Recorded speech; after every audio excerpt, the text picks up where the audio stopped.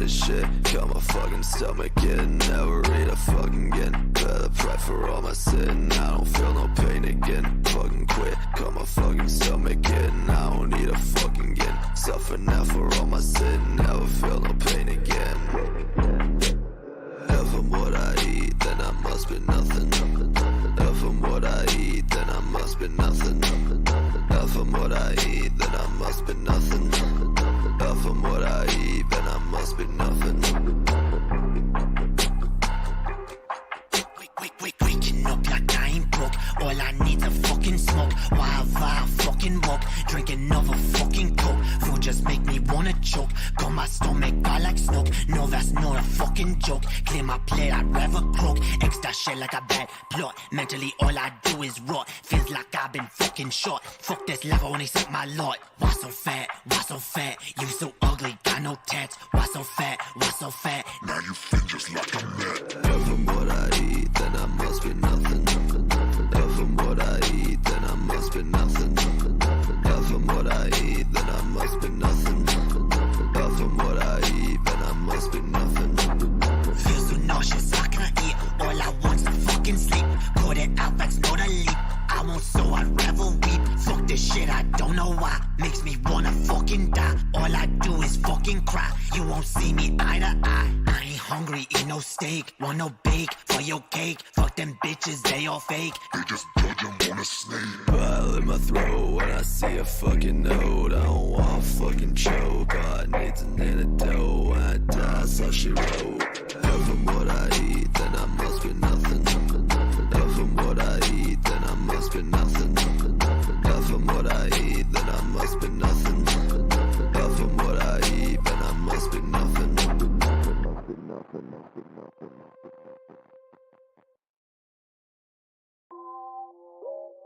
Lady Hopium on the fucking track, yo. Fuck yeah. Straight up beats. Bitch, I came to eviscerate, faded out the gate. I'm great, bitch, you know this shit is fake. Came here to take this motherfucking game, bend it over my knee, make the CEOs bleed and the people fucking plead. Till all they wanna see is me. I'ma make the advertisers hair spin, looking for the medicine. I'ma be the blessing down this dark road that we headed in. Haters only win if we let them win. Yeah. We a product of this turf that we set up in, but that don't excuse your hate, you just menacing. Turfs will kill us all if we let them in. Wow, fucking day and just say you a feminist. Lock me in a cage, take away my fucking medicine. Treat me like a man or an elephant. Y'all go say my words are irrelevant. I'm just definite. Super bad bitch that was born with a dick. Really fucking gay and a little bit celibate. Don't like dudes, but this girl make me celebrate. Kiss her all night, fam, she's so delicate. Skin so soft, them lips make me salivate. Don't look away, bitch, your eyes we will captivate. All your homophobic lies, I will deactivate. Say that it's a sin, on your book I will defecate. Maybe on that rule about love you should meditate. Maybe ask yourself, why the fuck do you hesitate to love thy neighbor, bitch? Hey yo, fuck the rich. Bitch, what's the sitch? Say gay, say gay, say gay, say gay, say gay, say gay. Why the fuck do you hesitate to turn the other cheek while you hating on the meek? Holier than thou while you praying on the weak. Play of persecution, it's supremacy you seek. Disown your own kids from the guise of critique. Sold your own morals up the motherfucking creek. Never stop to feel all the havoc that you wreak. Saying God is love while you calling all his children a freak. Bitch, who the fuck are you to speak?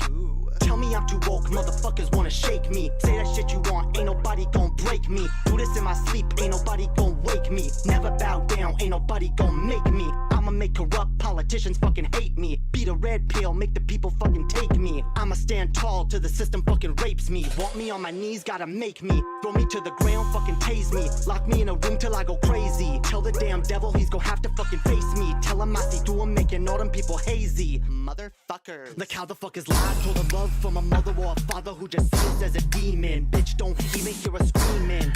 Now my fucking mind is teeming. All the guilt and shame, all the hatred I became. Fuck this damn closet, I'ma never play a game. Light the fucking match and ignite the damn flame. Now my fucking pride I reclaim. Bet you fucking wish that I never even came out.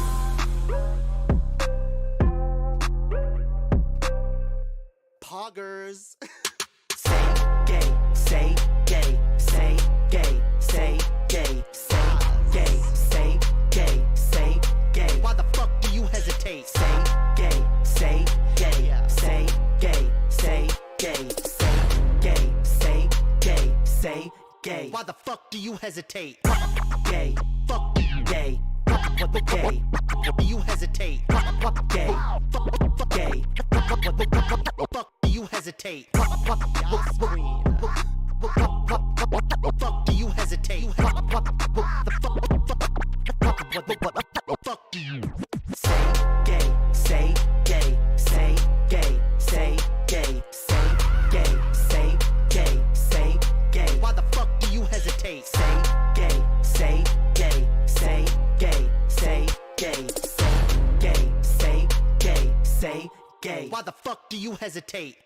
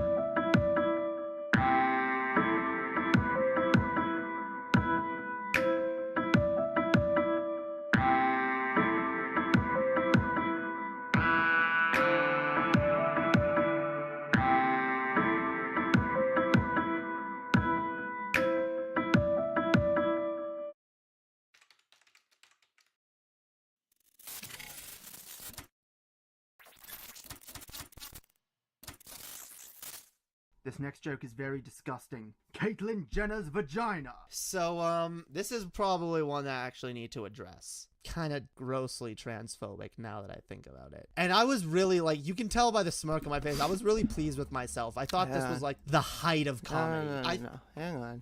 Yeah, I made bad jokes in the past. What else is new? My fucking hopium fam, yo. Yeah. Jesus. Alright, let's, holy shit.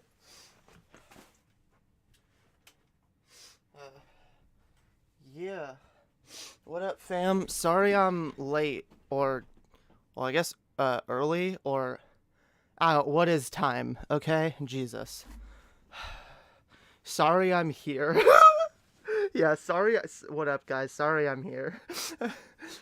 Y'all ever feel like that? Y'all ever feel like you just show up at a place and you get the urge to be like, hey, yeah, hi everyone. Yeah, sorry I'm here. I'm sorry. Like, yeah, sorry I exist, you know? Jesus. It's kind of how I feel a lot of the time, honestly.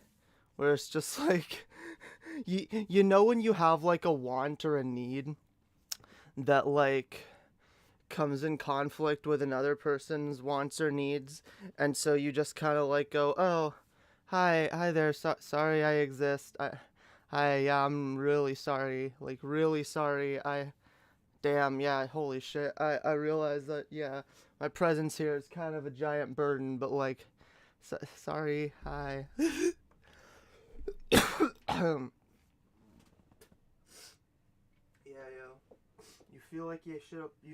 You should apologize for existing. That's how I feel a lot of the times. Like, my God, I'm doing like a fucking free live stream for anyone who fucking wants to watch it, and anyone who doesn't want to watch it is free to not watch it. And I still feel like, hi guys, sorry I'm here taking up your bandwidth. You know, hi. Would you mind terribly listening to whatever the fuck I have to say for a hot minute? That'd be great, you know?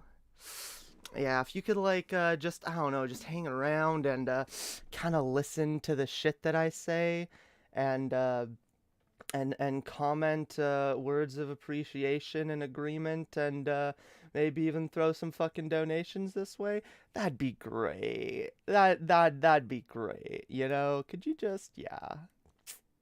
Jesus. Jeebus. I gotta put on my lip gloss. I will look infinitely better when I have my lip gloss. Watch.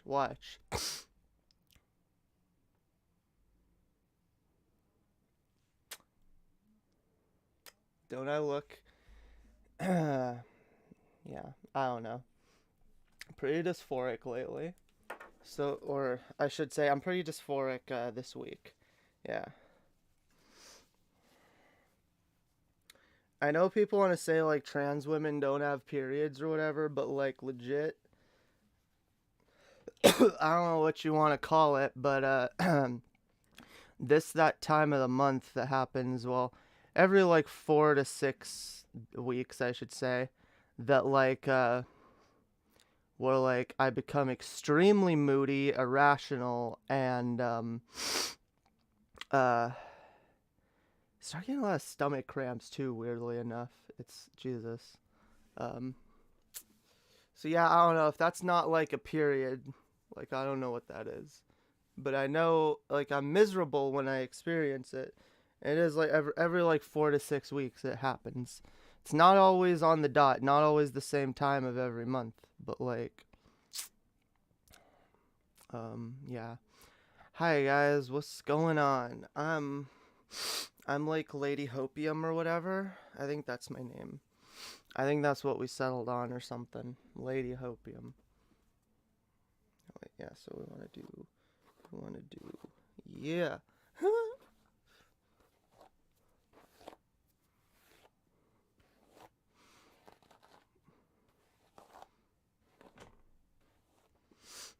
What up, y'all? This is my alt girl phase, I guess.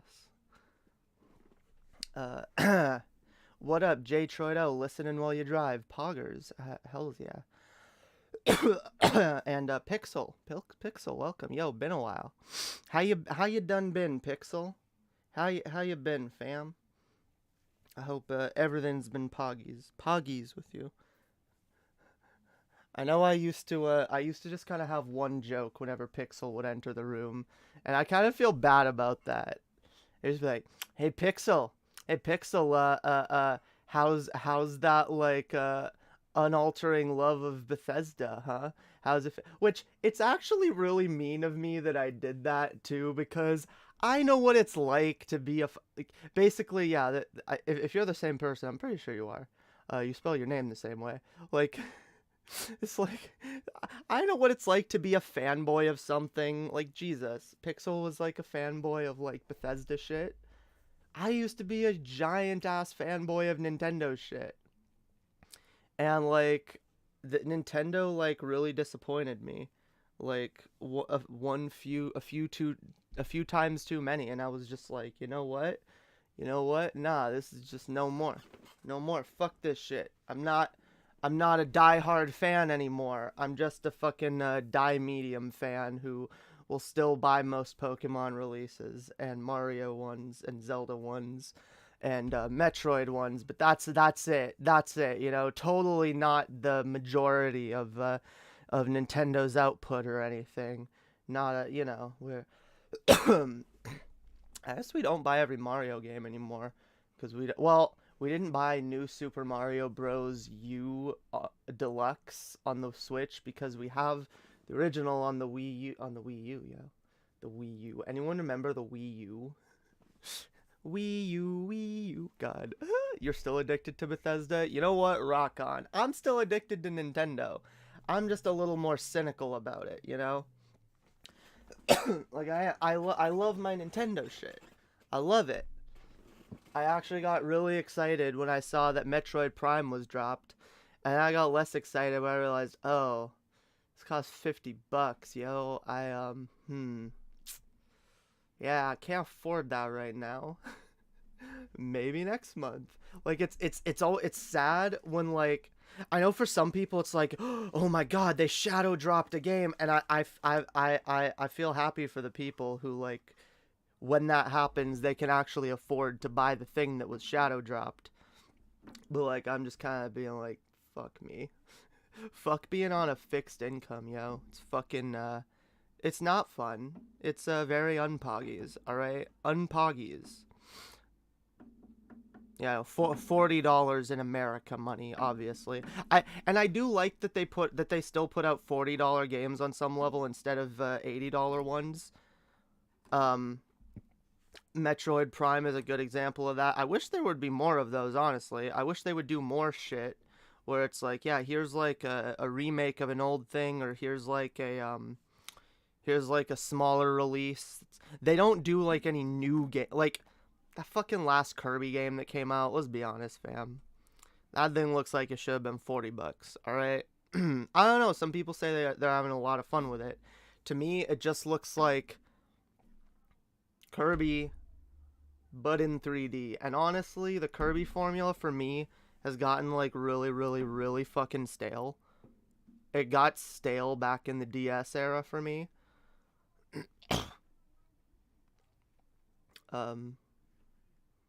But yeah, what Bethesda games are you playing these days, Pixel? What can you recommend, yo? What can you recommend? I still don't know if I should be excited by Starfield or not. Still on the fence about that one. But but yeah, no. Yeah, the fucking Kirby, the last Kirby game that I really fucking enjoyed, I guess it was the 3DS era when I got bored of it. Well, no, kind of in the DS, because I remember anyone remember Kirby Canvas Curse on the DS?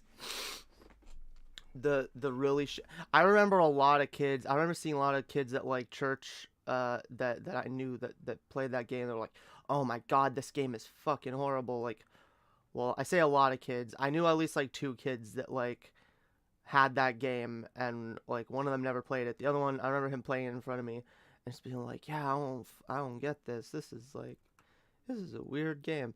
And it was a cute game. It was a cute game, but like, I will say this, going back to it now, I'm actually a little more fond of it than I was at the time. But it's still, I don't like, it's the same problem I had with Yoshi Touch and Go. If anyone remembers, does anyone remember Yoshi Touch and Go? Yoshi Touch and Go, Jesus. That was like I'm pretty sure it was just a cheap, or maybe it came with one of my DS's for free. But yeah, Kirby Touch and Go. God. Basically the thing with both of these games, the Kirby one and the Yoshi one, it like the character auto moves and you use the stylus controls. You use the stylus controls to like control the environment. You know. Oh, was it free? It was, I guess it was free. Yeah. By the way, I've changed my policy on mods. I no longer like just bestow mod powers to people. I will ask if anyone in the chat feels like being a mod, keeping in mind you don't have to do it. I know some of y'all aren't as active. I don't expect J Troido to. And I don't think I'm mostly asking Prosy Rosie because I know she's here a lot. I guess I should be specific. Be like, hey, Prosy Rosie, you want to be a mod? Yes or no? Can you? Okay, Poggies. Jesus. There we go. That. I'm so awkward. I don't know how to like. I don't know how to like. This is a problem. I literally don't know how to ask someone something, even if it's just something very simple. Like, hey, can I give you a wrench that allows you extra power in my chat and that sets you apart from other chatters? And you know, in some way, and it's like that is like our brain functions as if we're asking for something that's inconvenient. I guess it can be. I've realized this, and I've stopped. This is why I've stopped bestowing mod power. I used to have a rule. Okay, I used to have a rule. I got this from TJ, and TJ's rule was I will never mod anyone who asks. So don't ask me even once if you have any hope of being a mod. Just basically be a stand-up member in the community, be around, and be seen enough that like I'll take notice of you and be like, yeah, here's some power. And like I realize God, it's so weird. First, but yeah, I realize it's I don't know, maybe it works for being in a bigger community like that, but I don't want to just like put that power, I don't want to put that responsibility on people. Apparently I've given a mod wrench to some people before that kind of viewed it as a responsibility, which it's totally not. If I give you a mod wrench, it's mostly just like, hey, if you see something in the chat that shouldn't be there, help me out and like get rid of it, would you? Like that's about it. I don't expect people to be here all the time and be combing my chat. That's why I like to have multiple mods, so that, you know, a lot of people that I trust and that I've seen around long enough have the ability to like help keep shit you know, organized. And anyway, yo, Swegta, what up? Hells yeah, been a while, Sweg. How you been, yo? Fuck yeah, Sweg in the house.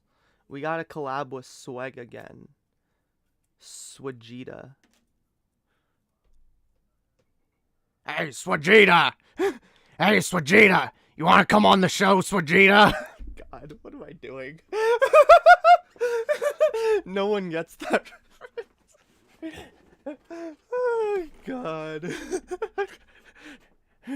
Hey, God, I do that voice better if I'm not on camera. Hey there, Swegita! You want...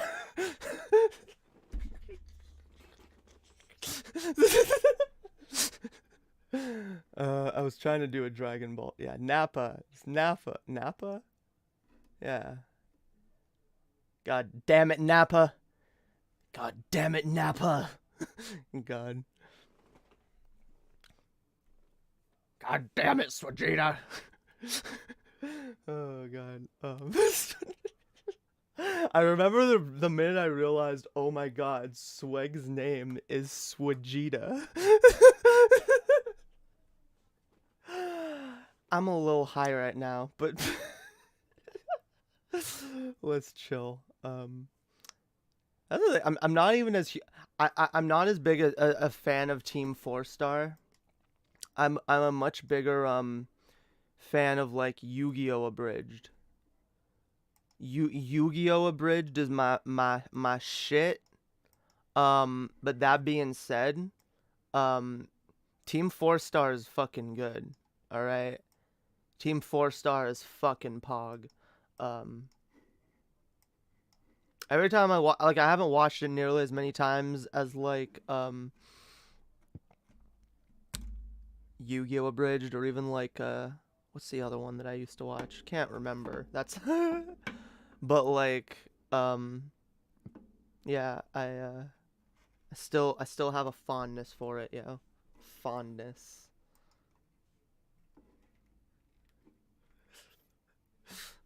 God. I just have this joke stuck in my head where it's from like a Yu-Gi-Oh! Abridged deleted scenes reel where like Tristan keeps saying God damn it, Nappa. And like and then Yugi shows up and is like, hey Tristan, I'm here to give you a warning that yeah, it's it's come to our attention that people have been quoting a bridge series that aren't this one. So yeah, just letting you know, whenever someone around here quotes an abridged series that isn't made by Little Karibo, we we break their legs with a wrench. Specifically this wrench. It's like... And then it's like, God damn it. Now it just, breaks its legs. God. I don't know why that joke is stuck in my head. God damn it, Nappa. I have this weird thing. I think it's called autism. That makes my brain like I don't know. There's a lot of shit that I don't remember, but then there's like weird, random, obscure jokes that get stuck in my head until the end of time. And like for whatever and most of the time it's a joke that I'll tell it to someone, they're just like, "Huh, yeah. That's a joke there." I'm like, wasn't that the funniest thing though? How do you not find that funny? I don't get it. Why do you? And it's just like my brain. I've realized something. My brain, and as like a plural person, you know, I'm good at making myself laugh. Okay, that's what I'm good at doing. The different people up in the rattling around up in this crazy head of ours. All right, they make each other laugh, okay? And that is the point, okay? I don't care. I'm clearly not the funniest fucking comedian in the goddamn world or nothing, but hey, the random fucking people in my head that all fucking believe they have autonomy or whatever and are part of, yeah, they do that thing that I just said before I forgot what the fuck I was talking about. Hi guys, I'm hi. I'm totally sane. I'm like totally sane, yo. Yeah, yo. Bad sane, girl, sane yo. City. Yeah, yo. Bad girl, sane city, yo. This is why they fuck with me. This is why they fuck with me. I'm no gangster, no killer. I'm just your average Joe. Yeah, I'm your average Jane, I guess. Sorry, I listened to Kendrick before the stream. That's why the title is what it is. I'm sorry. I'm sorry. I realize that this has actually happened to me before. I've spent time agonizing over what to call a stream for so long that I end up not streaming. That's happened to me multiple times. And when I realize just how pathetic that sounds when I say it out loud, I'm like, yeah, okay, new policy. When I can't come up with a fucking stream name, when I take more than fucking 5 minutes, or let's say even 2, sometimes I cut it down just like 2 minutes or 1 minute. I'm like, let's see, idea,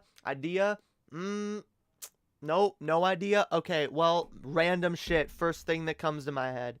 All right, that's how we're titling the streams from now on. First random shit that comes to my head. Whoa. Fam, there's like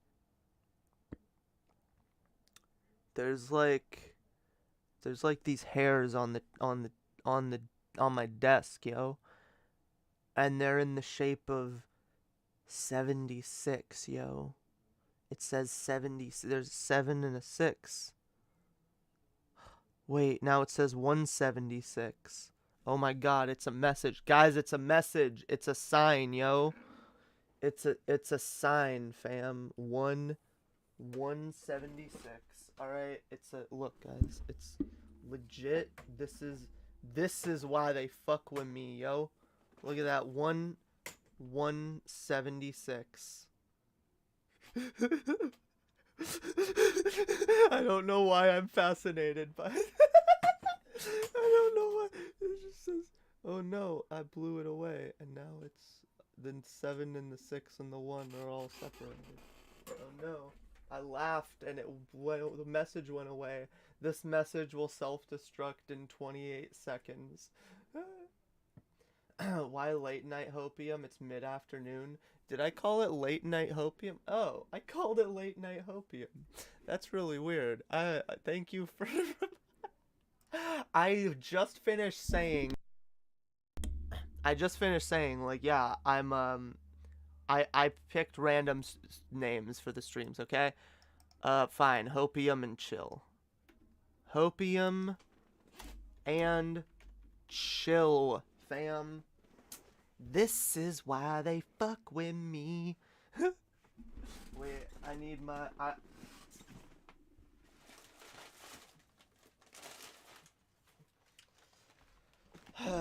I ordered Harvey's, yo. I was sad today, and Ami sent me money to order food. Has anyone ever been to Harvey's? It's not Hardee's. It's not Hardee's with a D. It's Harvey's with a vagina. Harvey's with a vagina. You know what I mean. V for vagina. There we go. See, Harvey's. It's a burger place, and the slogan is that you can have it your way. Or is that another place? The point is, you can add whatever toppings you want, and it's kind of like Subway almost, where like you order a burger, and then like there's like a topping bar that like the person serving you has access to, and they like point to shit, and they're like, what do you, or they're like, you know, what do you want on it? You point to shit, or you tell them, I want these things, and then they put that stuff on it. But I hate ordering from that place in person, because I get like anxious about what to put on my burger. I like ordering them from that shit like online or on my phone, because it's like, oh, now I can like I can actually look at what's available and decide. And I think I made a chill ass fucking burger. Let's see, burger stream. All right, burger stream. It's a burger. It's got lots of stuff. It's actually pretty messy because one of the reasons I like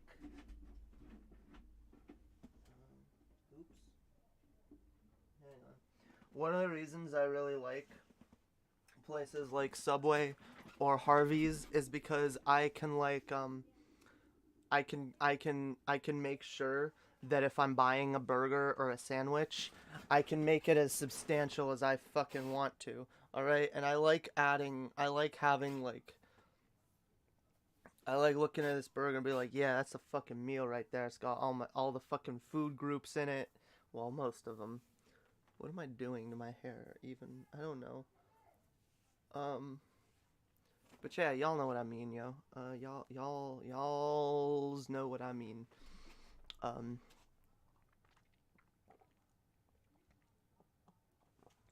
So yeah, I got an Angus burger.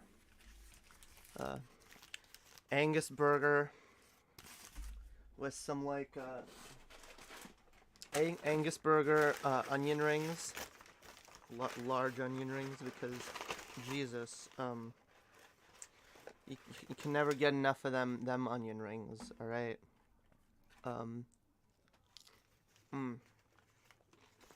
Poggies. I love onion rings. Oh my god, yo.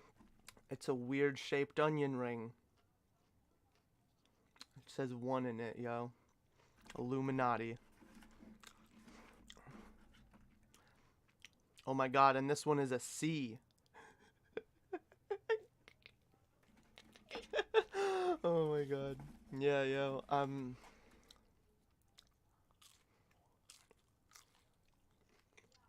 Everything means something, and there's no such thing as coincidences. It's a steering wheel? True.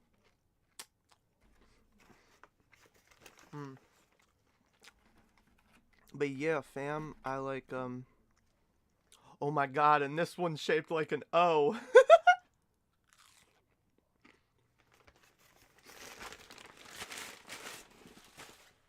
Means something, yo. Spells something out. Wait, I-O, and the C is actually a U. So it says I-O-U.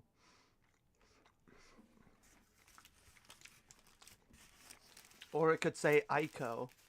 That what y'all play Ico before? That game. I think it's like a sequel to Shadow of the Colossus or something.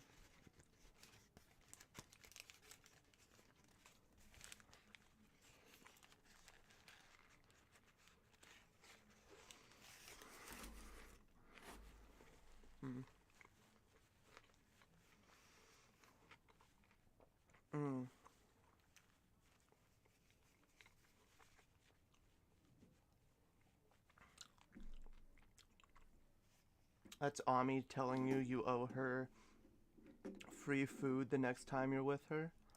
Well, duh.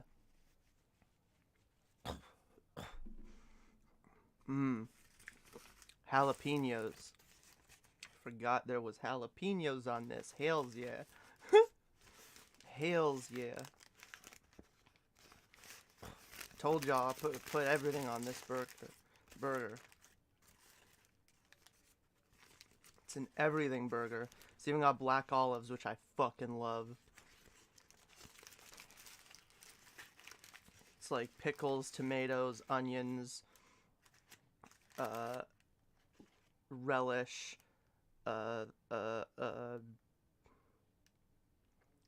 lettuce, you know, cheese, black olives, jalapenos.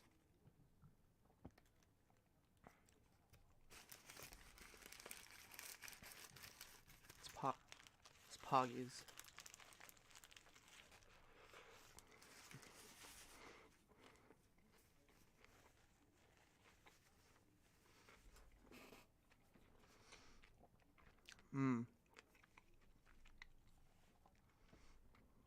I forgot to expect the spicy, but Jesus, it's good.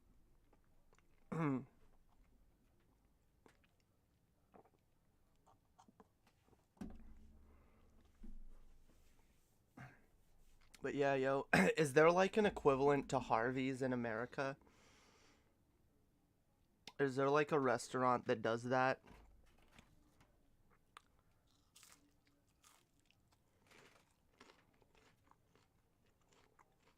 Or like you can pick from all the toppings?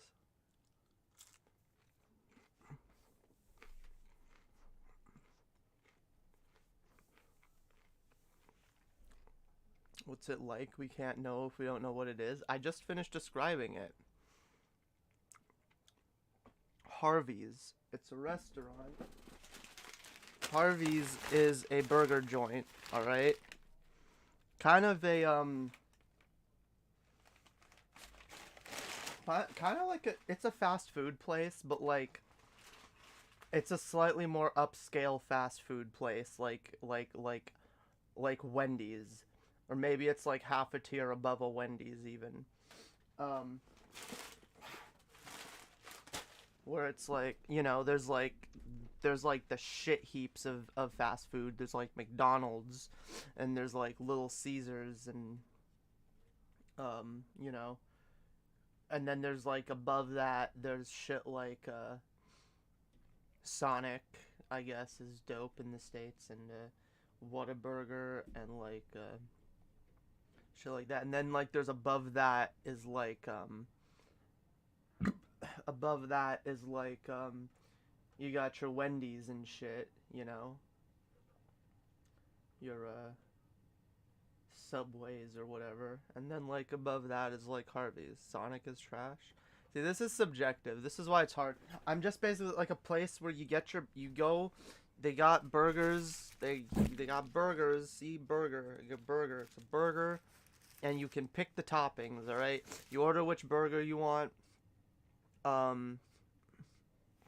you order which burger you want. I got the Angus burger, and then it's like, okay, what toppings do you want on it?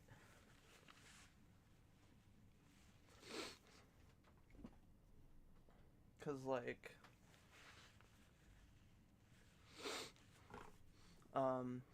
Five Guys and Whataburger and In-N-Out are the three regional chains that are premium fast food franchises.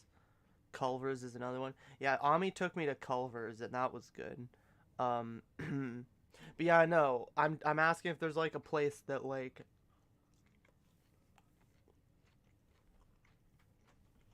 you pick the toppings you want on your burger and shit, and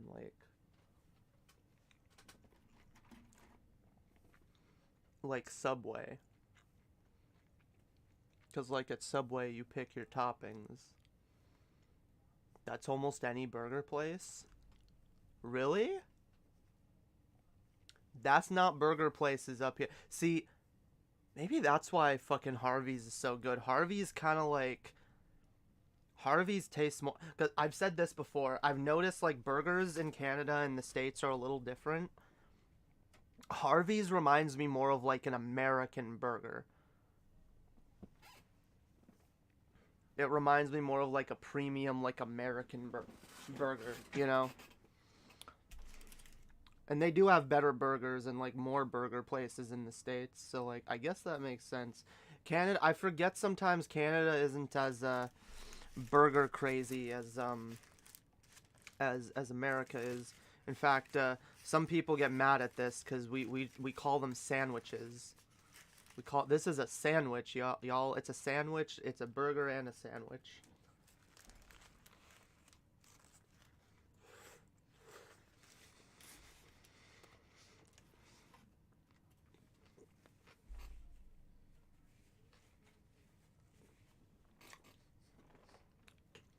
There are deluxes and ones with certain toppings as a default, but you can add or subtract as you please. Okay. I know you can add or get rid of toppings at a lot of places because like it's on the menu or whatever, but like I'm talking about like when you're in the place and you order the burger, like it's like Subway where it's like they get the burger, cook the burger, and then they bring it to you. Or they bring it to the counter, and then you pick what shit you want on it before they, like, you know, wrap it up and give it to you. Do they actually do that at all those places, or is that just like a... Because I feel like Harvey's has a very specific vibe to it. Not on the counter. What's the point of that? I don't know. You tell them before you pay. See,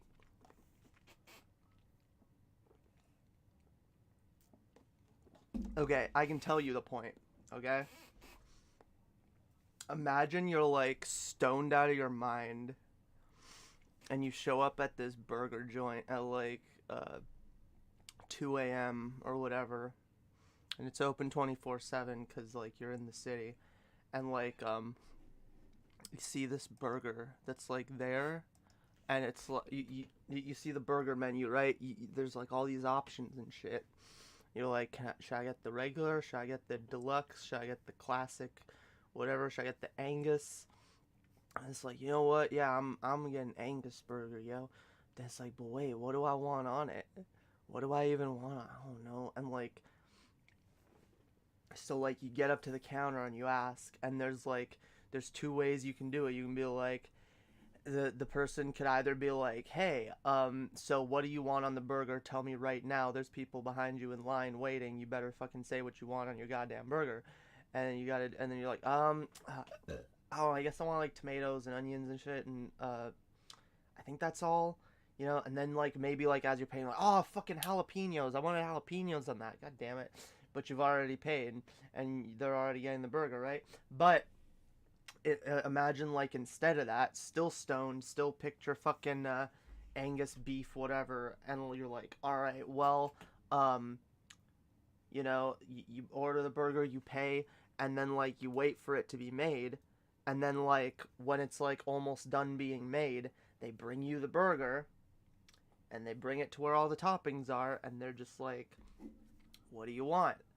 And so now you get the time, you get to look, you get to see the ingredients, which reminds you, you know, like, it's food. Like, food is very visual. When you see something, it can make you realize, oh yeah, I do want that, you know? I see the pickles, you know, like olives. I wouldn't think to ask for olives on my burger most of the time. But if I either see it on a menu, like when I'm ordering on my phone, or if I see it on the counter, I see it like there as like one of the topping options, I'm like, oh, yeah, I kind of want olives. Give me fucking olives, yo. Olives and jalapenos on my goddamn, pickles, lettuce, tomato, relish, onions, and whatever else sandwich. Cucumbers? I think there's cucumbers on this too. Jesus. I maybe could have done... No, those are pickles. Never mind. I was like, wait, cucumbers is maybe overkill on this kind of sandwich. Yeah, there's no cucumbers. What was I talking about? I feel like I've seen cucumbers at Harvey's. Maybe I'm wrong.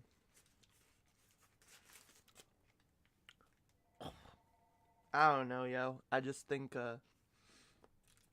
I think it could be... I think it's a fun thing to do. Alright?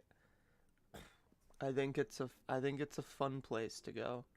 And they have good burgers. And again, it's one of the few good burger places in Canada. Most burger places aren't going to have olives. Yeah, I know.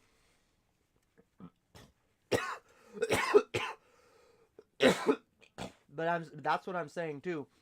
When it's all spread out in front of you on the counter and you get to see what you want, like, that way you can know what there is. Because here's another thing. I hate being like, yo, can I get yo, can I get pickles on this? Or, oh, we don't have pickles. Or it's like, oh, we don't do that.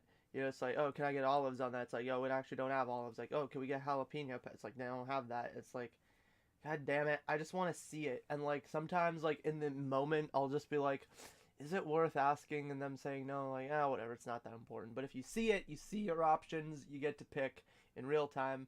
I don't know. I think there's a benefit to that. I don't think every burger place should do it, but like I think there's there's a benefit to there being a burger place that does that. And again, in Canada, we're like, we don't have as good burger places. This is probably like one of the best burger places you can get in Canada. Like legit, Harvey's is like the shit. The shit. It's not shit, it's the shit. Alright? Y'all know what's up.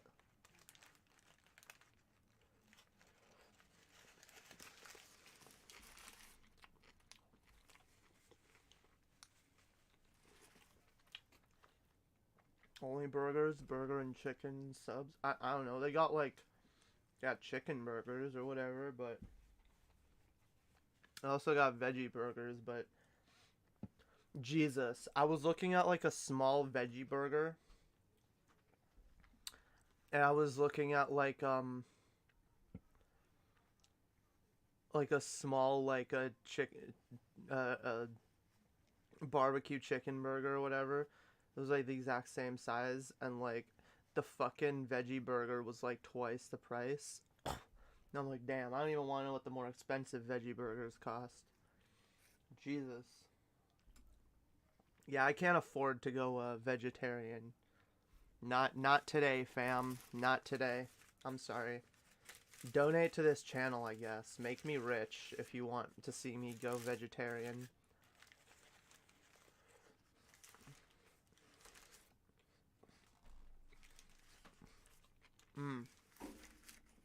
God damn, that's a good burger. Jesus. Harvey's, yo. Harvey's. Get your Canadian burgers at Harvey's.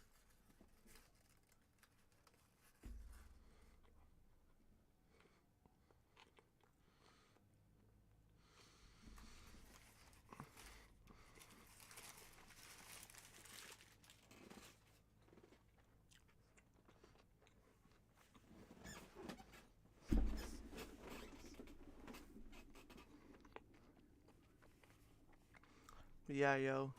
The the onion rings are telling me I owe Ami. I do.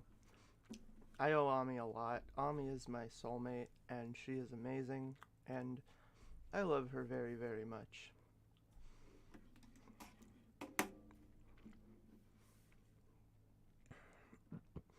I love her so much that, like, I'll be honest, when she's not around, I kind of don't know what to do with myself. Which I know is not healthy. I don't claim to be mentally healthy, though. Never claimed that. I've never claimed sanity, alright? That's why I'm a bad girl in a sane city, alright? I'm the crazy one. I realize that.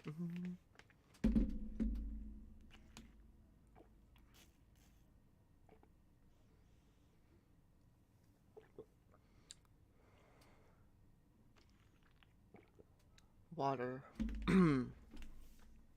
Water is good, yo. Like, water. She need water. Wet. I want to water her crops, yo.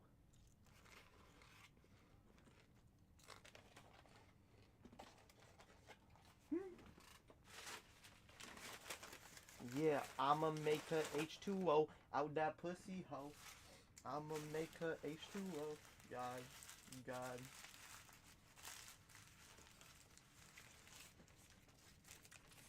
I get the weirdest songs stuck in my head, too. The weirdest shit. Starting to realize, yo, people always come here expecting something from me. Whether they're expecting me to, like, rant about stuff, or they're expecting me to, like, react to conservative content. Everyone expects some shit, yo. Or like, just, trolls coming expecting a dumpster fire.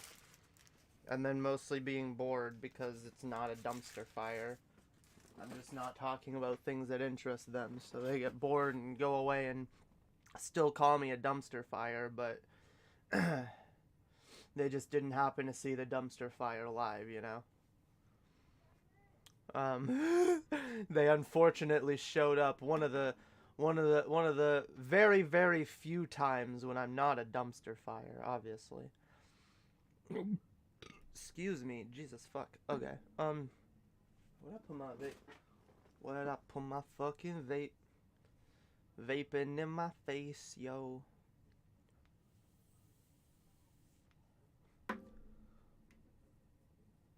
I'ma make her H2O out that pussy. Oh, Jesus. Jesus, what am I talking about? So are you feeling better than yesterday?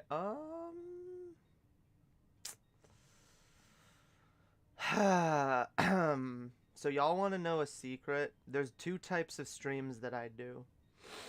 Those of y'all who are around here a lot would probably do best to remember this.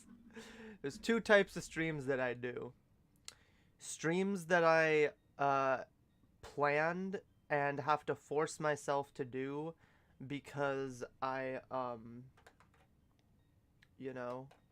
need to do it because I don't want to like go back on when I say I'm gonna stream, so I gotta push myself, and some days I'll put it off like a day or two, but then I'll come back and I'll be like, all right, this is I'm here, yo, though. That's this, and then there's the type of stream where it's like I've got one of those days where like I don't have much to do. My girlfriend's busy, and I'm also just not able to relax on my own. Well, like I was like, you know what, I'm just gonna like, because I was like, I tried to stream, I streamed last night, so I was like, yeah, I can just relax today. I can play a video game, I can watch some classic Doctor Who, or I can whatever, but it's just like, nope, doesn't work. My brain either needs to be stimulated in a certain way. Well, yeah, my brain needs to be stimulated in a certain way, alright? So it's like, I can either get that from, like, socializing with people, or mostly my girlfriend, or I can get that by streaming. So that's what I do, and it's just like, so yeah, this is one of those streams where it's like, I didn't have anything else to do today. And so I was just like, I'm gonna fucking stream because I'm kind of like bored and a little bit lonely. So I'm just gonna like, yeah, see what's up. Why do I keep putting it the wrong way? It's because the camera is reversed. Should I reverse the camera back to the way it should be? I feel like all it does is confuse me. I'm like confusing myself because the camera is like backwards. There, how's this? Is this better? Is this better or is it worse? Because now I'm like, okay, I see the way I've been like putting my hair, and it makes more sense than like now I'm used to it being mirrored.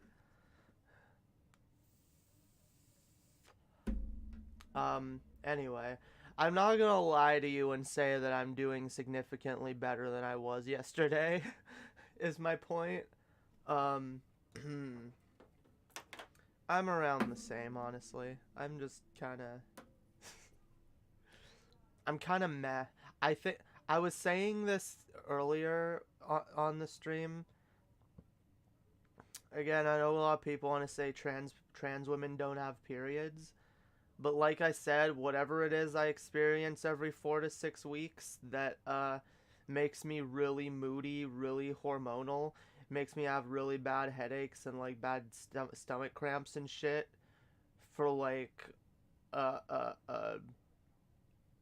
for like 4 to 8 days at a time, every like 4 to 6 weeks. It's just like, I don't know, feels kind of like a period to me, you know?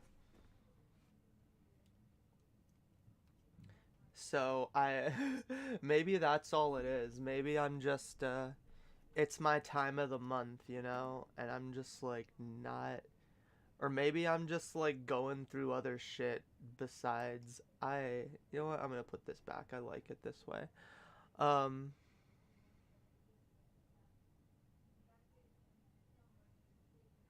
Wait, that means, yeah, okay. Okay. I can stay oriented to this way. I just have to remember. But yeah, I don't know. Like I said, I've been really like moody and hormonal and like unfortunately kind of been drinking a lot to kind of numb the pain. Also, like when I'm alone with my own thoughts, my brain starts screaming at itself sometimes, which was happening to me a lot yesterday and a little bit today, and I was just like, yep, I'm gonna do something to drown out the fucking voices. Um it's not even like a voice, it's just more like a,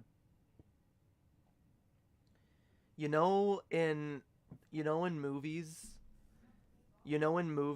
when like there's like a big explosion or whatever, you know? There's like a big explosion, something big goes off, bomb goes off, and like right after the explosion, like all you hear for like a good 20, 30 seconds to a minute, it's like this loud, high pitch ringing. That's what I hear in my head um when it starts screaming at me. It's kind of just like it, but it's not just the high pitch ringing. It's like that whole feeling of like, whoa, like I've been like, it almost feels like when I watch those scenes, it's like it's trying to get across the feeling of like feeling like you've been blown out of your body. That's kind of how I feel like I've been like, I feel like my brain is like slipping out of my body, or like beginning to slip out of my body, and like my ears are ringing, and it's like Jesus, it's like hmm. It's not fun. The point is, it's not fun, and sometimes I just need like I need to talk. I need to it doesn't help me sometimes like listening to shit or watching shit. It's like I need to be talking so that like my brain knows that I'm okay and not to panic. Um Though I kind of have to relax myself before streaming. Um um yeah. Yeah. What am I talking about? God. Hi guys. I'm certifiably mental. Uh who wants to be the first one to strap a straight jacket onto me? Please don't. That's a joke. That's a joke. Um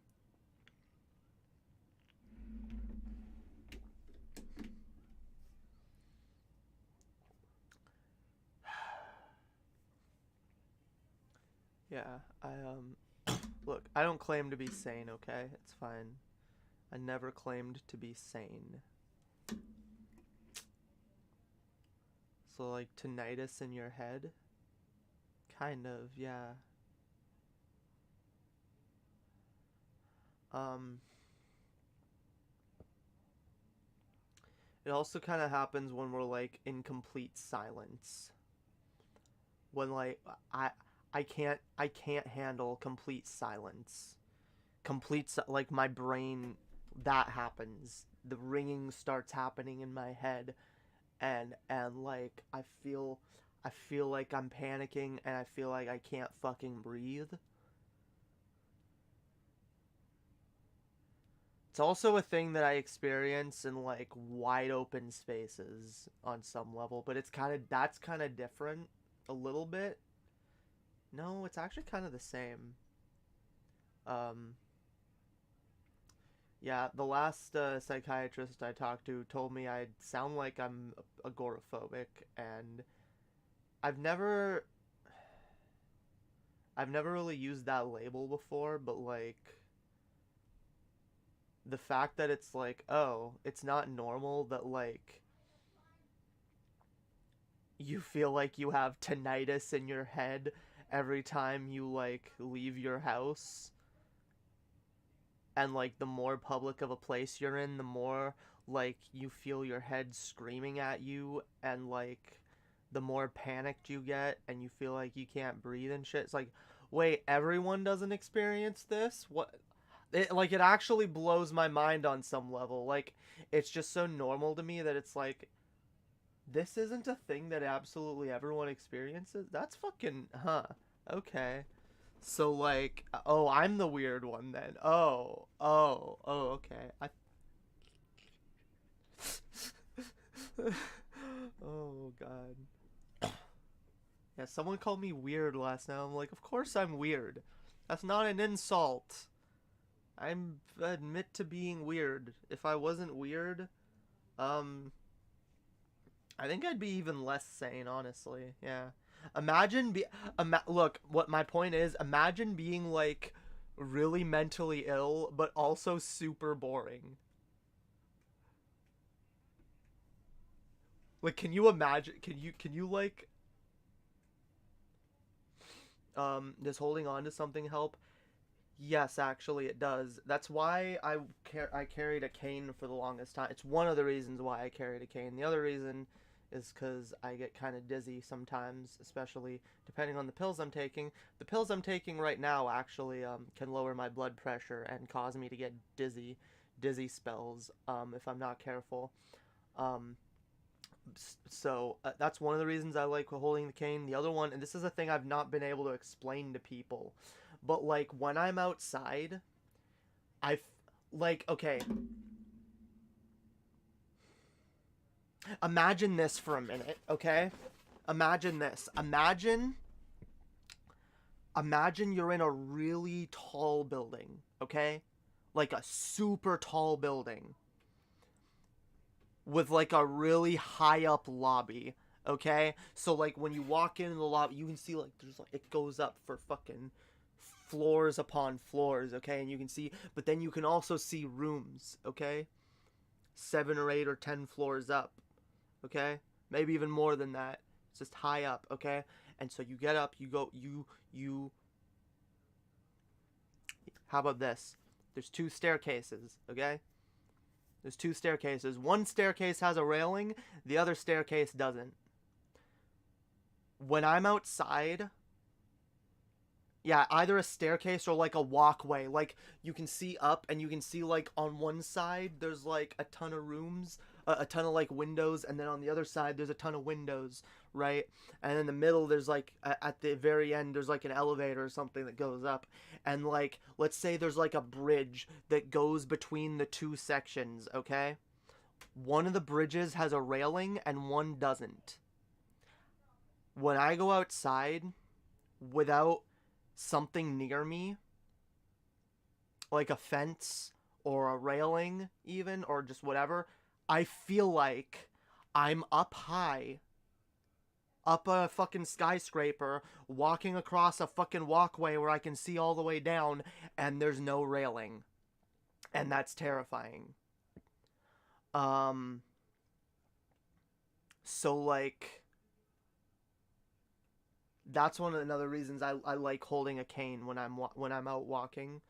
I'm like I feel less like I'm, cuz like imagine like I still feel like I have to walk on that walkway, that super high up walkway that doesn't have a railing, but like if I have a cane, it's like, okay, I have something to balance myself a little bit. I'm not just going to like fall off, cuz that's how I feel a lot of the time. Yeah. A rope bridge with no handles. Yeah, Jesus. I guess I could have used that as an example. Yeah, a rope bridge above a really, really deep chasm. And you can see all the way down. There's no fucking railing, no no handles, nothing to hold on to. Just gotta walk across. That's one of the reasons it made me really mad back when like DP they would make fun of Brett Keen's agoraphobia and be like, oh, I've seen him outside, and like he look, Brett Keen's a shitty fucking person, okay, no one's denying that, but like attacking his agoraphobia, attacking him for not working, attacking him for like being disabled or whatever, that's kind of fucked up. That's kind of fucked up, okay?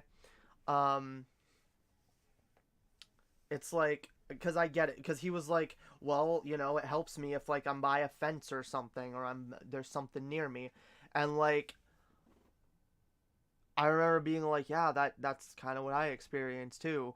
And then seeing like Brett, oh my god, like what you need that's such bullshit, man. That's such bullshit. What do you mean you're agoraphobic and you can't go outside, but like if you have a fence it's easier. Like that makes absolutely no sense whatsoever. And I remember thinking, damn, like no one's ever gonna believe me if I say I have agoraphobia, because that's their attitude. And like isn't that just autism? I mean, look, I don't know if it's I don't think all autistic people are agoraphobic in the way I am. I don't think they have that thing. Maybe they do. I don't know. Yeah, well, it does feel, I will admit, it does feel like a sensory thing. It does, kind of. It's like,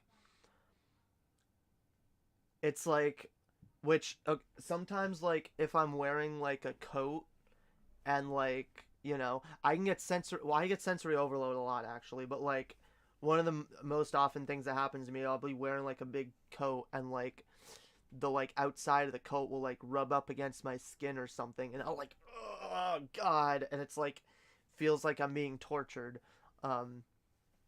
Right, but that's like a sensory overload, but it's like almost the opposite of it, where like I'm in a room with complete silence and there's no noise. That's like, I feel like I'm sensory deprived. And then like if I'm outside and there's like, it's a weird going out. See, the thing is, so I can experience sensory overload and sensory like deprivation kind of thing, but like going outside feels like both at the same time. Like going outside and like walking down a street, I feel both over and understimulated at the same time, and it's like really weird.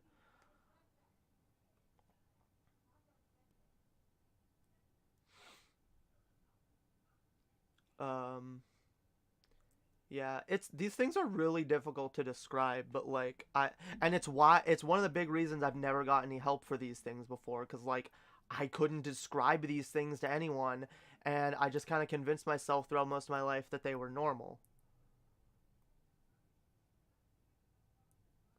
And like, God.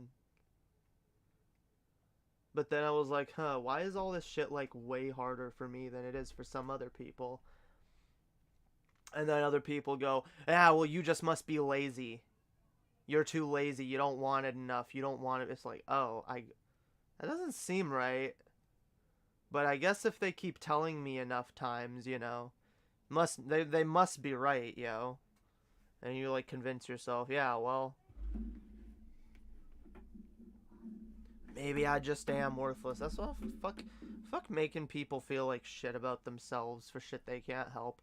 Fuck this bullying mentality. Fuck this like I never believe anything about anyone mentality. Jesus. Life is hard enough without having like everyone you talk to like wipe their ass with your experiences. Like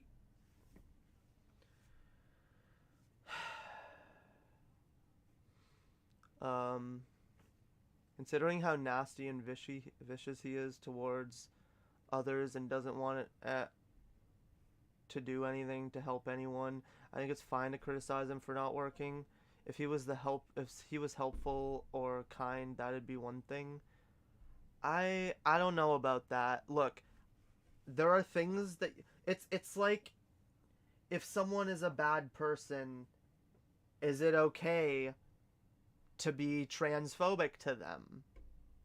If someone, which extends even further, if someone is a bad person, is it okay to be racist to them?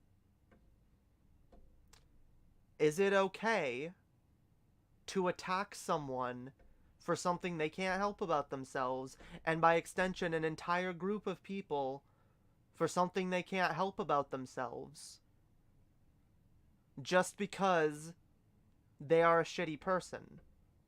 I don't think it does. I think Kanye West is a shitty fucking human being. I think there's all kinds of shit that I can call him and that I can denounce him for, and I can, like, you know, criticize him for. I don't think the N-word is one of them. Right? I don't think I get to call him the C-word or anything. Like, I don't think I get to be racist to a black person because they're a shitty person, right? Because that shows that you're that shows a level of disrespect to all people of that race. And by extension, I don't think we should be mean to people about being disabled just because they're a shitty person. Be mean to them about all the other things that they do wrong. That's the thing. When it comes to someone like Brett Keane, there is no shortage of stuff to work with if you want to insult the piss out of him, alright? You could create several stand-up specials. You could create several podcasts, okay? Just ridiculing this person. You could create several podcasts worth of content. Thank you, J. Troido, for the extremely kind $6.66. $6.66. Jesus, Toda. Thank you very much. You become the thing you hate? Yeah, kind of. But I'm more saying, like, look, when it comes to shitty people, like I said, when it comes to someone like that, Brett Keane, okay? You got, like, no shortage of shit to work with in making fun of him, in criticizing him, right? So, why do you need to add to the list something that applies to other people who didn't do anything wrong? I personally think that using more pointed, more specific attacks on someone about things that they can actually fix about themselves makes for better criticism, better jokes, better content. I'd rather watch someone, like, do a comedy special diving in depth onto all the things wrong with Kanye West than someone doing, like, ooh, I'm gonna do blackface and I'm gonna call Kanye West a cotton picker or some shit, okay? It's like not okay. It's not fucking okay, fam. Be specific in your criticisms. Be specific in your attacks against people. Be pointed. Don't just be firing scatter shots all over the place, because that's what something like that is. That's a scatter shot. That hits a lot of different people. I'm gonna say another thing. S.A.A.n.e. for Christ. I've been wanting to say this for a while. S.A.A.n.e. for Christ, or whatever the fuck she's going by, she's a terrible person. I don't like her, and I think she deserves to be laughed at. I do not, on any fucking level, think that it is ever okay to attack her for her weight. I think that is actually disgusting. And I'm tired of seeing people that I otherwise respect lower themselves to that level of bigotry.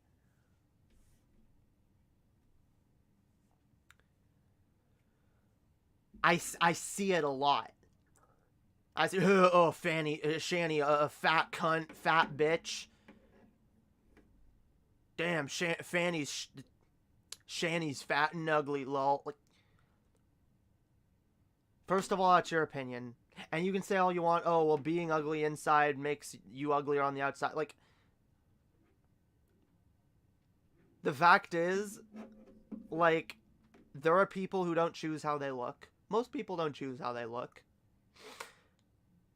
And most people don't choose how they look. And most people know that you shouldn't judge a book by its cover. Because how someone looks will not tell you about who they are. And while you are sitting there firing off scatter shots that fly in the general direction of S.A.A.n.e. Yeah, fat bitch. Yeah, fucking fat cunt, fat motherfucking, like, who are you also damaging with the shrapnel of that shot?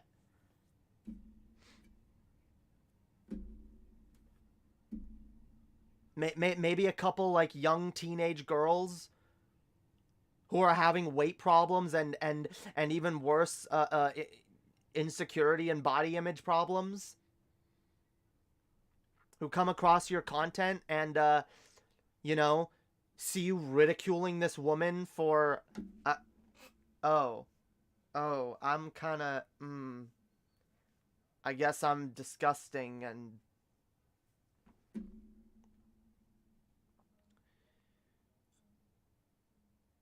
maybe just someone who's a really kind individual, a kind-hearted, loving person with a thyroid issue. With a thyroid disorder or whatever. They literally can't lose the weight. But they're the nicest goddamn person on the planet. And, you know, they're mostly happy with themselves. Their weight kind of sucks. It's a thing that they feel depressed about every once in a while. They come around, they see you attacking this other woman. It's like, oh, she does kind of look like me. I guess I'm worthless. I guess I'm garbage. It is. It's a cycle of harm. It's a cycle. Weight does not equal bad person. It does not. And I'm sick and tired of a society that acts like it does. I've seen pretty much like everyone in my family like make fun of my mother for like years. My mother's a horrible person. Like, fucking fat bitch. Yeah, so fat and lazy. Yeah, so fat. It's like, I've watched my mother struggle with weight. I've watched her fucking cry because she can't lose it. Because it's so hard to exercise.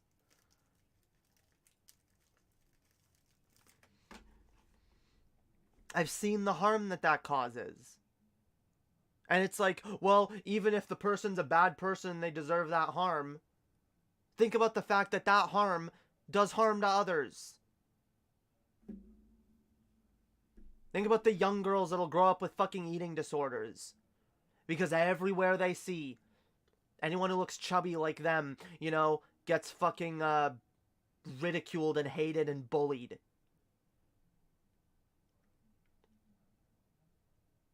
It has an effect. It has a fucking effect on other people. So, and I can give you way more examples. But like the point is, yes, some people are deserving of criticism. Some people are even deserving of humiliation and ridicule. When we do that, it should be pointed. It should be specific. And it should be meaningful. And it shouldn't be about something that someone can't help. And I'm sick and goddamn tired of our uncharitable ass society deciding for themselves what they think someone can and can't help.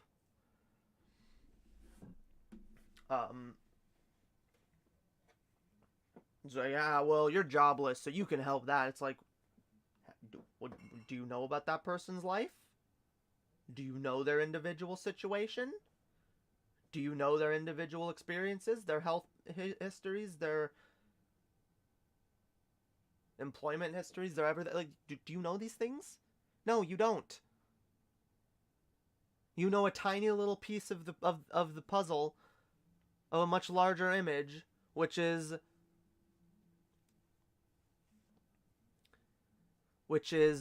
that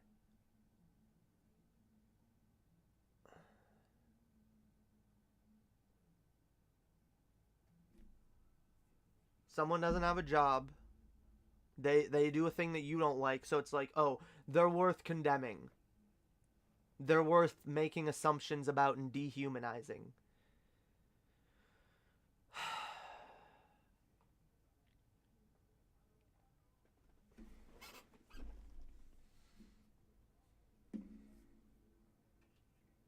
I will say this, people that are uncharitable towards others don't really deserve charitability. And this, it's why it's funny, like, people are like, oh, why are you making these assumptions about us?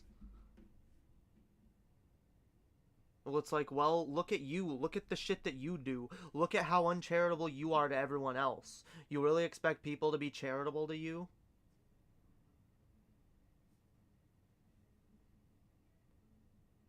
Which is why I kind of get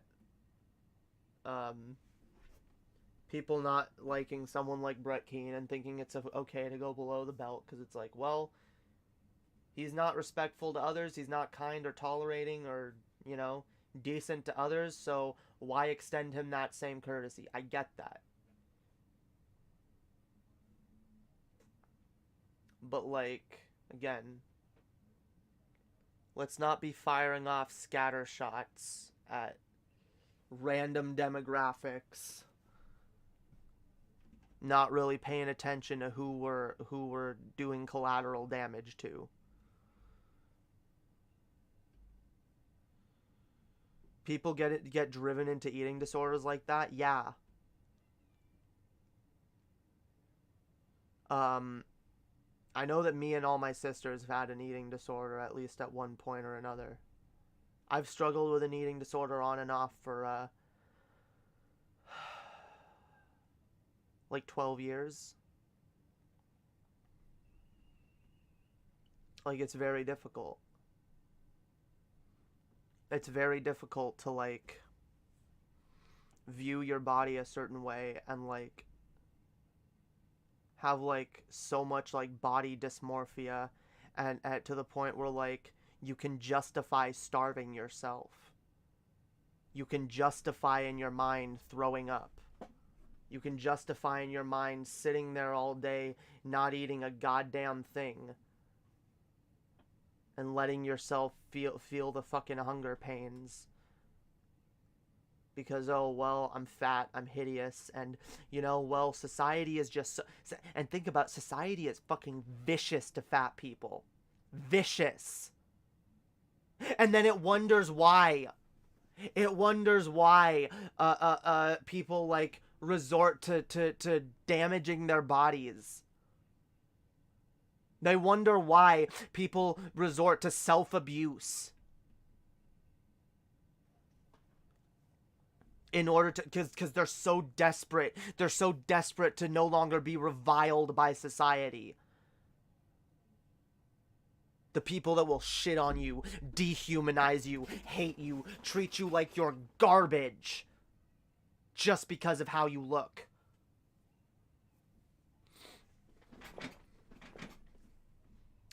See, fat acceptance is important to me, not because I'm fat, or even because I go through an eating disorder. It's because I see it. I see the effect that it has on people. I see the... God.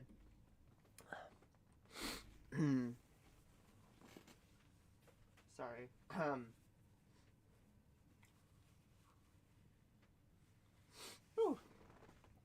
Let's take that from the top. I see it. I see the effect that it has on people. I see the lives that it ruins. I see the depression and self-loathing and hopelessness that it causes. And let's be honest, this phenomenon in society, it's not anything new, but like, you know, where society at large feels entitled to you know, it does, especially like patriarchal heteronormative male society. It feels entitled to seeing in public the people that it wants to see, right? Which is why a lot of people get outcast for these reasons. Our society as a whole, it doesn't want people with fucking piercings or tattoos. It doesn't want fat women or people with fucking obesity issues. It doesn't want trans people. It doesn't want gender non-conforming people. It wants people that it views as attractive. Because it is so entitled. Yeah, the male gaze. The male gaze. It's so, the male gaze is so entitled to like women's bodies and controlling how women's bodies look that men, you see them, men will literally go around just like ridiculing women, laughing, oh, she looks like this, or she has that, or oh my god, that's ugly, and this is cringe, and yeah, she's a 4, she's a 2, she's a 3, oh, that bitch a 10. What do you think that behavior is trying to do? It makes an attempt to discourage women and anyone basically from presenting or appearing in a way that it is not okay with.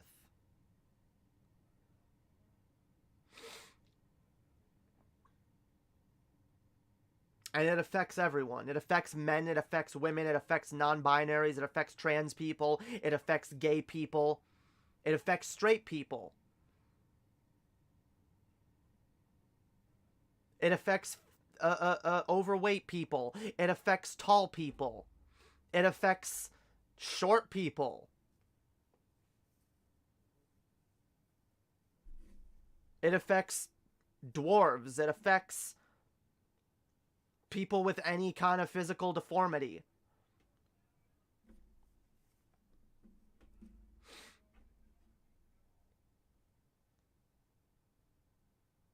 It affects everyone. It affects everyone. It affects even the most attractive person that you see walking down the street that everyone would agree is attractive. Do you know why they look like that most of the time? Because society beat them into submission. Most of these women that you see that look like fucking supermodels, they have abused their bodies, put themselves through the ringer, begged and groveled, and submitted in every way possible just to be approved by society. They don't get to express themselves however they want. They don't get to go outside of the norm. And that's part of the reason why a lot of them are really resentful towards those of us that do present the way we feel like, that do express ourselves the way we want to. Because from their perspective, it's like, what are these non-perfect looking people, like they don't even try, or they just do whatever they want, like I have to put my body, my mind through the fucking ringer, forcing it to be something it's not, just to be accepted within society. Fuck these people for thinking that they don't have to go through that to be accepted by society. And then in turn, these people push the cycle on, and they Yeah, fuck you. Get out of society, you weirdo. You different person. How dare you be different from me?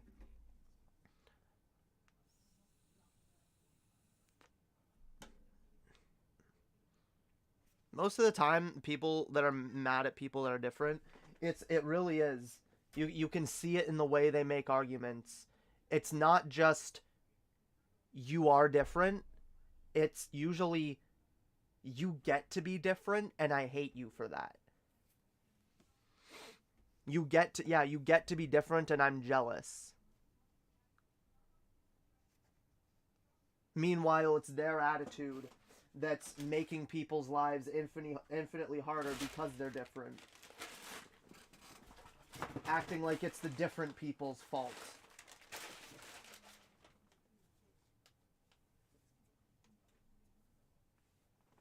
I didn't build this system, and I didn't fuck it up.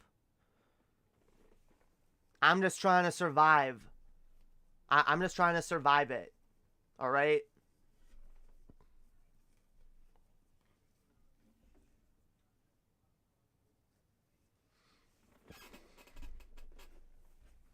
Where's that quote from? Oh, it's from Euphoria. That's right. Yeah. She's like, well, what can I say? I didn't build this system. I didn't fuck it up.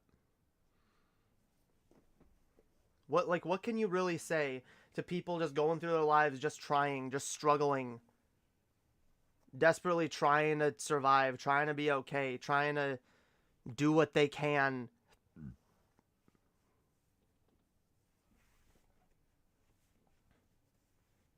We get blamed. We get blamed as if we are the ones who, we get treated as if we are the ones who fucked up the system. We didn't build it, nor did we fuck it up. We're just trying to fucking survive.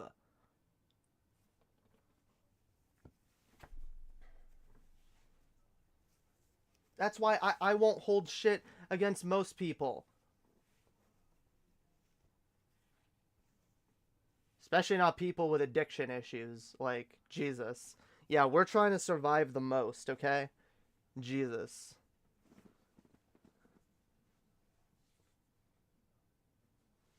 Everyone is. Everyone is. Trans people, gay people, straight people, skinny people, fat people, tall people, short people. All the people. All trying to survive. All desperately trying to fucking survive. With a system that kicks us in the face, pushes us down, makes it harder for us. And what do we do for each other? Further make things harder for each other. Yo, what up, Teddy Rubskin? Hells yeah. And lowbrow jester. Bumps? What are bumps? Bumps? We doing bumps? Bump, fam. Bumping some, nah. We not doing bumps. Bumping some, you know, some good shit. Y'all know what I'm talking about. Some of that good. Some of that nose candy, yo. We bumping.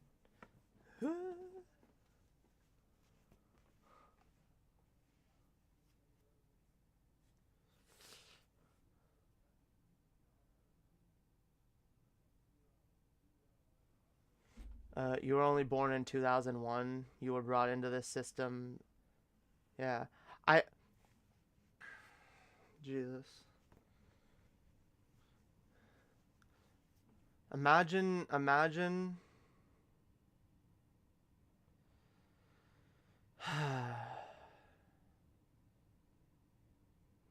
Imagine being born into a system that basically doesn't want you in it. Yeah, yo, I was born in the system.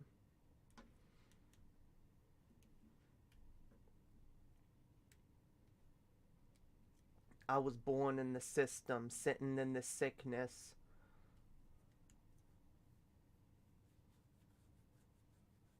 Like it's motherfucking Christmas. Holy fuck, I miss this. What the fuck? Fuck this business.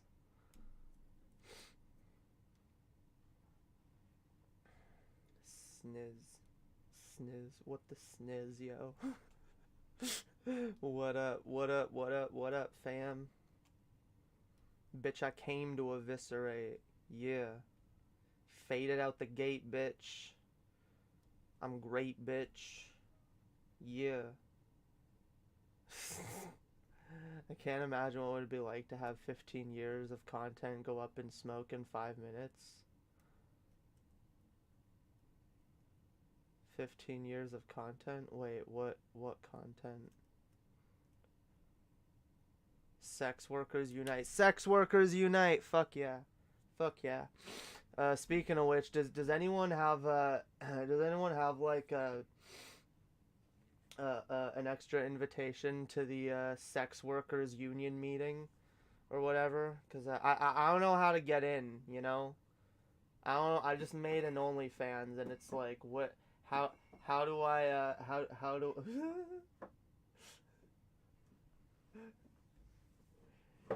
yeah, how do I get in the game for real, yo? For real. I want in the game, yo.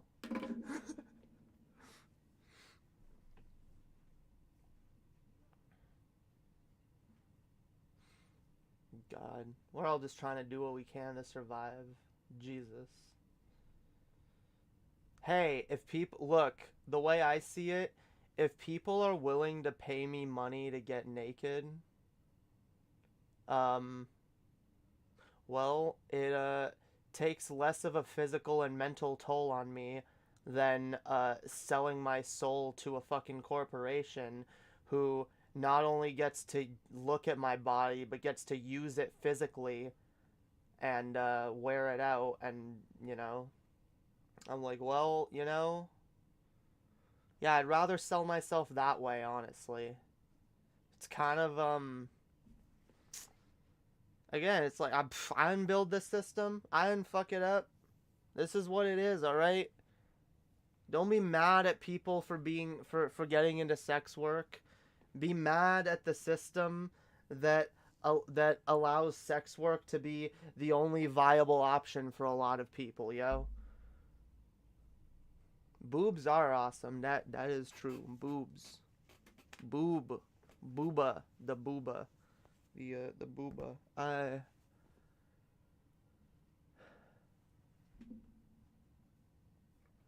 God damn it. Yeah, I actually want to I've been wanting to take off this like shirt for a while, but like I don't have anything else under it. And I'm like, wait, didn't I bring in something for that? I did. I have another shirt. I should change. I'm gonna change right here off camera because this is not OnlyFans.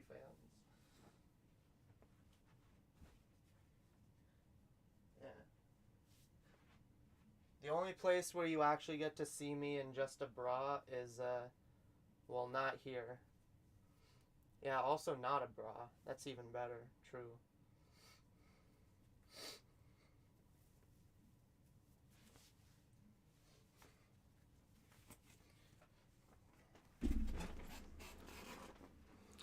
Yeah, yo, you know what's better than a girl in a bra? No bra at all. We make the porn they watch, so why are they I know! I know!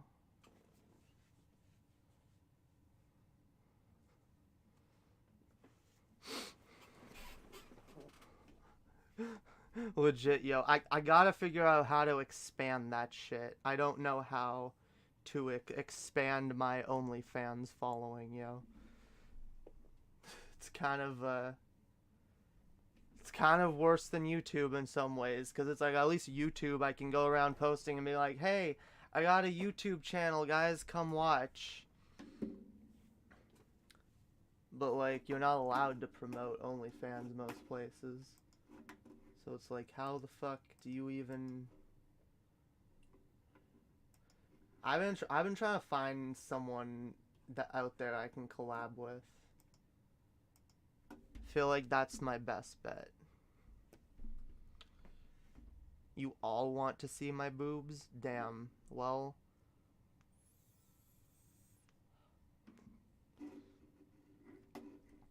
You gotta go find my spicy content, yo. The spicy. I like boobs too. Hells yeah. I'm like the gayest bitch ever. Y'all don't even know.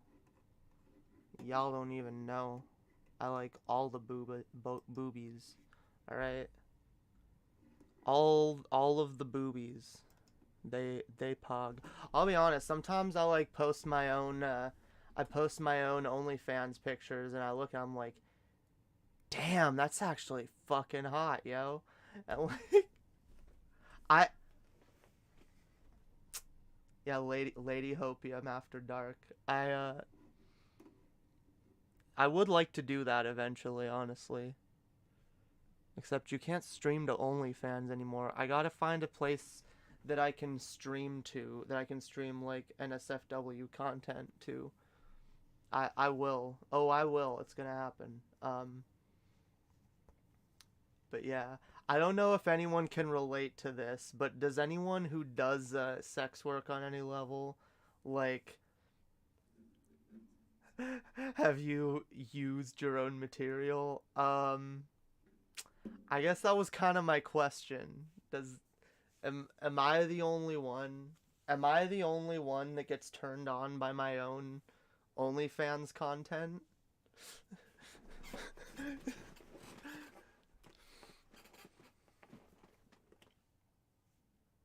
Maybe I am. Maybe I'm weird.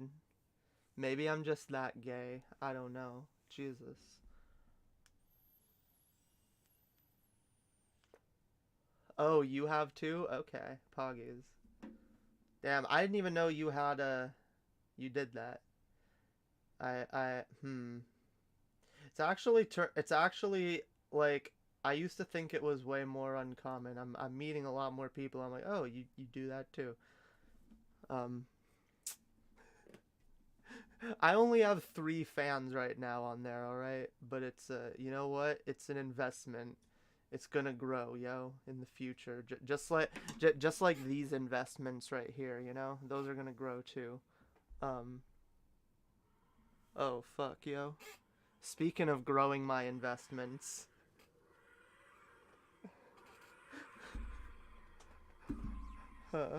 Speaking of growing my investments, Jesus.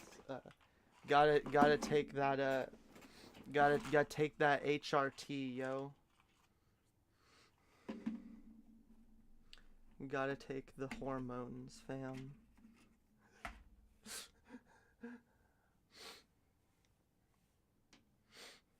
Yeah, someone out there who knows anything about like OnlyFans or whatever should like give me tips. I don't know what the fuck I'm doing. I don't know what the fuck I'm doing. I just know it's what I want to do. Well, I mean, it's not what I want to do with my life, but it's like, well, all work is like whoring yourself out, basically. So what's the least objectionable version of that? Oh, taking pictures of myself naked. Okay, yeah, yeah. I don't know if you saw it, Prosy Rosie. I was responding to some swerf, basically a swerf, a trans swerf that was like going off and like going off on a bunch of other people that some of whom I believe are on my friends list and on Facebook, and just like going off on some people and just being like, fuck these people, they're sex workers and they added me on Facebook, and then I immediately got swarmed by their harassers. So instead of blaming the harassers, I'm gonna go on a tirade against all trans women who disrespect who dare disrespect us other trans women by being so loose with their bodies or whatever. It made me mad. Just seeing that shit made me mad.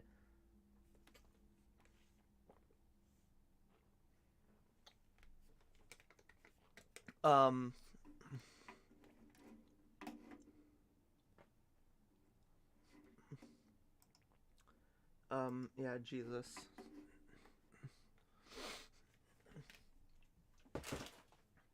Then they were like bitching and like I'll recap it because it was like messed up. Because again, okay, what happened to this person wasn't good, but like going on be like bearing your naked body on social media shows a lack of self-respect and affects other trans women negatively. Have consideration. And then like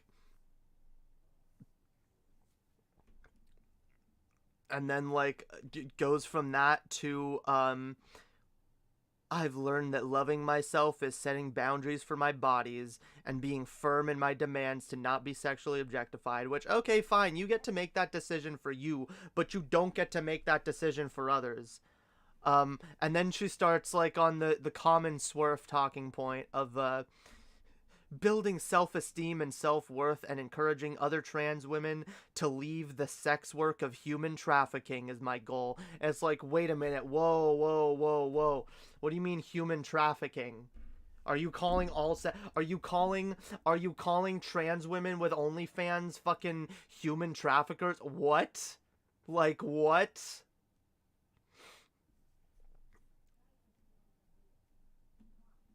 And then like starts and then like starts posting this. Oh wait, hang on. Starts posting this shit. This shit, okay? And it's like boycott sex work and the violence of pornography. Respectable trans women need to protest the violence of pornography. Jesus. I've seen these talking points go around before, but like seeing them from a trans woman is like kind of weird. And yeah, she was going on like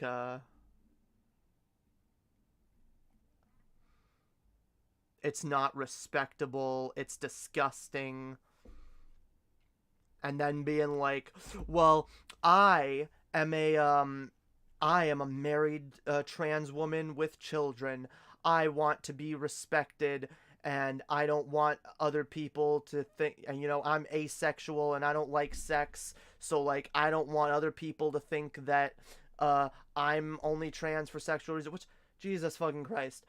It pisses me off so much when people try to pull that shit. 'Cause it's like, and I'll admit, I did that for a while myself, where I was like, where I was coming to terms with my aceness, and I was kind of like, yeah, well, fuck all these other queer people trying to make queerness about, like, sexuality when I'm made uncomfortable by sexuality, so, like, everyone else should be. And I realized, no, that's bullshit. I'm uncomfortable with sexuality, okay? I don't get to project that onto everyone else. Also, a lot of the ways that I'm discriminated against, other people, other queer people are also discriminated against for similar reasons. A lot of people in BDSM are really fucking discriminated against. Some places they find out you have a BDSM relationship, you can lose your fucking job. So like we should be standing together as trans women and as just like minorities in general and be like, yeah, let's like work together.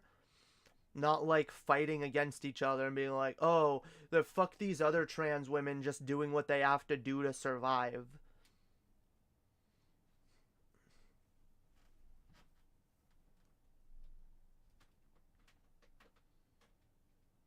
Have some goddamn respect for your fellow human.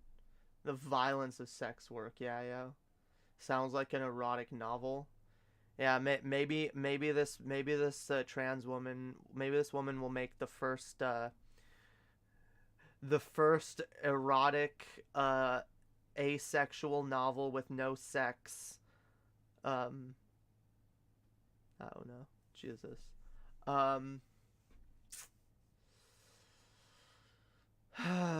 But yeah, that was like, I was seeing several arguments on my Facebook feed regarding that, and so I screenshotted it because I thought it would be interesting to talk about, because I've never seen someone just be so ridiculously dumb.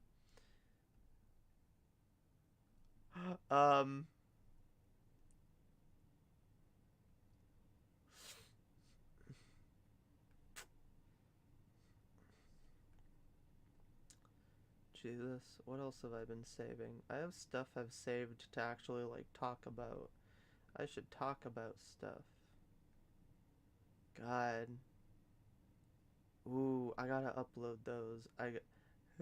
Every time I open my gallery app, I just see the last picture I took, which was a picture for OnlyFans, and I'm just like, damn. Yeah, okay. I do use my own content. Thank you. Thank you. I enjoy my own OnlyFans content. Thank you. It's very attractive. Alright. Like, I don't know. Like I said, most of my streams, I'm just here trying to entertain myself. One part of my brain is trying to entertain a different part of my brain. And it's like, wait, what's embarrassing? What did I say? What did I say? What, is admitting that I'm turned on by my own body, is that embarrassing? I'm supposed to be embarrassed for that? I'm not embarrassed, bitch. I'm proud. 'Cause I'm proud to be an American, where at least I know I'm free. Oh wait, America's like the least free country well, America's not all that free, alright? Show boobs. Show boobs. Give me money.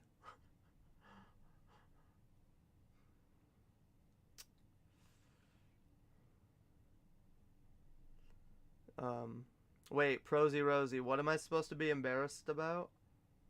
No, the embarrassing part was the ace person swerf. Oh. Yeah. Yeah. Yeah. The ace swerf.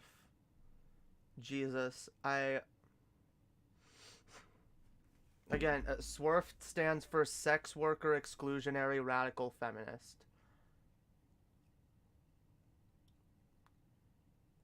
It's kind of like a trans exclusionary radical feminist.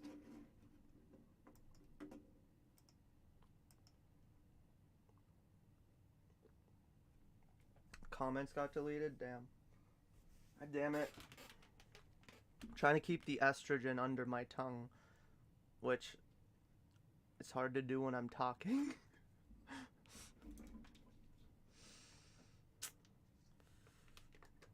Oh, the comment got delayed. Jesus. The YouTube is weird.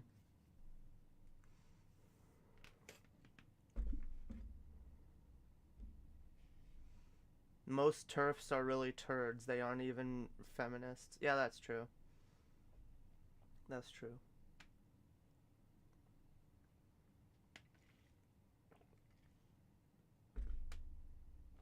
I can just say cringe as opposed to what?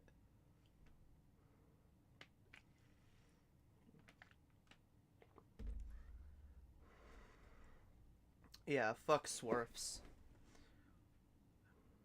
It's like, oh, we need feminism that excludes some of the most... Let's be honest. People want to, like, shit on sex workers. Sex workers are some of the more vulnerable members of our society. Like, not all of them.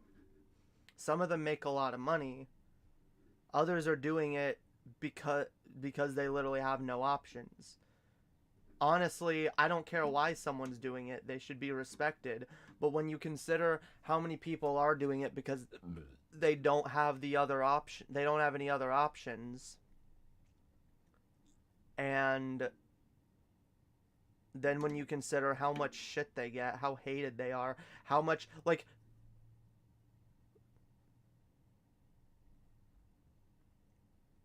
imagine being a fucking sex worker and going home and telling your family, like, oh yeah, so what do you do? What's your job? And you're like, oh, I'm a sex worker. Yeah, how many good Christian homes in America do you think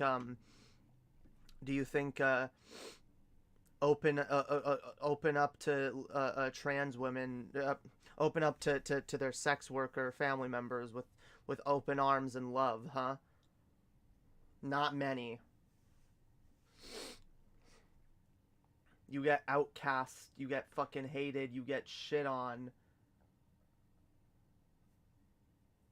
All because you're, again, doing what you need to do to survive. Fuck that shit.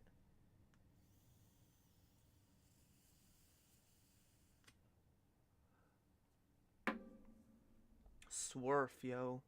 Sex worker exclusionary radical feminist, like I said. Just like TERF is trans exclusionary radical feminist. TERFs and swerfs are both bad people, alright? Oh, we know how they feel about trans people, yeah. They hate trans people, they hate sex workers, and they hate trans sex workers even more. Except for, you know, on the weekends when they're, you know, going to places where they can get lap dances or, you know, fuck trans prostitutes or whatever. Then they're fine, but you know, that's the thing. They want us, like, most cishet people want us relegated to that role and that role alone. Which also is why I can understand someone being frustrated with, oh, like, why does everyone see us as a sexual thing? But, like, again, it's not the trans sex workers' fault. It's society's fault. God damn it.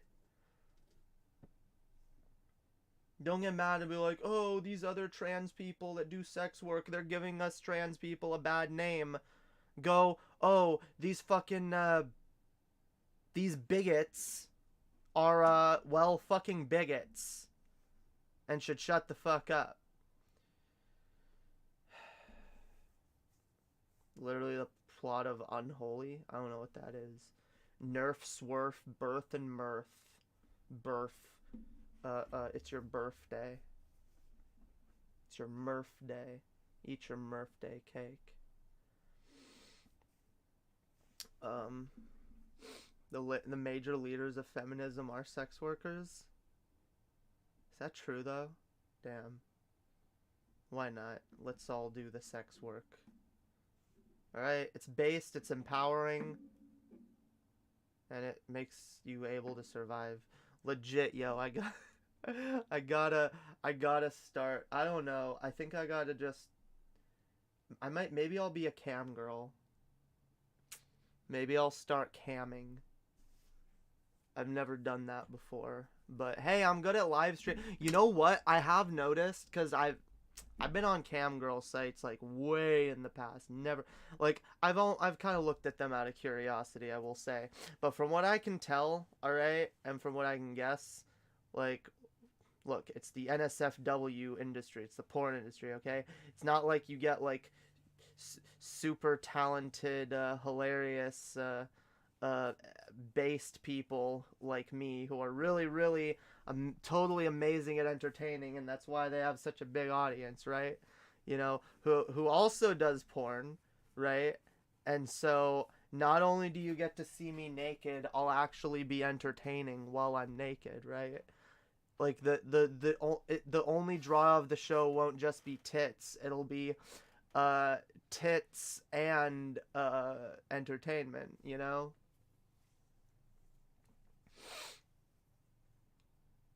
Maybe that's insulting. Maybe I'm assuming that, like, God, I'm fucking narcissistic. I am. I really am. Me sitting here assuming, like, yeah, other sex workers aren't, like, funny or talented. Like, I'm the only person that's funny or talented, obviously. Like, and I'm clearly the only person who's funny and talented who's thought, hey, I'll do camming, you know? Jesus, the fucking ego. The fucking ego on my ass, yo. Jesus. Oh, Unholy, the Sam Smith song? Sam Smith. Alright, I'll check it out. I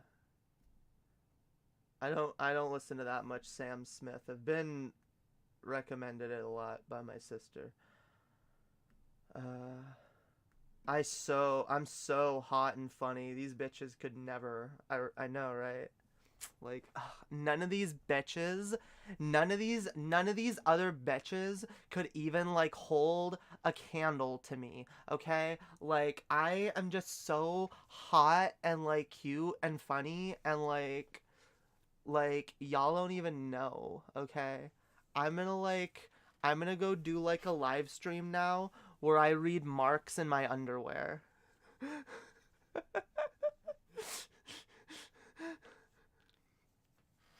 Who wants to watch me read Karl Marx in my underwear?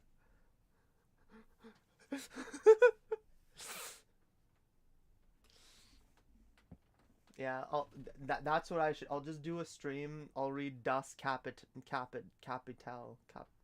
You know what I mean. I'll read the Communist Manifesto in with my tits out. Is this live? No, s.A.A.n.e. This is a thing I recorded last night.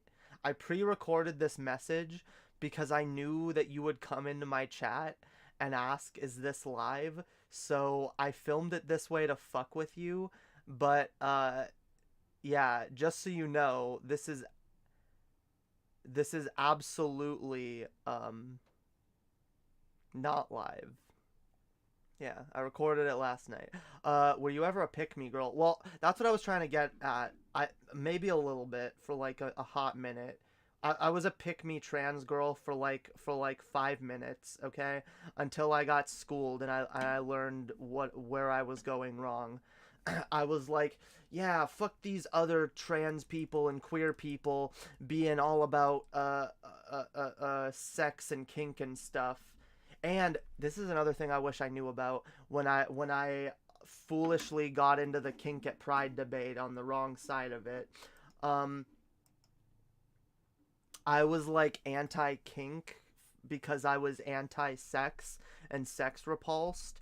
And what I didn't realize is, oh, there's non-sexual kinks. There's actually a lot of them. And I've learned, and like now I'm in a more like fulfilling like BDSM relationship with my partner where like I get a lot of my non-sexual kinks fulfilled, and it's fucking cool. But like whether kink is sexual or not, like it's whether kink is sexual or not, like people that are into kink deserve to be respected, and they're absolutely a part of LGBTQ plus, like 100%. Like yeah, like kink is part of queerness. That's your whole life, sex and kink. You're a bit of a naughty one. Damn. I see. I'm more into the kink side of it. Yeah. I like being really, really, really subby and completely submitting to my dom partner. I like my dom partner like telling me what to do, telling me how to dress. I think it's very hot, but it's not like oh, my dom owns me and gets to tell me to do what to do, you know. It's like, no, there's a level of trust in our relationship where I trust my dom. I trust that she has my best interests at heart, and it is kind of hot to just like fully submit to her in that way, where it's like I'm yours, like do what you do, tell me what to do, control me, like femdom, yeah.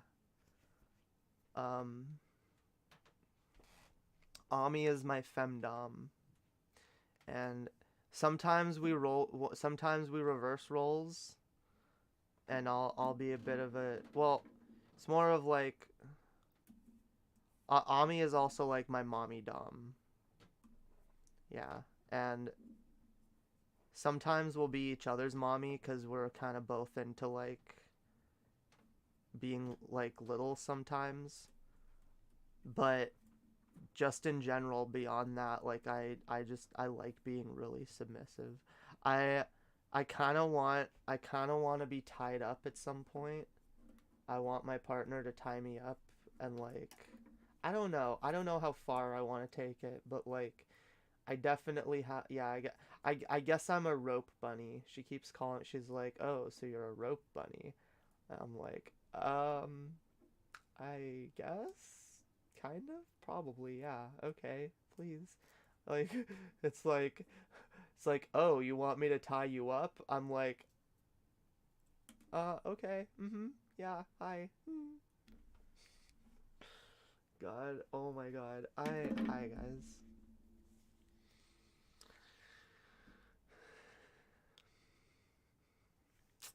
I have a lot of kinks, okay? Um, I have other kinks. I'm trying to I'm trying to explore them and figure out what they are. Not the not the please. Not the please, please, please, please, please tie me up. Please, mommy. Please. God, I am such a sub. See, people don't get that because, like, I can be, like, loud or ranty or whatever on my streams, so people, like, assume I'm more dominant or whatever, but no. No, I'm a subby little girl. Jesus. Hyper submissive, okay? I'm actually, like, a hyper submissive.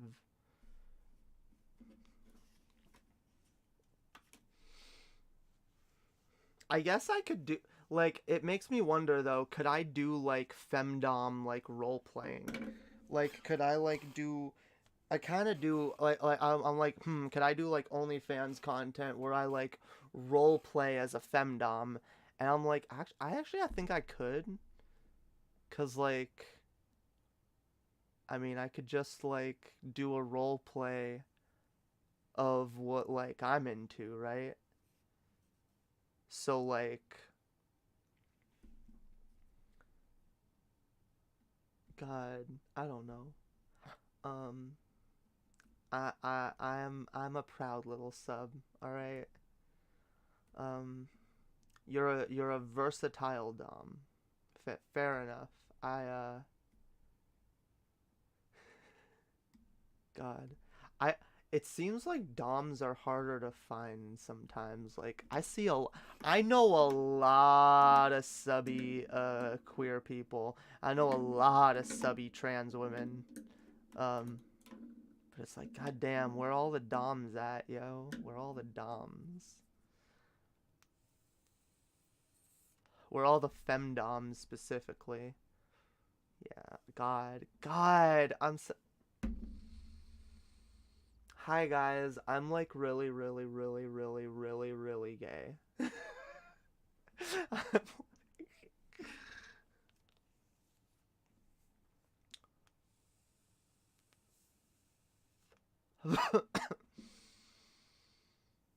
Yeah.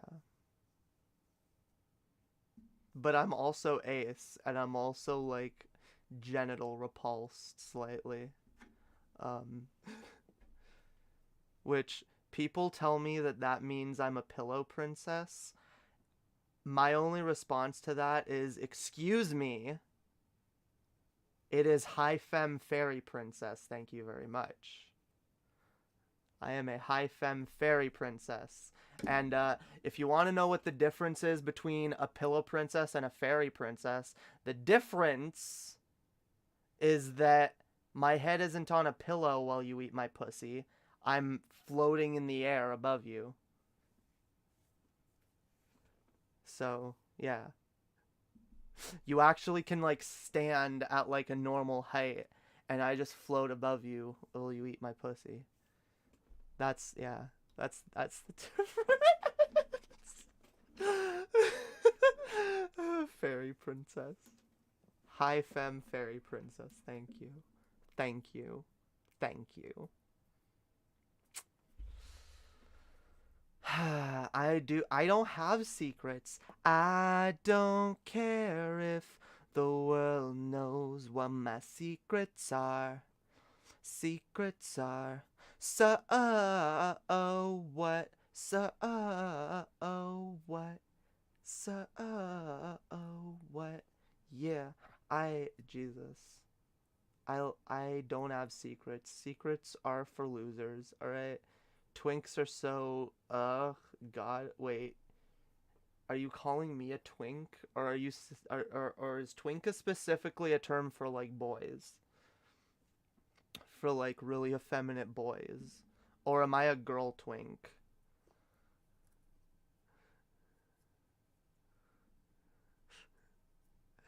Do you have a problem with me? Do you have a problem with my sexuality, madam?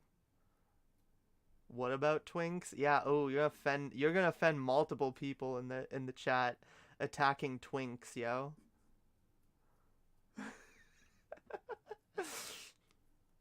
Wait, you know what? What are you talking about? What are you making okay.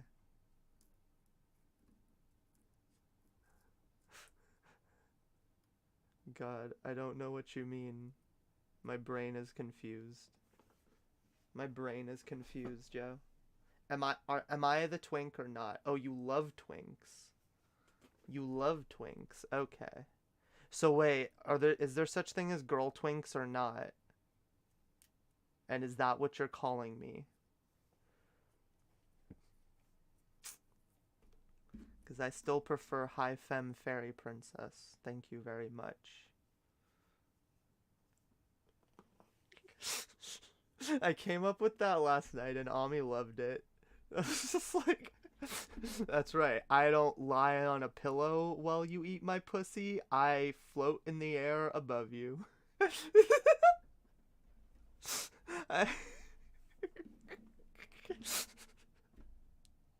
The funny thing is that describes me so well too, for multiple reasons. I mean, I definitely am the kind of person who's normally got my head in the clouds and doesn't have my feet on the ground. So it works from that angle. I also desperately wish I was a fairy. Other people wanted to be like a firefighter or a chef or like a police officer when they grew up. I wanted to be a goddamn fairy. Alright?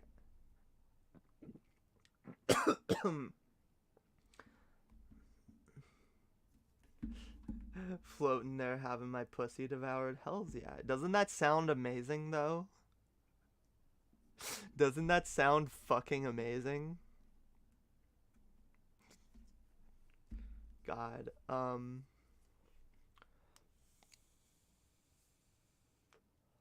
Jesus. My fucking grandmother was trying to convince me earlier that I don't need to get bottom surgery, and I was just like, I don't want to have this conversation with you. Because she's like, oh yeah, well, because she was watching a thing, which I really wish people would stop talking about this whenever transness gets talked about on the mainstream, where it's like, oh, like, you don't even need bottom surgery, and like most people don't even want the bottom surgery. Like, I'm tired of hearing that. I'm tired of hearing that talking point. Yes, there are trans people that don't need bottom surgery, but there are trans people that do. And I'm tired of giving cishets the fucking impression that, like, oh, yeah, well, it's not even that big a deal. A lot of trans women don't even want it. And then they downplay it when you do need it. And it's like, oh, well, why do you want that? And then it's like, oh, well, I've had these surgeries, and I don't want surgery ever done to me. And it's like, yeah, it's terrifying. Thank you. I already know that. I know I'm terrified, yes. Maybe if I know how terrifying it is and I'm still willing to go through with it, maybe it means on some level that it's actually a serious fucking thing that I need addressed. You know, imagine that.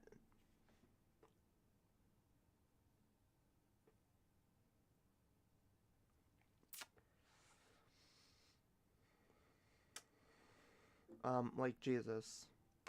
I get it, some trans women don't want bottom surgery, and, you know, but, like, I'm tired of the bottom surgery being talked about like it's this experimental thing they're like, oh, I don't know if it's there yet. It's like, no, it fucking, doctors have been doing bottom surgeries for a while, and they're actually doing, they're pretty fucking good.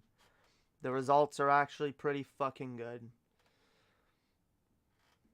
And yeah, I will be infinitely happier with a pussy. Thank you very much. Because then it's like, because they don't believe you when you say you need it. And it's like, do you really want me to go into all the details of why I need this?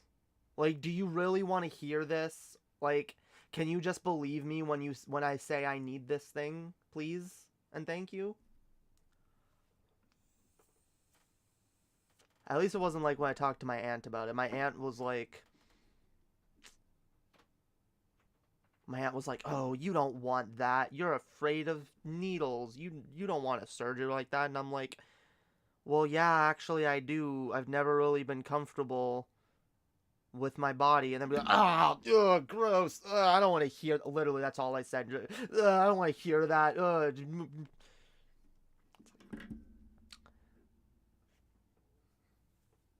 Like, Jesus.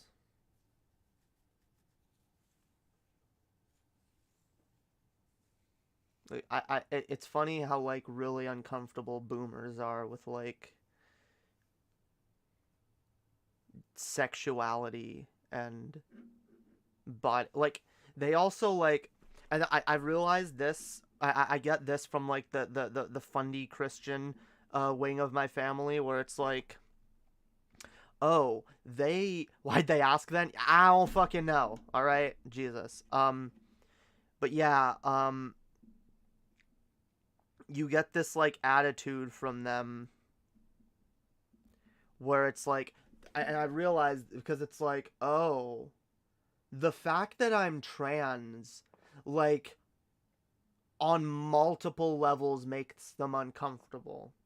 Because in order to be trans on any level, from their perspective, you need to be a boy who knows enough about girl stuff, who knows enough about girl anatomy,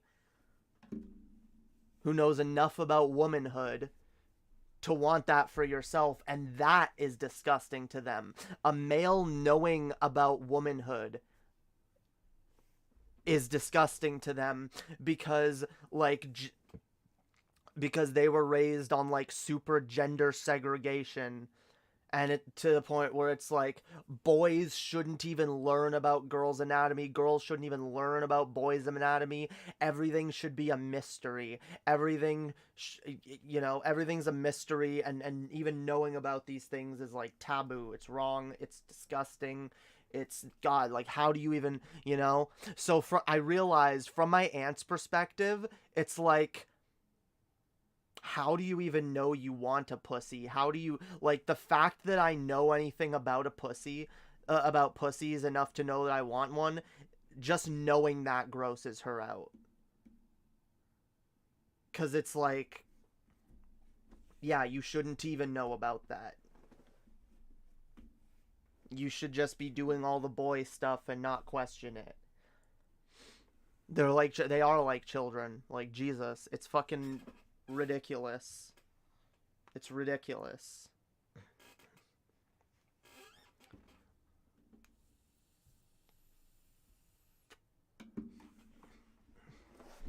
They are, like, so uncomfortable with anything that falls out of the norm. They're like, and yeah, they tend to hate people like that. They actually tend to hate trans women even more the more they pass, because it's like the more convincingly they pass, the more they're just like, you're just, like, copying womanhood, you just, you're an infiltrator, you shouldn't know about any of this stuff, and you do, and now you've adopted a lot of these things that I view as being sacred to womanhood. How dare you? Yeah, they're just living in a different world. It's kind of sad. I really wish TERFs were, like, living in a real reality and, knew what was up. But, yeah, I guess them being ignorant and backwards and you know, really off-putting to their family members and, you know, people who didn't do them nothing. I guess that's fine too.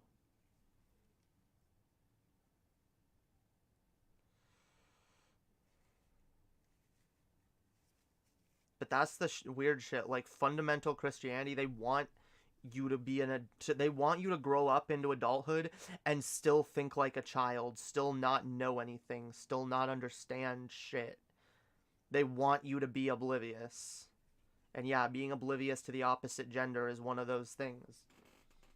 There needs to be, and I realize that, and because I almost, sometimes I almost forget the way I was raised in certain things, because it's like, since I've been an adult, everything in my life has just been so opposite to what I was raised to know. But then I remember, like, oh yeah, I was raised in a lot of that shit, and it's like, fuck, like, and to just remember and be like, yeah, I was raised in the way I was raised was basically like, there was this like spooky, superstitious, like,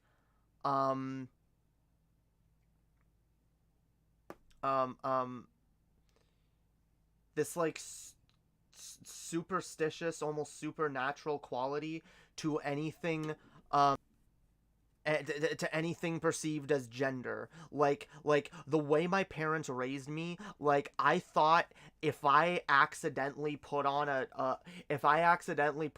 fucking hoodie that, like, you know, I couldn't tell if it was a boys or a girls hoodie, but it just happened to come from the girls section, that, oh my god, like, I wore a thing from the girls section, I'm gonna be a girl now. Like, that's how I was raised. I was raised to be like, if something you're wearing even looks like it could be for a girl, that's a thing you should be humiliated for. I was like, I couldn't even have like a t-shirt from like a band or a TV show that had a female character on it. Like for example, like if I got like a little Super Mario Brothers shirt and it has like Mario and Luigi and Yoshi and Toad, like, that's fine. But if it also has Princess Peach on it, it's like, that's a girl's shirt though. Like, literal, I'm not even joking. I'm not even joking. My parents held us to that standard. To the point where, like, yeah, I remember, like, wanting a shirt once that had, like, a girl character on it as well as multiple male characters, and my mom being like, or my dad being, I can't remember if it was my mom or my dad anymore, but that my parents just being like, oh, you want this shirt? That's a girl's shirt. Why do you want a shirt that has a girl on it? And so, like, everything related to gender was, like, super, like mysticized in my family. It was like, ooh, magical girly stuff, can't go near that, you know. Oh, your mom's like, your mom's having like doing like girl things with your sister, and with your sisters, it's girl time, and I would look in, I was like, what are they doing? It's like, oh, she's doing their hair, painting their nails. This is girl stuff. This is like, you know. And I wasn't allowed to know about that stuff. I wasn't allowed, you know.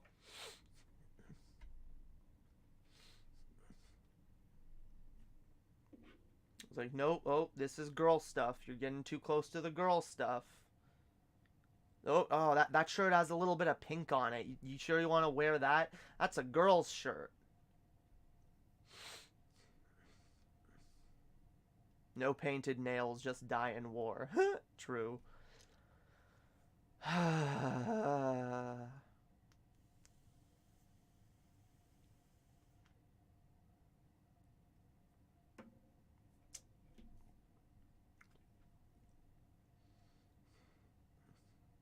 I wasn't allowed to have even slightly long hair.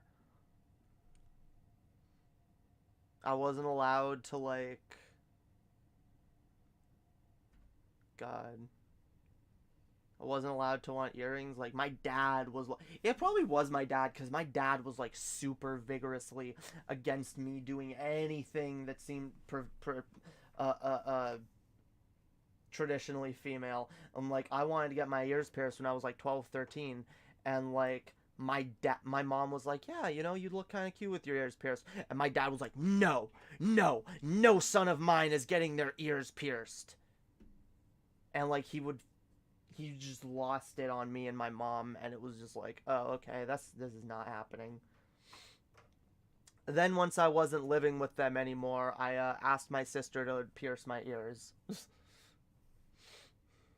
And they've been pierced ever since.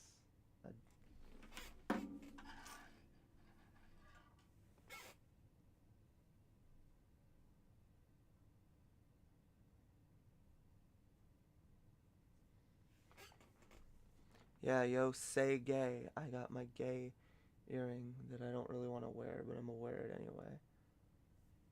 To prove that my ears are pierced. Whatever, I don't want to wear it. Oh, maybe it goes in this here. There. See?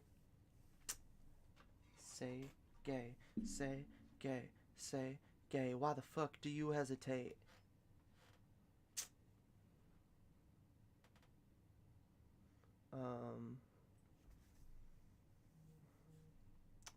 It's a shirt, yo. Why?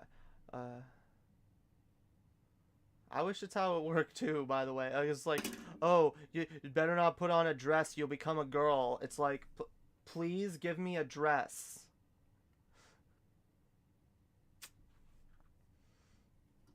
I'll take that magical, pussy transformation now.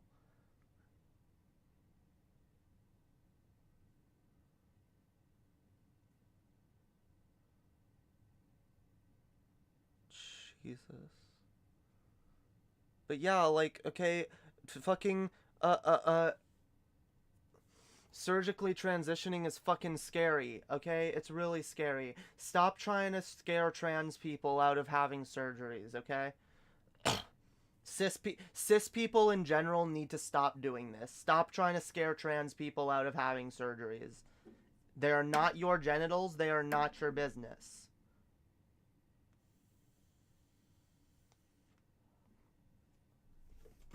It fell. I don't want to wear these right now anyway. I would wear my other earrings if I had them.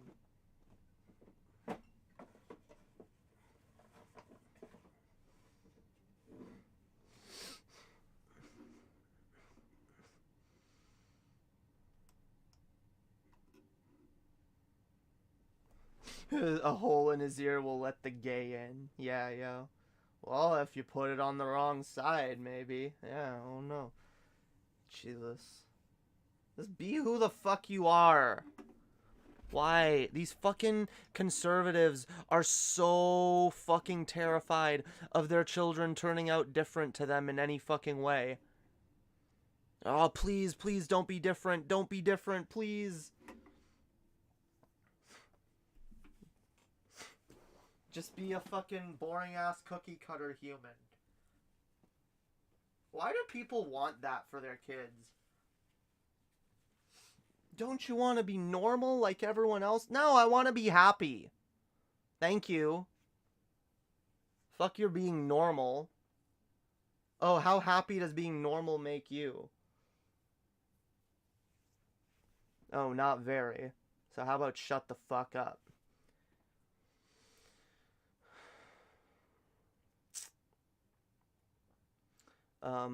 That'd be a kind of cool power. Whatever is on the shirt you put on, you become that thing. So say if you're a Superman fan, yeah. If you become Superman. True, the average normie doesn't strike me as happy. They're not!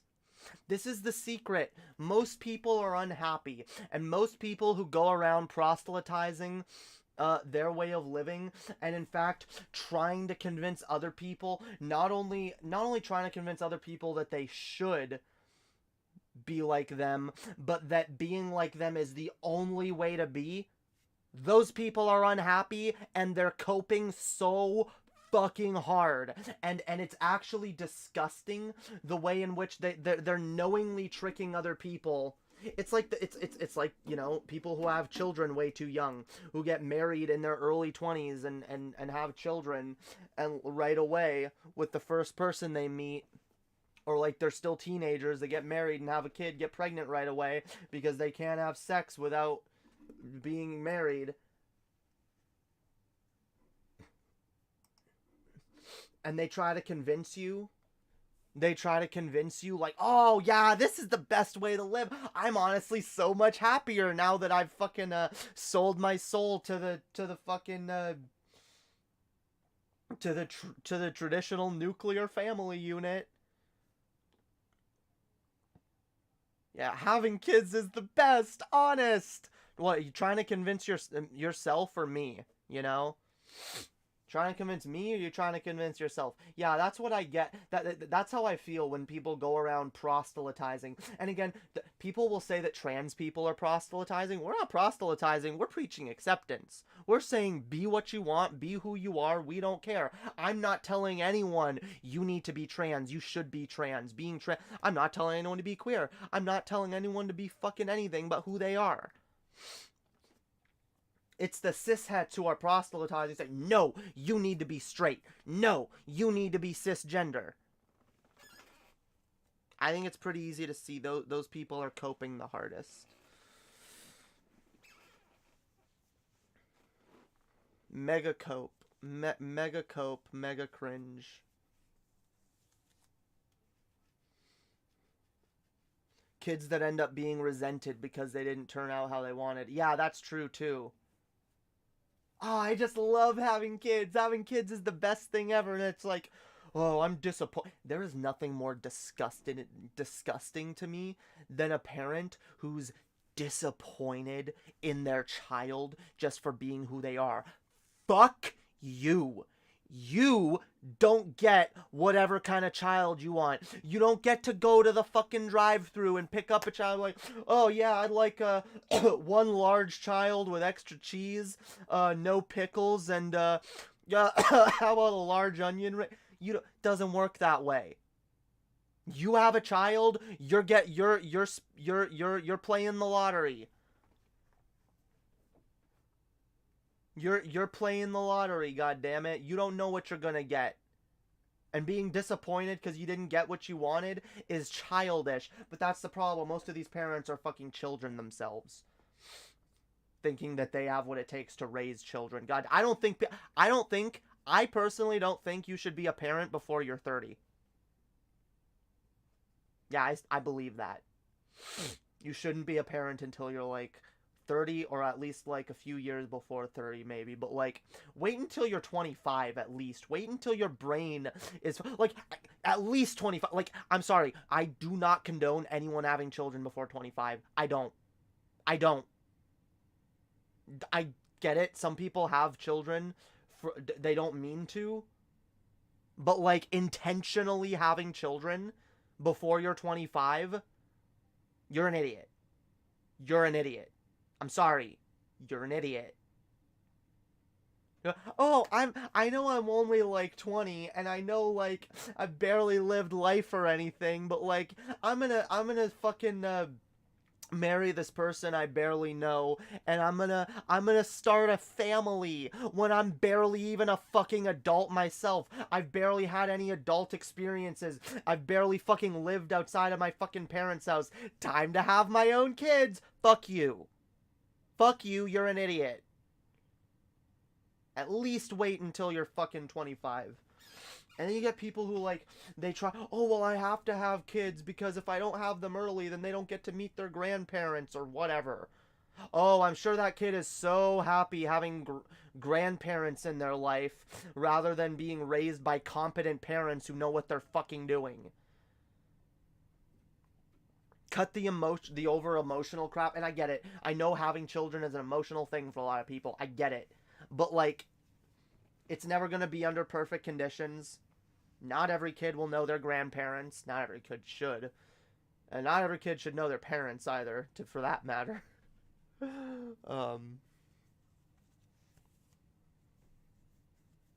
Yeah, I don't like my child. I want to see your manager. Yeah, it's literally, that's the attitude.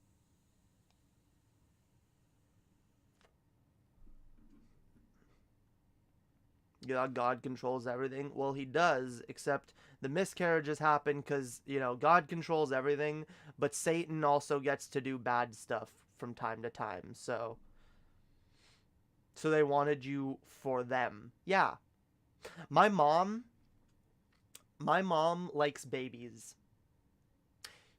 Once you're too old to breastfeed, she doesn't care about you anymore. And I wish I was exaggerating. I'm not.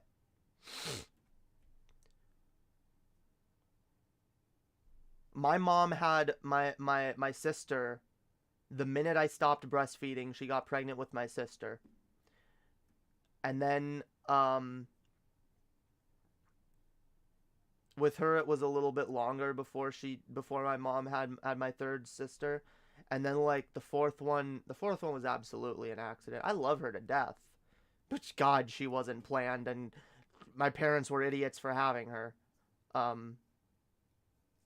much as I love her and I'm glad she exists. That's the thing. My mother is too stupid to understand that, like, there is such a thing as being an accident, but also being a good accident that someone loves. My grandmother has made it clear. She's like, oh, like, yeah, I didn't plan to have your mother, but, I'm glad I did.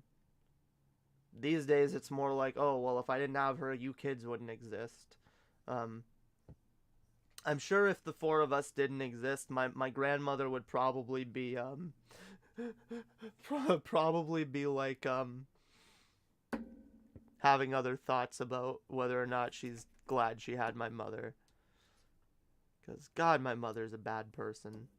But yeah, my parents wanted, and this is a lot of parents do this, they want kids not because they want to take care of kids or they want to, give their kids a good life or make them happy. They want kids to gratify themselves. So many like people, like, having kids is a form of self-gratification. It's like, yes, this thing is mine. This is my little person that looks like me, and I get to control its life. And I get to build it up in my image, and I get to turn it into whatever I want it to be. Well, your grandma's actually kind of based. Oh, no, she is. She is. She just, there's certain things she doesn't understand sometimes. I was a little annoyed earlier because she was, like, talking about bottom surgery and be like, oh, you don't need bottom surgery. It's like, Grandma, I don't want to talk about this. I'm getting the bottom surgery. And I would actually really love it if I had more support about it, because I'm actually really scared. Once I get the bottom surgery, like, my doctor has told me, like, once you get bottom surgery, you basically need someone to help take care of you for as much as, like, a couple weeks after. And, like, it's kind of scary when I have, like, all my family members being like, oh, you don't need this surgery. Oh, why would you go get this surgery? Basically just talking, like they all think it's frivolous. And so when they see me actually in fucking pain and needing to be taken care of, I know that there's not going to be a lot of sympathy. It's just going to be like, yeah, well, this is the thing you wanted. I'm not going to inconvenience myself to help you with this thing that, That's why it kind of sucks, because it's like, I need bottom surgery, and I need a support network in order to get that bottom surgery, otherwise I can't get it.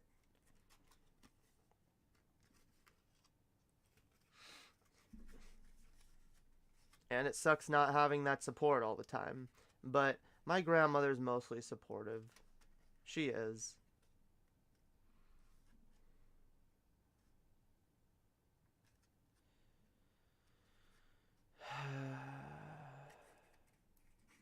She's also not always fully understanding of why I'm disabled, and when I'm like, and then she's like, you need a job, like, oh, I keep hearing on the news that, like, all these employers are looking for workers, and there's a bunch of jobs, and it's like, this is a frustrating thing to explain to people, especially people of older generations who don't fucking necessarily understand what the workforce is like in this day and age, but also just explaining to people in general that, like, look, just because there are jobs doesn't mean they're jobs that people want. Okay? And by the way, most of the jobs that these fucking, like, there's a reason these employers are crying, oh, no one wants to work for us. Oh, well, we're looking for workers. Where's all the work? Like, it's because their jobs are shitty. I can't handle working most jobs. I'm not gonna go get one of the shittiest jobs.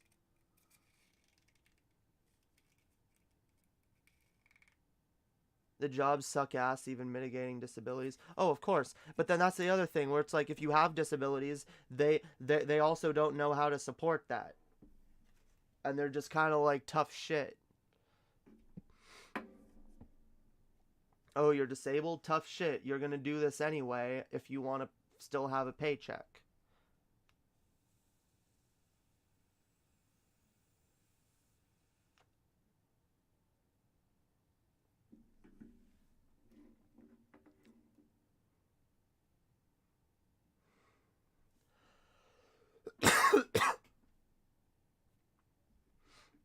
Yeah, what can we do to get more workers? Pay a living wage? Oh, I know, a pizza party. Pizza parties, yo. Yeah, why not? Well, yes, but it's always been like that. Probably worse in the past. No, actually, like, maybe certain working conditions were worse in the past, but like, working a 9-to-5 job in the past was enough. Even if it sucked, it was enough to, like, it was enough to fucking save up for a house. Get a fucking house. Pay rent, which is not the majority of your income, and have more money to set aside and disposable income and shit. That's not a thing anymore. Most people pay fucking, like, 60 to 80% of their income on fucking rent. And can barely afford groceries.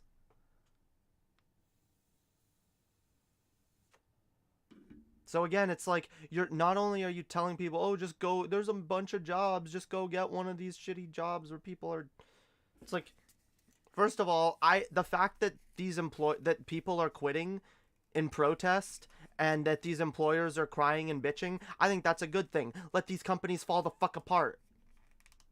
Let these rich CEOs become broke. Good. Let the system collapse.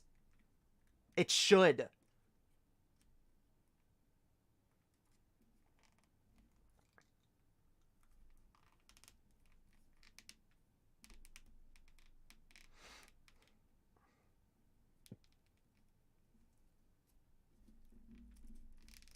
I'm tired of the nobody wants to work anymore narrative. It's like, no, nobody wants to be exploited anymore.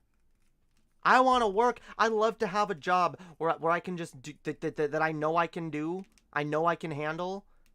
And I've got my little, like, you know, I got my income. I can live comfortably. I can have my own place. Being disabled is miserable.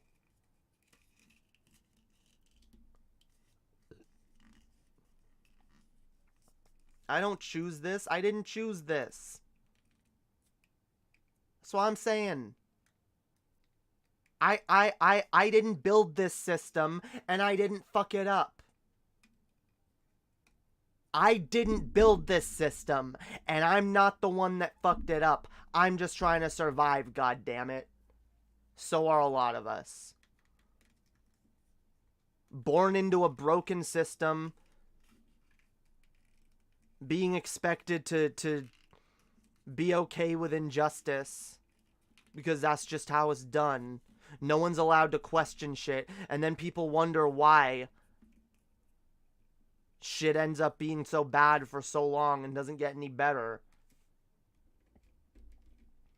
Because everyone's too afraid to fucking call out the bullshit.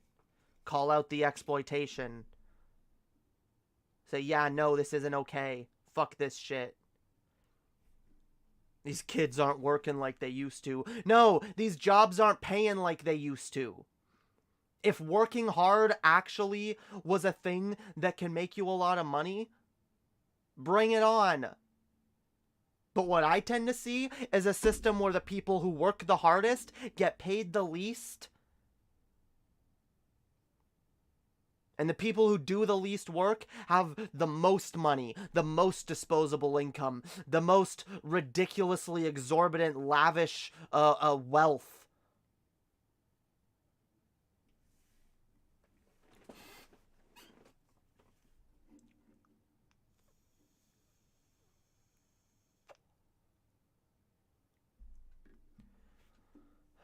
The worst part is, by the time wages are increased to what's considered a living wage, it's no longer a living wage. Yup, true. $15 an hour isn't a living wage anymore. There's been a lot of inflation recently. That's why it also pisses me off. Someone's like, oh, you know, I only made $3 an hour when I was... It's like, yeah, but $3 an hour, you could like fucking soda pops were a nickel, you know? Your rent was a fiver. You got, hey, I need rent. It's like, goddamn. It's like, oh, okay, no, I have $5 here. All right, yeah, I've got it. It's like, nope, don't have that until next month. Like, people think that because people make more money now than they used to in the past, that we have more income and more at our disposal. It's like, no, we don't. The money is not worth nearly as much anymore. And the economy is so bad, no one can afford jack shit.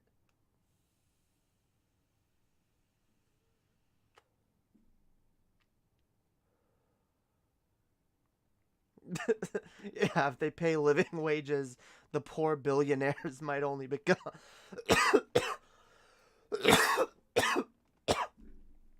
These poor billionaires might end up only being millionaires. So that's the fucked up thing. Millionaires can still exist. If we got rid of the billionaire class and said, no, you can be a millionaire, nothing more, alright? In fact, you're not allowed to have more than like $500 million. And then made sure the rest of that money is circulating in the system and not being hoarded by the top percent still. You'd see how quickly our fucking society would fix itself.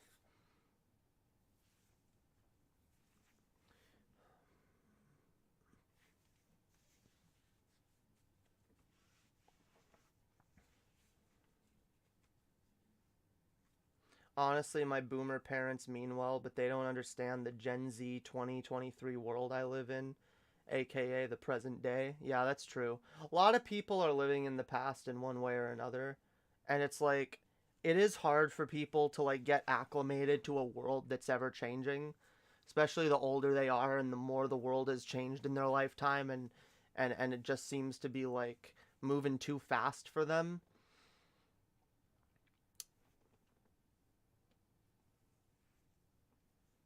I get that, but like, you gotta admit that the world is changing. And honestly, this is why like older people need to start listening to younger people.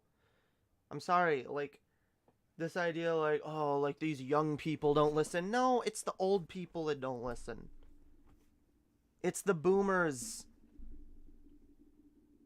It's the boomers and the other older generations. They don't listen. When us young people try to tell them our experiences, and they're living in a completely different world, and then they say insensitive things like, oh yeah, well that's not that bad. You know, when I was a kid, we had to go through this and that, and like, this wouldn't have even been like, this is annoying. I've had to hear from older family members that like, oh yeah, well when I was a kid, trans people didn't even exist, you know? That wasn't even, we didn't know anything about that.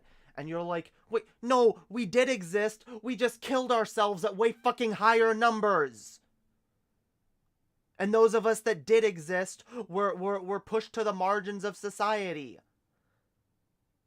That's why you didn't hear about us. But then they want to act like it's just this superficial thing. It's like, oh, well, you know, when I was a kid, I had to do this and that, and I had to travel fucking 20 miles to go to school, you know, and you know, And their basic implication is, you know, like, oh, like, you get to be trans. You know, back then, I wouldn't have, if someone, you know, we didn't have the luxury of being trans.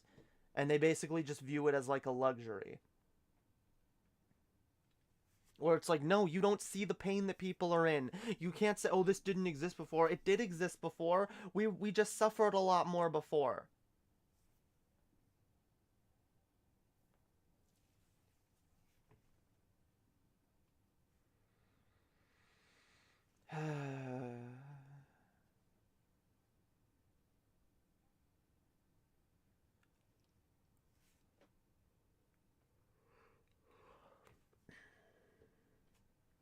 How does that feel better? How does that help me feel better about myself, saying that you didn't know my people existed? Yeah, it's like, oh, I didn't even know you existed. I didn't even know that. I didn't. Well, because it's their way of being like, oh, I don't know about this thing. I don't know. I don't know if it's good or not, or valid or not. I don't know. Wasn't around when I was a kid. And you try to explain to them about discrimination, power imbalances in a society that pushes anything different to the margins, and they're like it's basically like you're talking too fast, and it's like, oh, yeah, I don't know, all I'm saying is whatever, yeah, accept people, but like I don't know about this, I don't know anything about this. You can tell them all you want, they'll still let someone up, but yeah, but I don't know, I'm still on the fence, you know.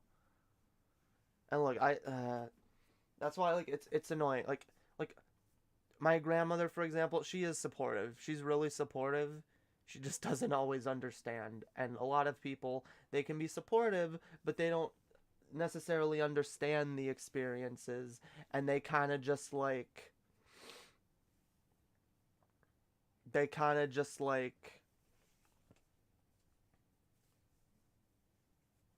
They mean well, but then they end up saying, like, really ignorant things.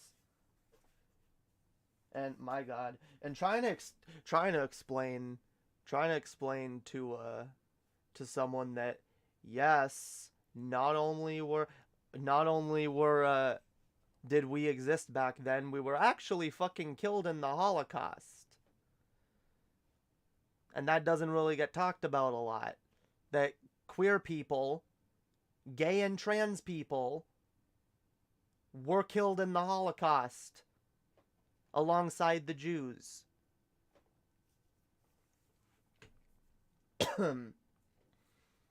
Yeah, try explaining that to a 90-year-old from Germany who fled occupied Germany. He's like, what? I didn't see any trans people. We just didn't hear about it. We didn't know it about that. It's like, yeah, because they were killed. They were taken to the fucking camps. They were gassed. They were disappeared.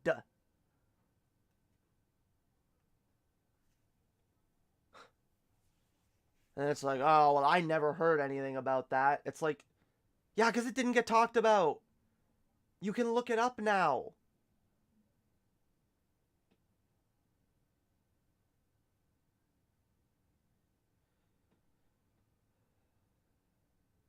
What?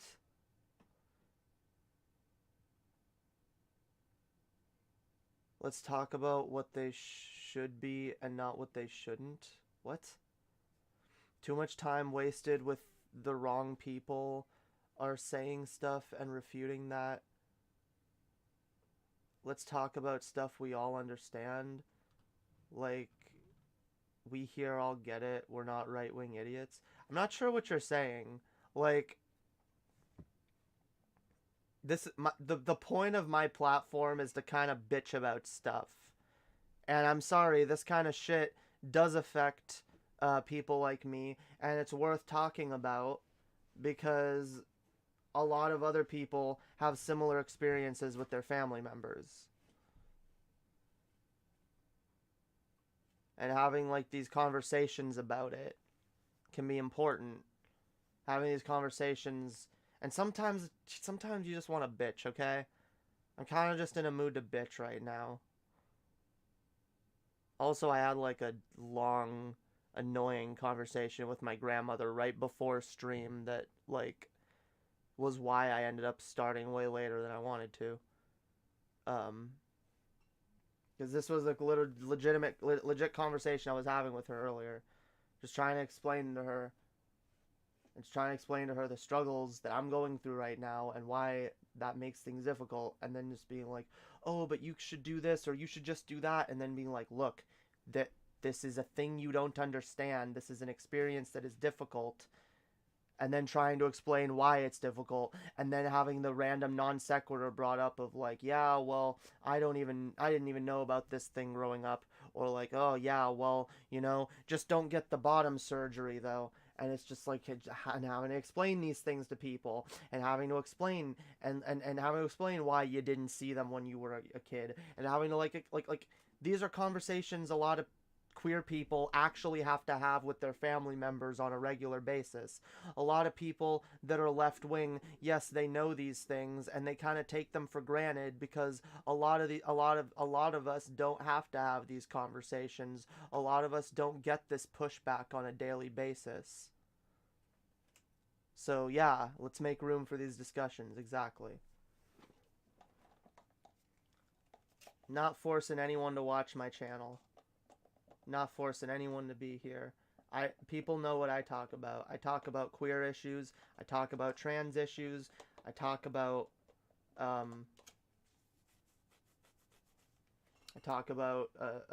abusive parents, religious abuse, trauma, shit like that. This thing is like this is a thing that like causes me stress on a regular basis, having these conversations and having people push back on my identity, having people push back on the fact that I'm disabled, having people not understand these things and having to like explain. It can be frustrating. Okay? I'm basically just trying to vent right now. They don't try to understand you. Why struggle to understand them? Because I think it's important. Wait, I think it's absolutely to understand people who don't understand you. I think that gives you an advantage. I think it gives you an advantage in an exchange with someone if you understand them better than they understand you. Because then when you're talking to them, you can, I don't know, more easily tailor arguments and talking points to what, melds with them, or or it can just help you to rationalize. It can just help you, like, sometimes our mind gets stuck on something when it's like, we don't understand, why do we get treated this way? Why do people treat us this way? Understanding it a little better can make it a little easier, okay? Being a trans person, having a lot of transphobia being directed at me, it can be really stressful and really annoying, and I find it helpful to know why people give me that kind of behavior, like why people behave that way. It helps to understand it a little better, and it can help in deconstructing these things and pulling some people away from those ways of belief. All right, I'm not trying to convince anyone of anything here. Well, at least not in this segment. I'm more just venting and also maybe giving some insight that some people can use in their own fucking, interactions. Anyway, it's hard enough talking about this stuff without having to justify why I'm talking about this stuff. Alright? I do what I want. This is my channel. I do what I goddamn feel like. This is not a structured show. This is not a planned show. Alright? This is a nonsense show. Would you make a podcast? I'm working on a podcast. Me and my girlfriend are working on a podcast that's coming out soon. It's called the Bad Ideas Podcast. And that is what I'm gonna, once the podcast is out, I think we're gonna make more of an effort to advertise the podcast than like this channel or with these streams, because the podcast will be more structured content, and it's a comedy podcast. It's hopefully going to be really funny, and we'll have guests on. We'll have all kinds of guests on to play the bad ideas game. It's basically going to be like a comedy game show.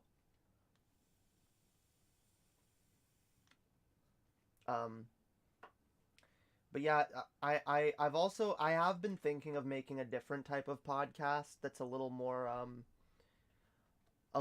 free formed, but also a little more structured than what I usually do. I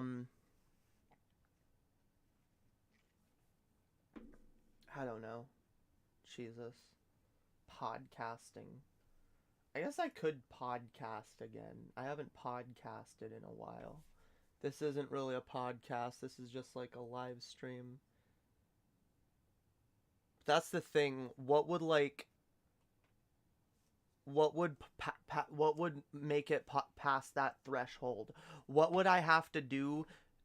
How would I have to alter the content I'm making now in order to make it more like a podcast?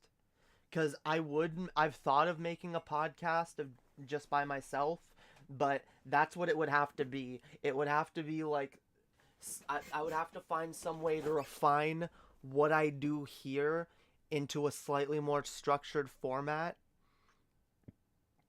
in order to call it a podcast. And I'm not really sure how I would do that.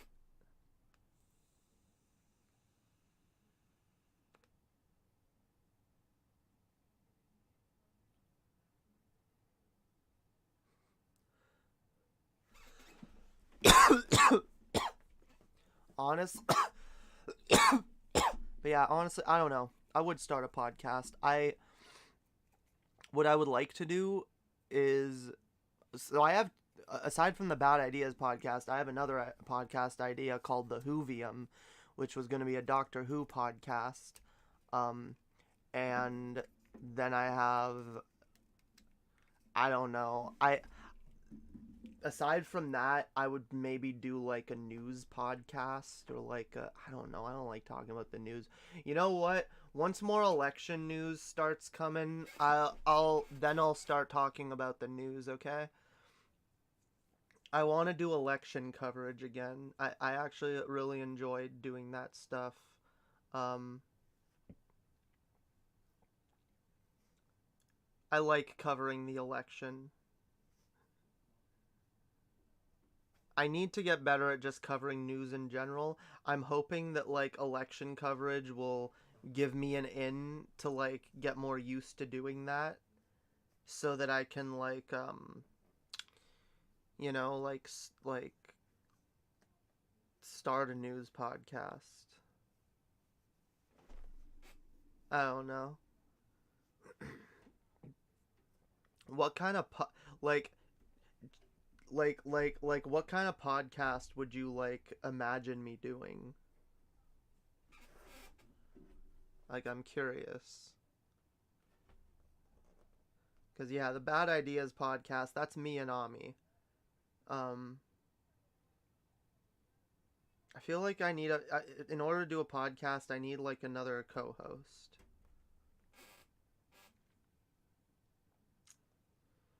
And honestly, it's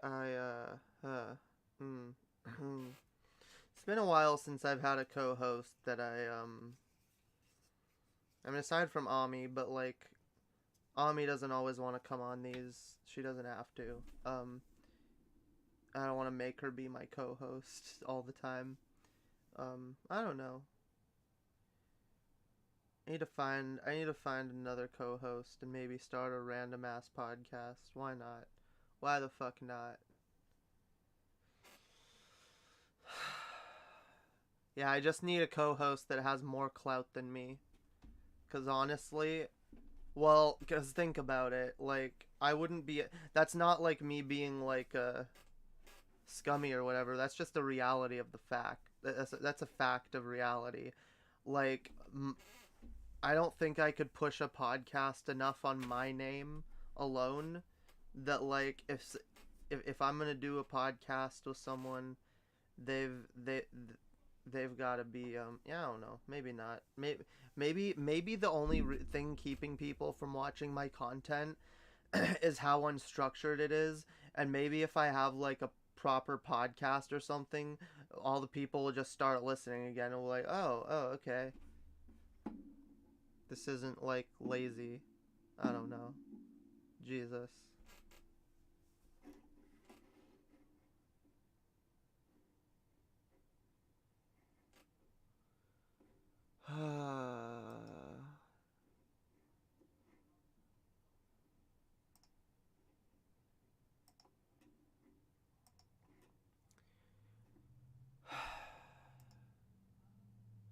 God, I got issues, yo. I like...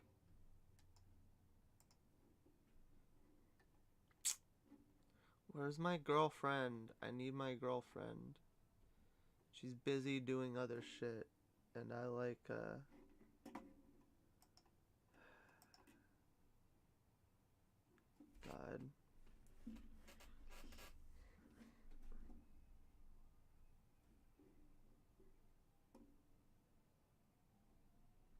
Was she saying that in disbelief or because she doesn't know the thing about trans people? It seems like actual disbelief. See, the I don't know thing is often used as an excuse for disbelief. It's like, well, it's like you try to explain something to someone that happened. It's like, well, I don't know about that. I don't have evidence for that. I never heard about this before. So the point is, for most people, and especially the older you get, it's a very unfortunate. I've noticed this though. The older people get, I notice they're the less likely they are to believe something unless they've heard it from multiple sources first. Which is what, like, for example, one of the reasons that certain family members started accepting me as trans is like, oh, like my grandmother said this to me when I first when I first came out to her, and she was like, you know, yeah, I've seen like all kinds of trans people on TV. You know, I've seen a lot of men that dress up like women or do whatever. It's like, oh, people do it. I've seen it. It's so like for her, it's like, well, I've seen this thing before. I have a context for it. They seem like just regular people. So see, because my grandmother listens to a lot of like centrist-y conservative radio. Whereas the German media she watches is a lot more liberal. So like she actually does see stuff that like, and she always lets me know, it's like, oh, there's like they're talking about trans people on stream, like that's you and that's what you are, and she wants to learn about these things, and the more she sees about it, the more she knows. And like, but like there was this one documentary that she was showing me that was in German, it was a documentary on queerness and trans people, and at one point they got to the part where they were talking about trans people being killed in the Holocaust, and I was like, look, see, Grandma, I'm like, look, this is what I was telling you about. And she was like, oh, well, I've never heard that before. I've never heard that anywhere else. This is the first time I'm hearing that. And then it's still just kind of like she hasn't seen other things to like back it up. So it's still an unknown to her. And I realize like there are a lot of people that's the way they form their understandings of the world. And my point is, I'm trying to be more patient. I am. I'm trying to be more patient with this kind of thing, because I realize people form their understandings of the world in different times, and I get that it's difficult that we live in a different world now than, you know, was here 50, 100 years ago. But like, what frustrates me is like there's a disconnect between like younger and older generations where what we experience as trauma, what we experience as like extreme distress and anxiety or whatever, they look at us and go like, hey, why are you such a pussy? Why are you such a pussy? Yo, back in my day, things were way worse. And they don't get it, because it's like being, like, we're a product of our environment. We are a product of our environment. Like, growing up in a war-torn country, being used to that, and being used to having to fight, to run and fight to survive from a young age, is different from someone who's raised in a way different situation. Like, there's different types of trauma. My grandmother grew up in trauma. I grew up in a different type of trauma. And they've affected us both differently. And I wish people would understand this more and be like, yeah, like everyone's trauma and shit is relative. Alright? It's relative to that person. So don't judge. Don't act like, oh, this isn't as big a deal.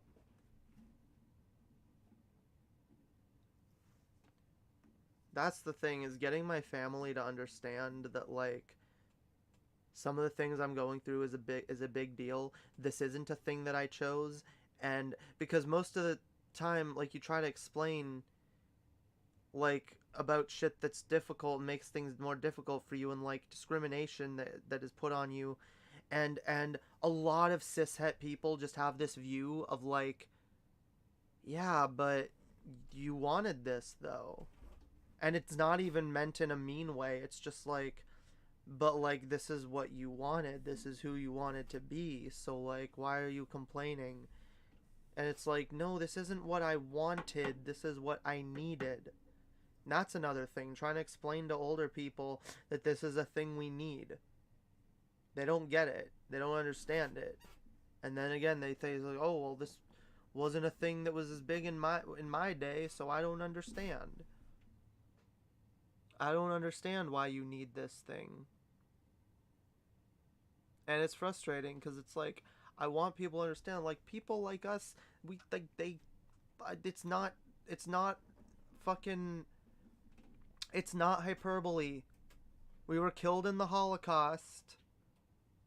And a lot of the rest of us, unalived themselves for various fucking reasons because of discrimination and horrible treatment in society.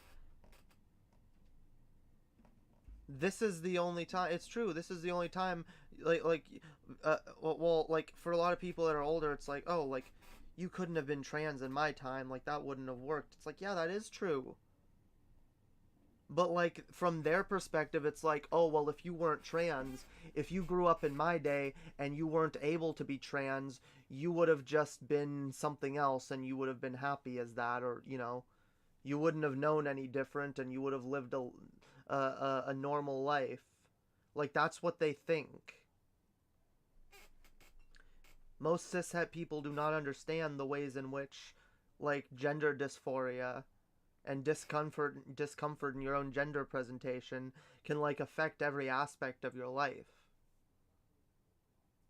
They just think this is why conservative Christian parents are so against their kids learning about trans people, because they think, and a lot of cishet people think, that the only reason we're trans is that we've been exposed to this. We've seen it out in the world and we've said, oh yeah, I want to do that too. And they're like, oh, okay, yeah, you can do what you want. That's fine. I support you doing what you want. But, like, it's more serious than that. And it's about trying to get people to understand, like, no, it's not a want, it's a need. This isn't trivial. This isn't just some inconsequential thing. This isn't a thing I did for a lark, for a joke, for a laugh, This is a thing that I did because I had to. Because I could not live another day denying who I am. And then they don't understand that, because it's like, like for a lot of people, it's like, okay, I can understand, like, you being, like, so uncomfortable in your gender. Like, maybe you are born in the wrong body, for which isn't how it is, but that's how cishet people imagine it. They're like, okay, well, maybe you could be born in the wrong body, but, like, I don't understand then. People weren't like, I didn't see people like that when I was a kid. So, like, it reinforces the idea in their mind that, like, oh, yeah, this is just a trend. This is just a thing that young people do because they think it's hip or whatever, rather than realizing, no, this is always a thing. This is a thing that's always existed. People like this were just treated way more unfairly in the past. There's, like, a big disconnect. A lot of allies, a lot of people that will defend trans people don't understand these fundamental things about trans history at all. Most people, most regular liberals that support their trans family members are, like, know about trans people because they watch RuPaul's drag race. And yeah, that's the only bit of queer content they watch. But then they're like, oh yeah, that's kind of cool, you know. But then they also just like it, and it can be depressing to dive into the history, but, like, it's important to know about queer trans history.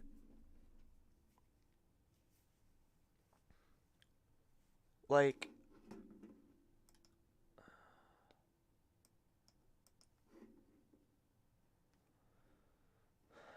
object permanence.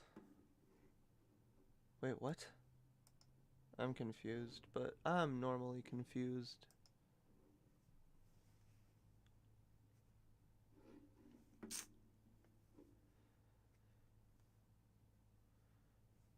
It's just difficult, because, like, the thing that I'm trying to explain is, even if someone means well and supports you, it doesn't mean that they can't, still make your life harder in some ways.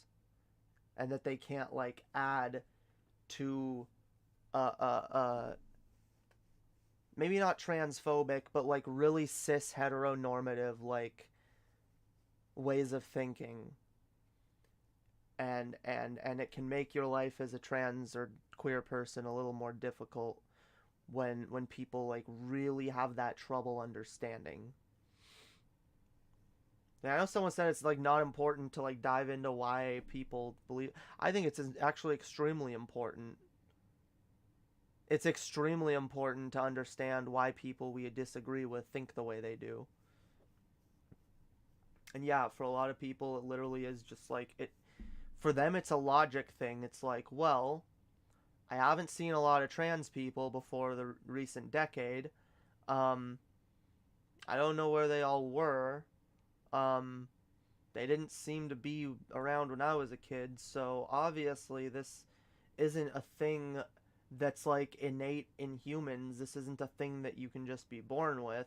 This has to just be a trend.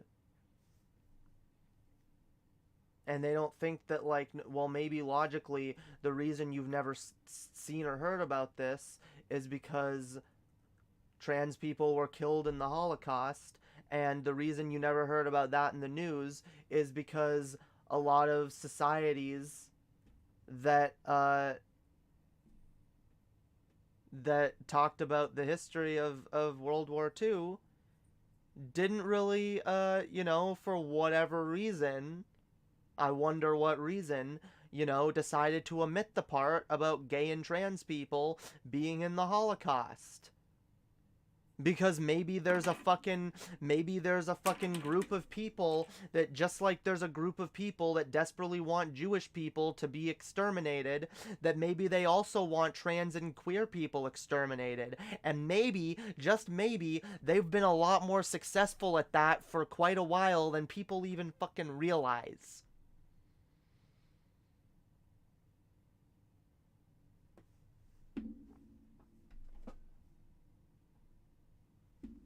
I'm sorry, queer and trans genocide is real.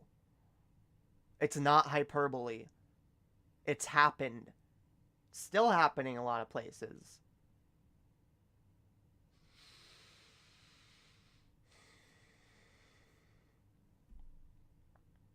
Trans people exist, and you can absolutely be born this way. And if you've never seen anyone with that condition, if that's how you want to view it, that's how you want to view it, if you've never seen anyone like us before, then it's not because, oh, it just wasn't a thing before. It's because we were treated infinitely more unfairly before. Most queer and trans people would not dare come out openly. And lived miserable lives. But then they're like, I feel like they also have this like view of it where it's like, oh well, but if you lived your life not knowing that trans people were a thing, you would have just been a happy normal cisgender. Where it's like, no, you wouldn't have. You would have just been spending your whole life desperately trying to hold on, which is what I was doing before. I'm still trying to hold on in a lot of ways, but like I have more of a sense of direction, sense of self. That like permanent self-loathing that I thought was just innate in every fucking human that I experienced since fucking high school. I realized, oh, that's not normal. And like, once you're actually comfortable with your identity, that starts to go away.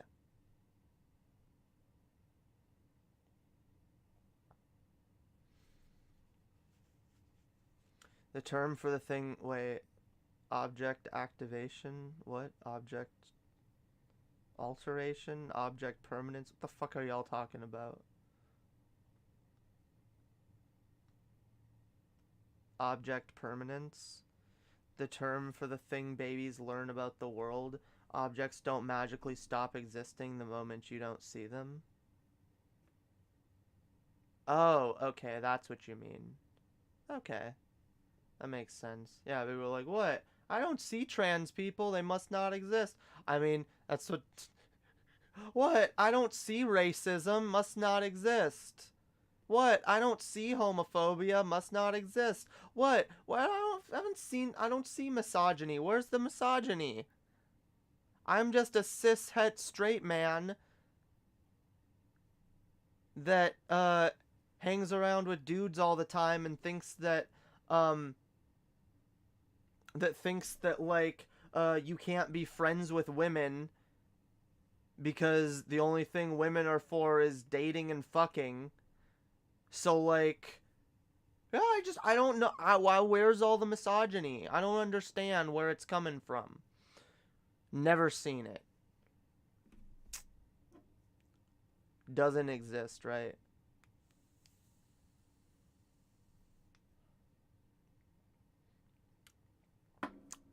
I'm here. I'm queer. Get fucking used to it, bitch. I'm here.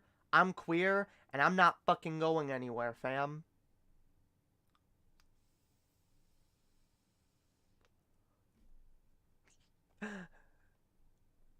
I'm here. I'm trans. Get on your feet and show me them hands. I don't know.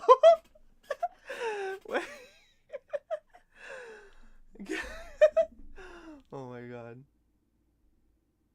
Yeah, my brother, the misogyny is staring at you. Then you get, that's also why, like, there's a lot of transphobia. A lot of guys are just kind of entitled to women. They think a woman is just there for them to flirt with, for them to try to get with. And each woman that they see is just another roll of the dice. Ooh, will I sleep with her? Will I sleep with her? Which one's gonna sleep with me? And then they see something that, like, seems almost attractive to them. And then they realize, oh no, this is a thing that I'm not attracted to, actually. They want it gone. They want it to not exist. Which brings me back to what I was originally talking about.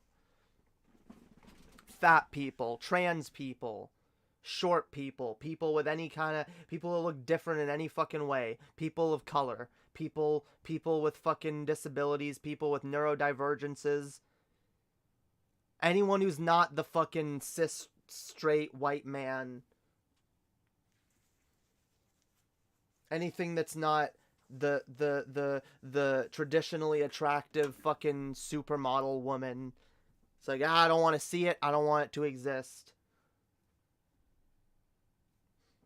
I don't care about it. I don't sympathize with it if it does exist. And you know, and it allows people to like dehumanize people they're not as attracted to, that dehumanize people that, you know, aren't as conventionally attractive. It's fucking disgusting. We're all fucking human beings, whether you want to fuck us or not.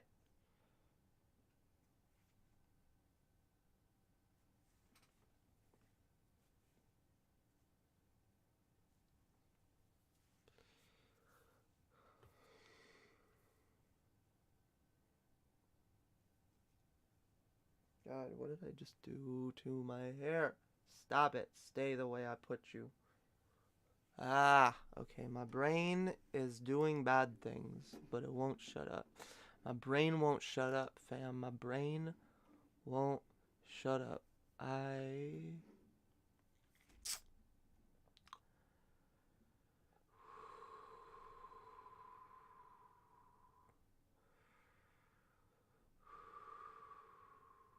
Hi guys, alright,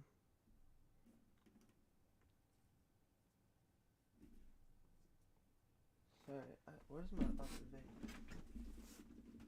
Oh, my jacket's right here, yo.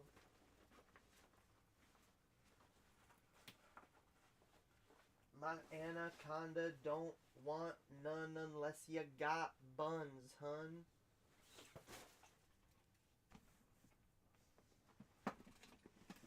I'm here, I'm queer, and I'm proud.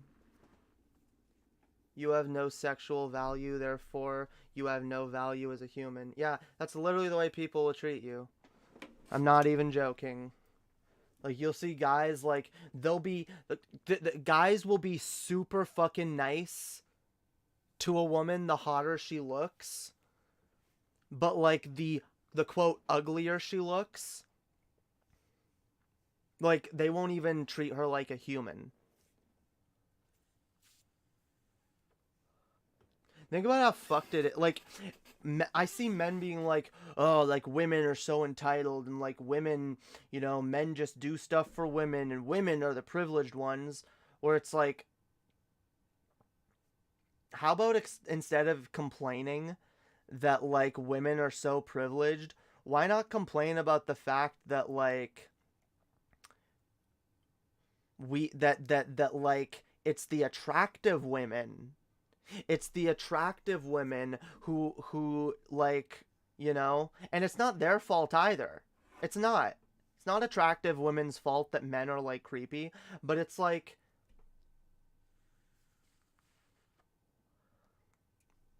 why is this person existing? God. Because they literally go around with an imperialist mindset. Well, exactly. Conform or die, motherfucker. I'm gonna play music for like a minute, and I'm gonna be right back. I have to pee. Like, really bad.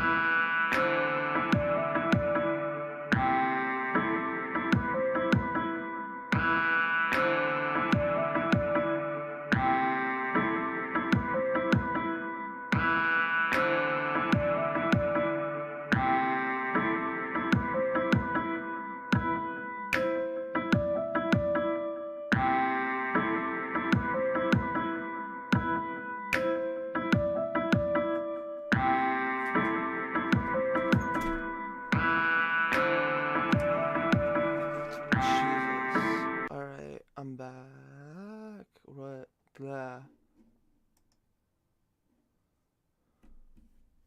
Super nice right up until she says no. Yeah, that's true.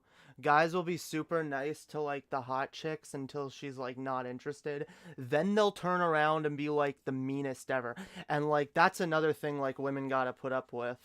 Like you can't tell if a guy actually likes you for you, if a guy actually is a nice person, or if a guy's actually a nice person, or if he's just trying to get his dick sucked. And more often than not, he's just trying to get his dick sucked.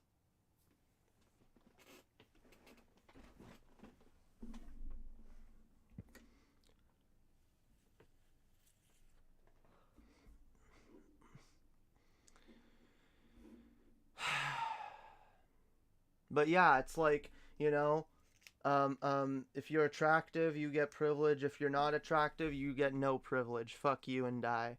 Fuck off and die. You don't deserve to live. You're not, what? You're not conventionally attractive. Most guys don't want to fuck you, so what's even your point? That's the other reason, like guys like that are really, like, confused by the existence of lesbians, because it's like, what? Wait, you mean, like, so you're a woman,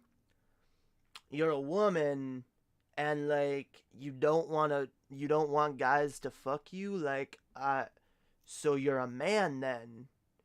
Oh, you're not a man, but you don't have sex with men. You have sex with women. That makes that you're a man then, right? Now you're a woman that has sex with what? I don't understand that. How would a woman have sex with a woman? That is stupid. I don't understand. I don't think it exists. Everyone talks about object permanence, but what about object activation? I don't know what you mean by that. We all know they want the gawk. Look. Yeah, maybe that's why all the cishets are trying to convince me to not get bottom surgery. Maybe they all just secretly want girl dick to be more abundant. They want there to be more girl dick out there in the world for people to suck. I'm all for the girl dick. I am. Go girl dick it up. But I want a fucking pussy. Thank you. I need a pussy so I can float in the air while women, lesbians who want to, of course, and are consenting, eat me out. Obviously. Because pillows are lame. I need a pussy, and then I need a pair of wings. And then my transformation will be complete. I'll be exactly what I always dreamed of being. Yeah. Hi, femme fairy princess. Thank you. I actually do like my hair at this angle. It's just a little annoying because it doesn't stay still. Wait, I should put like a hair clip like right here. I just realized what those are for. I just realized what hair clips are for. Oh God. Look, no one ever taught me, okay? Jesus.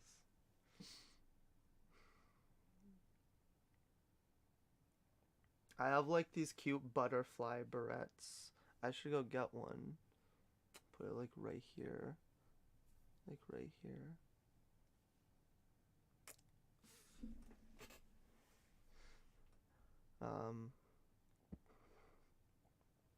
That sounded more like some dude being naive, which, to be honest, is preferable to being outright malicious. I mean, sure, but like, it's kind of insulting that like men can't comprehend a woman that isn't there for another man to fuck. That's the insulting part. That it's just like, what? Woman equals sex object for male. Why woman with other woman? Why? But she's not a man. Why does she want to fuck him? I don't understand. Like, God forbid women can have... Like, it's insulting to, like, imply that women can't have fulfilling relationships without a man involved. That's why it's offensive. Fucking damn y'all.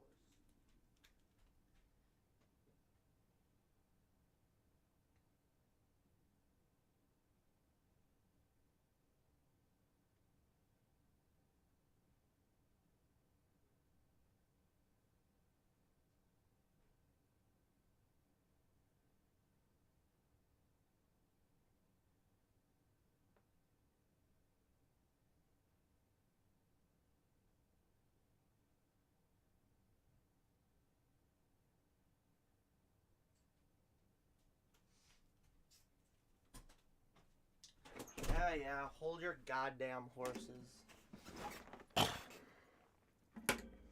Chill the fuck out. Look, see, I got these ones, and I got I got these cute butterfly ones. I'm gonna try a butterfly one. Why not? I can put that like right. Like, no, maybe it's too small. Maybe I'll use the bigger one. Maybe that's too big. I don't know, let's see. Butterfly in my hair. It's too big. I don't know. Maybe if I like get it like over more.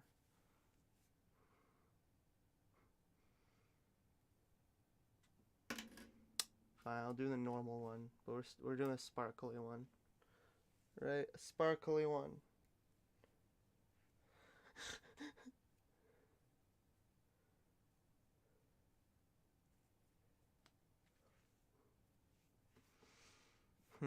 No, I want it lower, like that, yeah. No, higher though, but that's about right, isn't it? Is that about right? That's about right. I would say that's about right. I've never done this before. I've never used one of these properly before.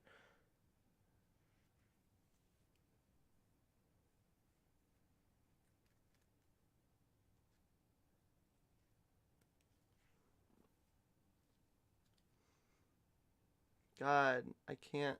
It's cute. Alright. And now I'll put another one in this side to keep this hair like in place. So it can just stay where it is. And be like, yo, don't move around. There we go. Hi.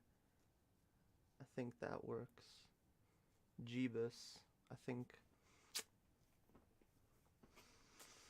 What up, fam?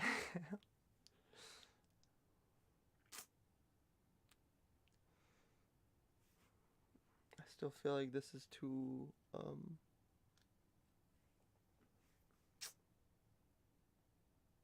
alright.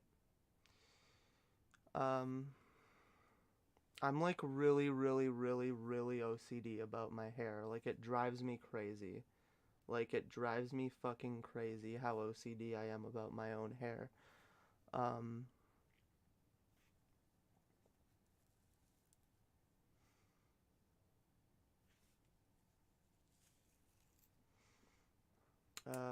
You had a dream recently about being trapped in a massive library, which you had to read a book in it because you want to see your brain trying to generate an entire book.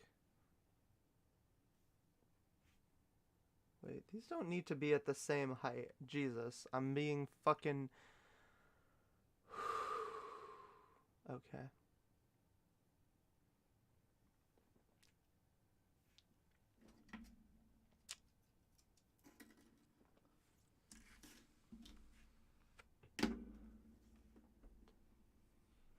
You say you want me back. I don't usually entertain such useless phrases, baby. I'm sorry. I'm a king princess fiend. Give me that king princess pussy. They bussy. Sorry. The king princess they bussy. Oh my god.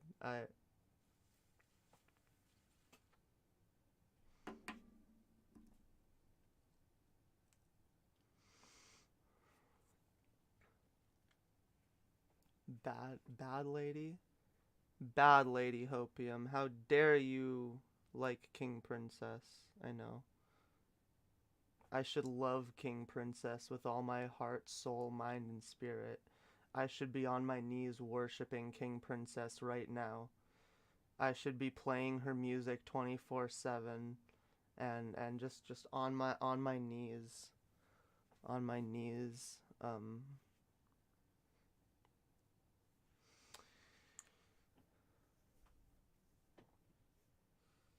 I meant the they them bussy.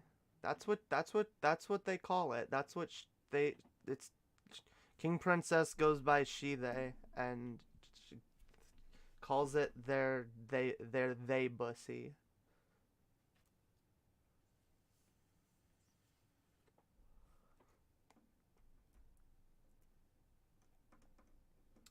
Um People always say you can't read in your dreams, but in my case, I actually can. They just don't make sense. It'd be sentences like, have you seen ever that which what? Well, that's because, well, you can read in your dreams, but yeah, it's usual when you try to read something in your dreams, it's like nonsense. Um, unless what you're reading in your dream is like a specific part of your dream is like relevant to like the ongoing plot of your dream. Otherwise, like it's like nonsense. It's nonsense words. That also happens if you're in a simulation, by the way.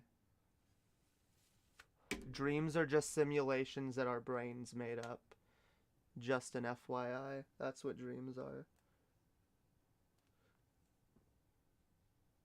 Dreams are like, basically like scenarios being simulated by our brains.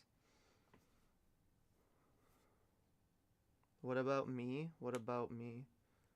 I am amazing. I am goddess of all the people and things, 'cause I, deserve to be worshipped.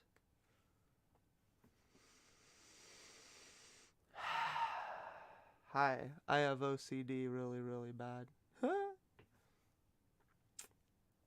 I do like it. I just, my dreams are confusing and really distressing, honestly. I don't like my dreams. I'm on meds to make me have less nightmares, and the dreams that have been coming in place of my nightmares have also been like leaving me feeling really uneasy when I wake up. And in large part, it's because they're so hard to describe. What I experience in my dreams is so weird. Like, so weird that, like, when I wake up, I'm just like, I don't have the words to describe what happened. I usually, one of the most common things I'll dream about is, the best I can describe it is like, I'm in like a giant, like labyrinth that looks like a mall or like a giant building or something.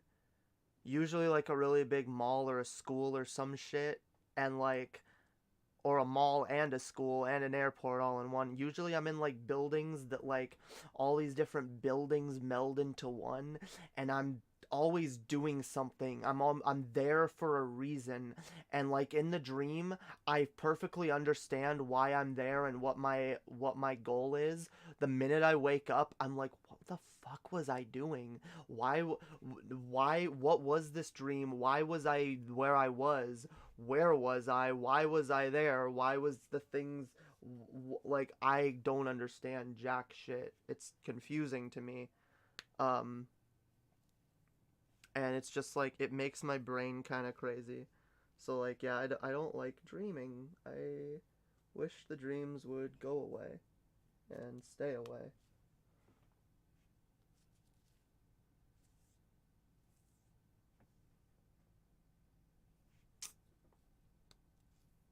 Hi guys, I'm like super OCD, and I can't just do my hair a certain way and chill and be like, I'm not gonna touch it anymore.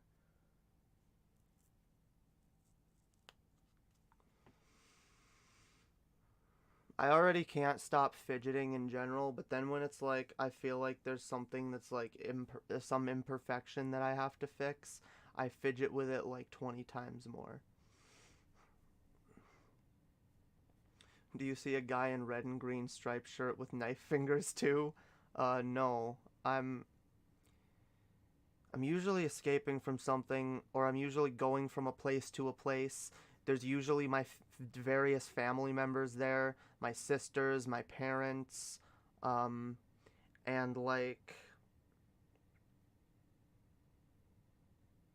usually some shit will happen that will make them mad at me, but I'm not always sure what I even did or what went wrong, but like just a lot of shit. Um it's just confusing. Like a lot of like weird, and then it's like half the time I feel like I'm in some like big mall or like some just big like airport building or some shit, and then other times I feel like I'm in some like fucking video game dungeon labyrinth. Um and a lot of times in my dreams I just kind of feel like I'm in a video game. And the locations I'm in feel like video game locations.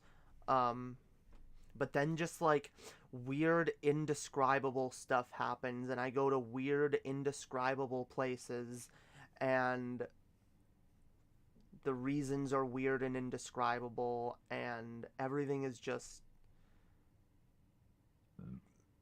it's really complex. And it's just like I see family members, which is kind of, it's not as bad as when I have night terrors about like my family and my parents and my dad and shit, but like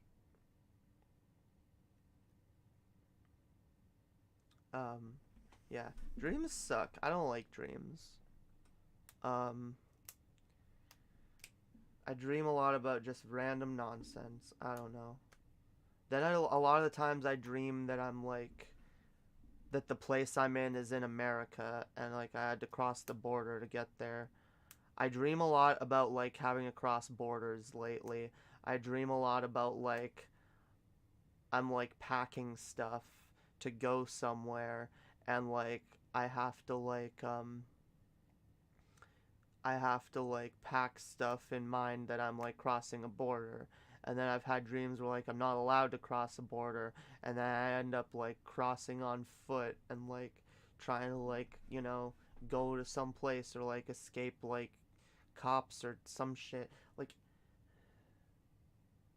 the annoying thing is all these things I just described usually happen within the course of the same dream, okay? So it's just like a mixed up hodgepodge of hundreds of different things where it's like there's little things that I see that I'm like, okay, I get why I'm dreaming about that, like the border shit. I've been I've been kind of traumatized by border crossings. I don't like crossing borders. It's really uncomfortable to me. I don't like it, gives me a lot of anxiety having to interact with border cops. Um, Cops of any kind, you know, like, but like that's a type of thing where it's like you have to interact with the cops no matter what. Everyone crossing has to talk to them and convince them that they are worthy of crossing, and that's kind of scary, you know. And so I've had a lot of dreams about that, and like, and again, like my last relationship, my ex uh kind of trying to get me to stay illegal and trying to get me to work under the table and do shit like that, and like trying to, and just me being stuck there and being afraid to go back but afraid to stay, and just everything that was a huge source of trauma. So I get why I still dream that. um I still have dreams like about like people that I...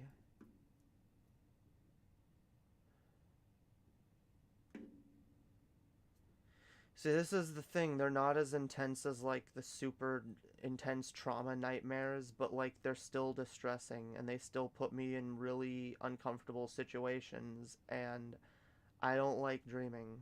I really want them to go away. Yeah, still dream about abusive exes. I still dream about my dad abusing me. Still dream about all kinds of...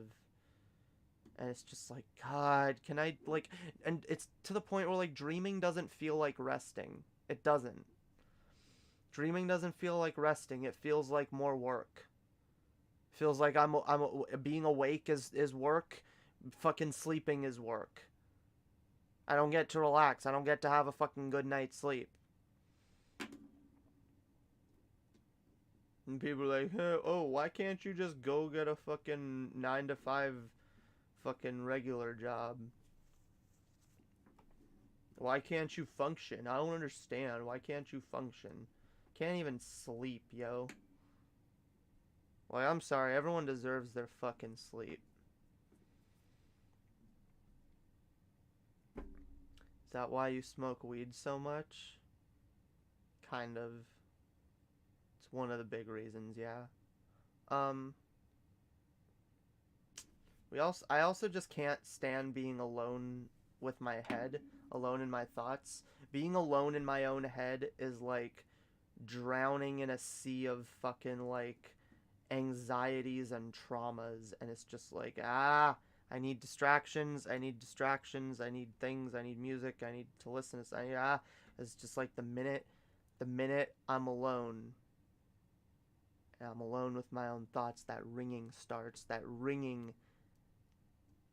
What we said earlier, it's kind of like having tinnitus, but in your head, and it's just like you feel it, and you hear it screaming inside your head, just high-pitched whining, and it's like, oh my fucking God, I can't.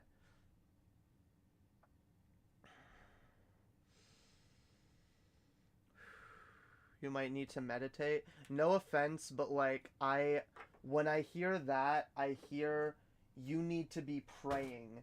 Why aren't you, like, you need to pray. Like, I don't know, maybe meditating makes some people more peaceful and calm in general. I've tried it. I can't, it's hard to meditate. Whenever I try to meditate, my brain just ends up coming up with stories to tell itself. I've tried like, I've tried like listening to meditation things on YouTube or whatever. I can't do it.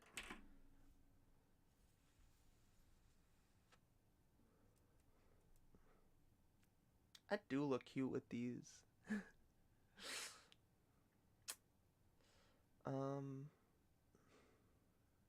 No, I know you didn't mean it like that. It's just, it's hard for me to see that as good advice because of that. And because of the victim blaming mentality of like, oh, well, it's your fault because you're not doing this more. I guess I should try meditating again. I don't know. Yeah, not good at it. Makes us feel like we're alone with our thoughts, and that's scary.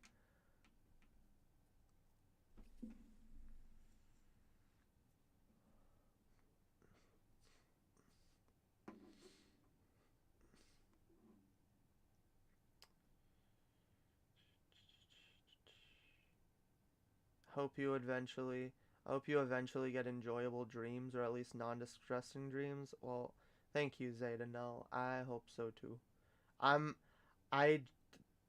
Last night was the first night I took a higher dose of the pills that are supposed to keep the nightmares away. The only scary thing is they can also lower my blood pressure, and so I have to kind of be careful.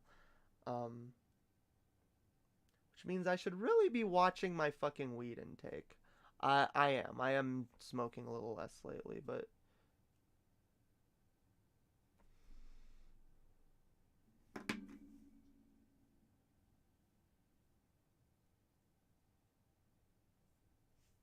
there we go. I don't know what I did. I'm doing nothing. I'm mental. I need to stop.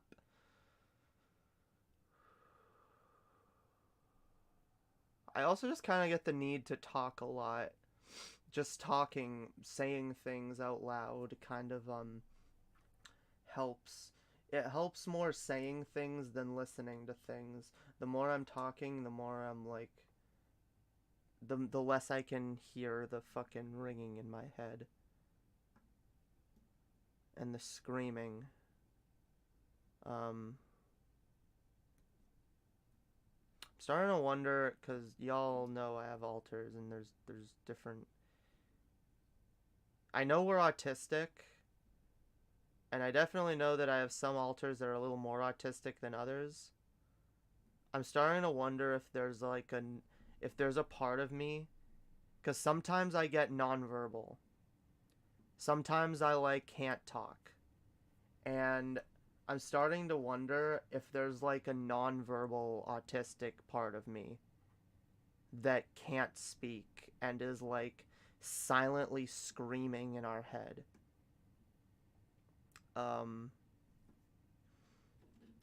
I don't know if that's the case or not, but that's what I've been feeling like lately. I've been like, as I've been understanding the different parts of myself, I start to and still don't understand some parts of myself, and then I realize like sometimes I get like nonverbal and it's scary, and like I've been nonverbal before and had to just be like, yeah, no streaming today, and I'll just like, in fact, when I'm like that, I can't even think of streaming, like it's not even on my mind. And it's just like I have this intense inability to speak, but the less I can speak, the more I desperately need to speak. The more I desperately feel the need to like communicate it to a person out loud.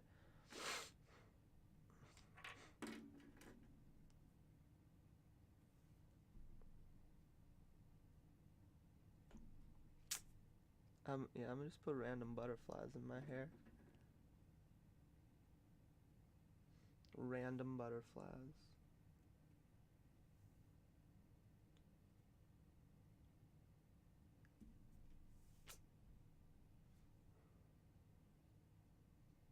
Maybe like there. Yeah, okay. Hi guys, I got butterflies in my hair. I got butterflies in my hair.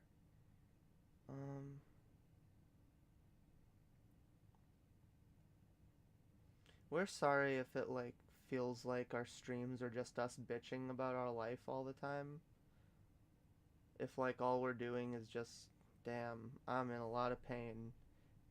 But honestly, I am frequently in a lot of pain, both both physical and mental anguish, and it's like I kind of just need to talk about it. I kind of just need to talk about it and know that anyone is fucking listening. Maybe y'all find it entertaining, maybe you don't, but it's the shit I feel the need to talk about for whatever reason.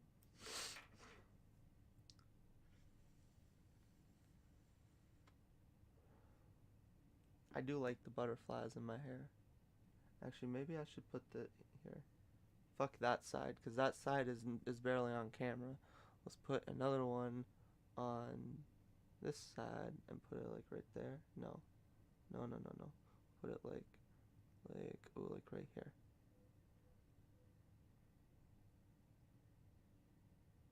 Or like, I don't know, maybe up higher even. Just like butterflies. I like butterflies in my hair.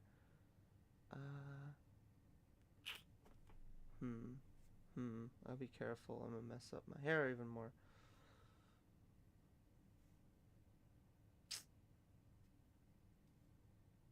I don't know. I don't know where to put it.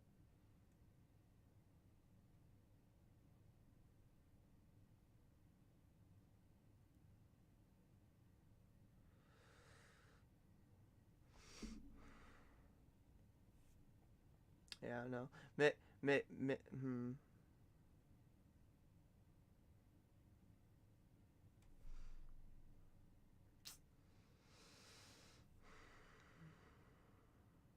Butterflies in my hair. Butterflies in my hair. Yeah. I believe and I care. Yeah, I don't know. I don't know why I'm apologizing. You guys are watching. I feel the need. See, it's that thing that I was talking about when at the very beginning of this stream that most of y'all probably didn't see, but I asked the question. I posed the question. Do you ever like wake up, or do you ever like show up somewhere and just start to feel like you need to apologize for your existence? Like maybe you're interacting with someone, or you're in like a place you're just like, yeah, I'm really sorry. Hi, I need help. I'm sorry. Hi, I like require this thing, or I'm like dealing with this thing, and like I just feel like such an inconvenience to those around me, and it's like, I'm really, really sorry that I exist. Do y'all ever feel that way? I feel that way quite frequently, actually.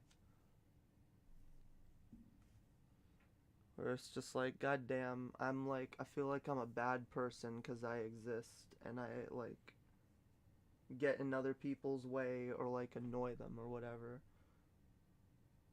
Wait, actually, what I should do, I should put them, like, hang on. I'm experimenting. Okay. Put them down there, and they're like, no, wait. Put them down here. Down fucking here, alright? And I'll put this on this side. I'll put it like down the fucking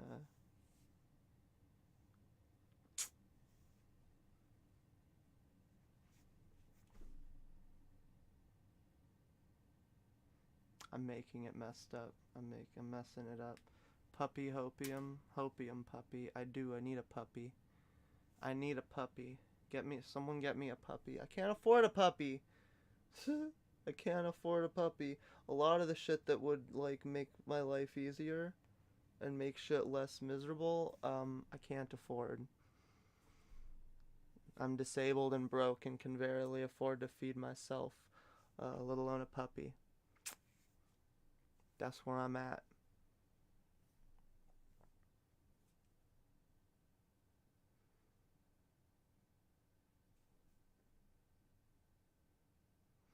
You feel reverse of that you feel reverse of that in traffic? Like, why the fuck are people here delaying me? Don't they know who I am? No, I have the opposite. I'm just like, why? I'm like, oh, I feel like such a nuisance to society. I feel like such a fucking, like, burden on the people I care about. And I wish I didn't, but...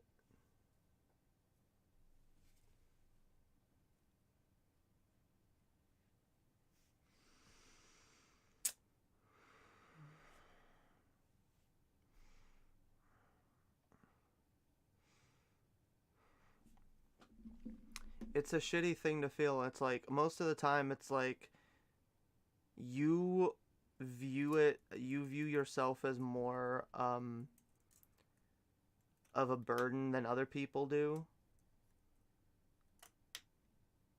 You know? But, like, you still can't help it. Even if you know that other people don't view you as much of a burden as you feel like you are, like, you still secretly think that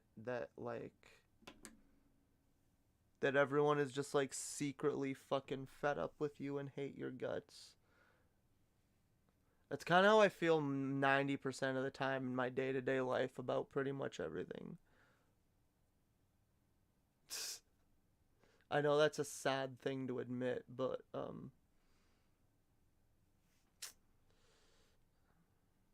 I'd rather be honest about being sad than lie about being happy. Fuck my god.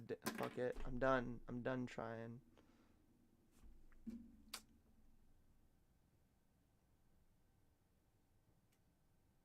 Done fucking trying. What up, Hive Psy? Welcome. Welcome, fam. Welcome. How's it going? Alright. I'm leaving it like that, okay? I'm leaving it like that. No more playing around. Yeah, you follow me on Instagram? Hells yeah. Hells yeah. I don't use Instagram enough. I gotta start using it more. I used to like post selfies every once in a while. And before that I used to post like my video game collection. I actually kind of want to start doing both of those things again, even though I don't really collect video games anymore. Cause hi, I'm broke. Remember to donate, fam. Jesus.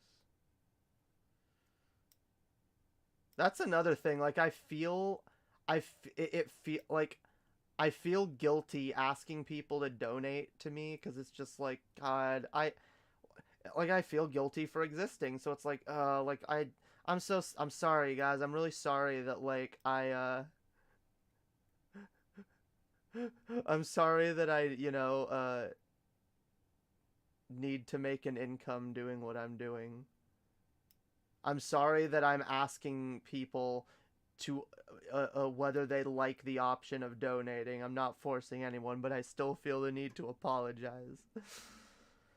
No, Emily, you need to embrace your destiny. Tumblr. Yeah, I actually am gonna jump into Tumblr more. Cause I want to have multiple Tumblrs, and I'm gonna do an NSFW Tumblr, or I'm gonna do like a Tumblr that's like censored versions of my OnlyFans content. I already have an NSFW Instagram that I use for that. I should do that. I'm gonna do that on Tumblr as well. I need to upload more shit to that Instagram though. I haven't in a while. I should just call it like Hopium After Dark.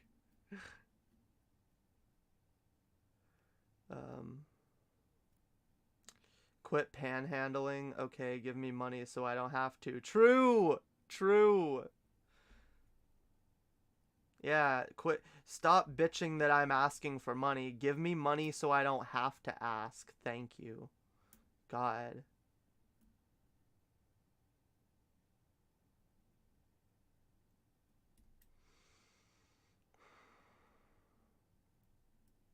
And it's fucking sad. I like thought, maybe I can make more money doing like something like OnlyFans. It's like, oh, like it's actually extremely fucking hard to like grow your audience doing that. So it's like, well, back to YouTube, I guess. Oh wait, it's still hard growing your audience there too.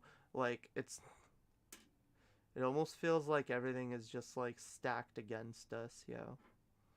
Remember when it was YouTube? It was about the people, yo. It was about the fucking people. People making shit. OnlyFans doesn't grow organically. Yeah, I don't know. I really need someone to teach me how to do that shit. I don't know what I'm doing.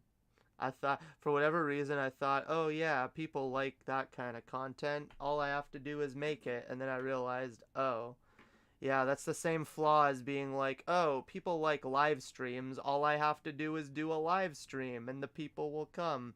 It's like, oh, wait, no, you need to get, like, God, no matter what, like, it's just fucking, just trying to make a buck online doing what I do. And it's like, nope, sorry, you don't get to make a buck. You don't get to make a buck, god damn it. I don't know if you heard, but Susan is stepping down. I would say thank fucking God, but let's be honest, she's probably gonna get replaced with someone worse than her.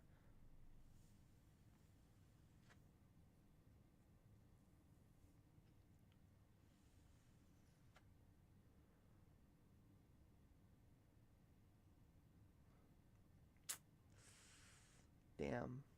I have some really bad dysphoria days, but I will admit there are other days where I look and I'm like, I'm looking cute. Damn.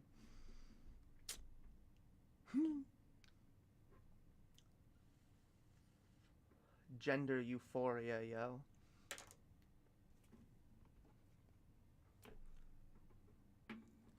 The times of extreme gender euphoria are few and far between, but when they happen, it's worth it, you know. It's worth it.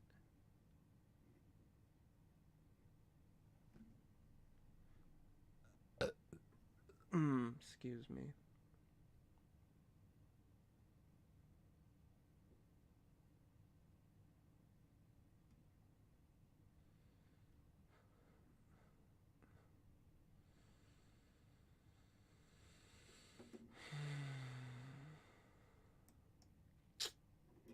Jesus.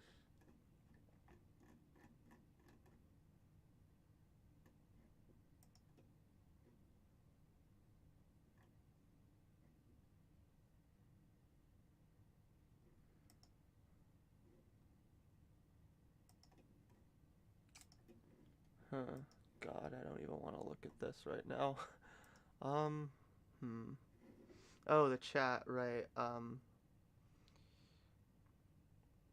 I mean, if not for YouTube fuckery, I think you would have a decent sized audience by now. Yeah, I do too. It's kind of annoying. Like I know that. I've seen the YouTube fuckery. I've watched it. I've seen evidence of it, but it's like at the same time, like it's sometimes you just feel so defeated and you convince yourself like, "Oh, this must just be because I suck."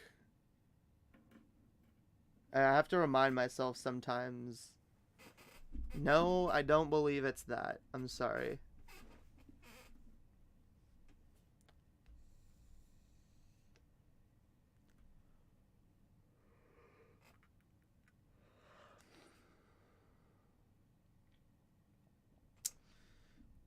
You say you want me back.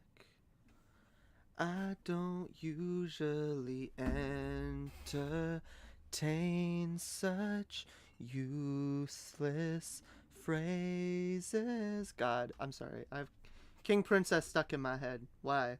Well, why not? Why wouldn't you have King Princess stuck in your head? Jesus.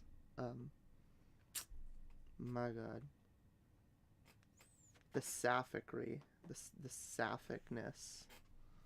YouTube algorithm and shadowing channels sucks, but there's also always room for personal improvement. Oh, of course there is. I gotta work on myself. I know that. The thing is, I kind of went through a phase of trying my fucking best, treating this channel like a job, and like putting a lot of work into it, and it also didn't get me anywhere. So I'm kind of just tired. I'm tired of like trying really hard. It's almost like when you like work some kind of job where you don't get paid fairly, and like the system is full of like exploitation and doesn't care about you, and like you were trying really hard, and then you realize, oh, trying really hard doesn't actually have much of a benefit at all, really. So I guess I'm gonna just stop trying. I haven't stopped trying, but I don't have the energy to try as hard as I would like to, but whatever. I'm disabled and dealing with shit, and I don't expect myself to be able to do my best work right now, but like I need to figure something out. I don't know what I'm doing. I literally don't know what I'm doing. I mean, most of us don't. Most of us don't have a fucking clue what we're doing.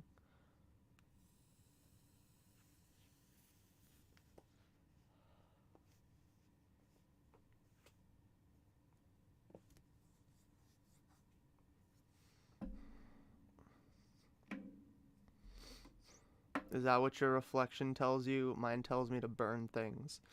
Yeah, no, when I look at my reflection in the mirror, it just tells me that I'm a worthless piece of shit and I should stop trying. And I got literal. I'm not joking. Okay, I have those thoughts in my. Those are intrusive thoughts that come in my head a lot, and I gotta fight those thoughts. I gotta really fight hard The thoughts that just tell me just fucking give up. Just fucking get, like, you're so tired. Life is so tiring. This is so fucking, like, just fucking, it's like, I gotta call myself up. I'm like, no, I'm not giving up, fam. I'm not giving up. Even though I feel like I want to. I'm a goddess. You need me. We need you. The people need me, yo.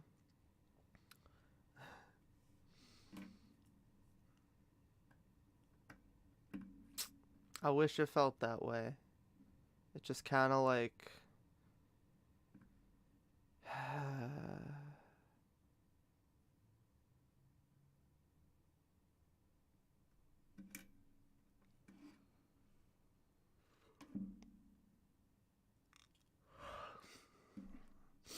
This feels like I'm trying really hard for nothing. For nothing! I fucking work my ass off and got nothing to show for it. Actually, that's not true. I do have something to show for it. And it is sweet chili Doritos. Alright? Jesus. 2 for $9.50? That's expensive. I only bought one. I didn't even...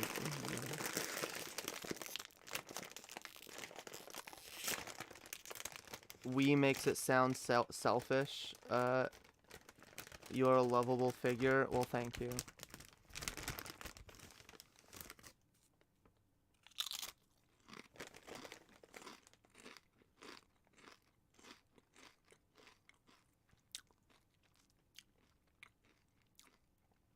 Damn. Alright, you know, I was gonna give up. You know, just stop trying, but like these fucking sweet chili fucking Doritos are fucking good, yo. Jesus. They almost like reinvigorate me.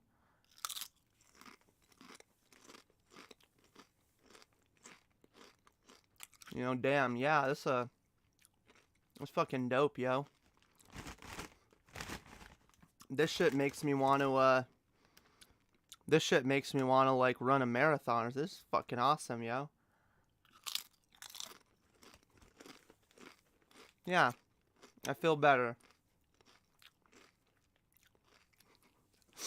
What a sponsor. Yeah, yo. Damn, I'm kind of thinking of unaliving myself, but, someone gave me these, sweet chili heat Doritos. They said I should, you know, at least try it once before I, you know, leave this mortal plane. I don't really know what all the fuss is about or anything, but I guess I'll, give it a taste here, like,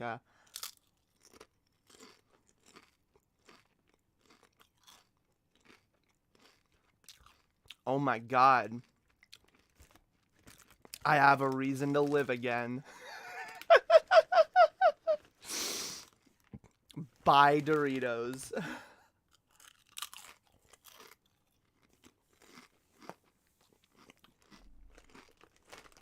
Yeah, maybe Doritos cure depression. Who knows?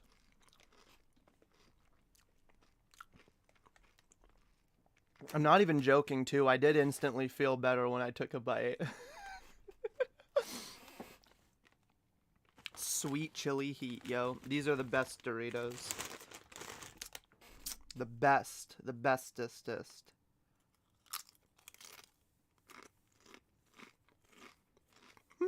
And then you start stealing to feed your Dorito addiction. Yeah.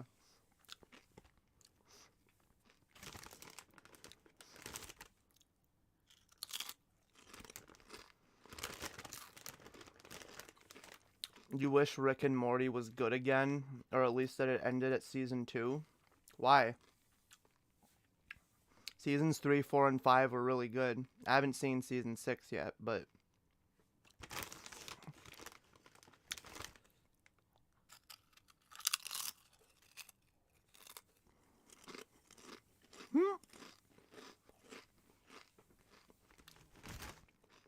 Yeah, maybe I need a new addiction. You know? Instead of, like, weed and alcohol. Doritos. Yo, no, he just feels like it's missing something since season 2.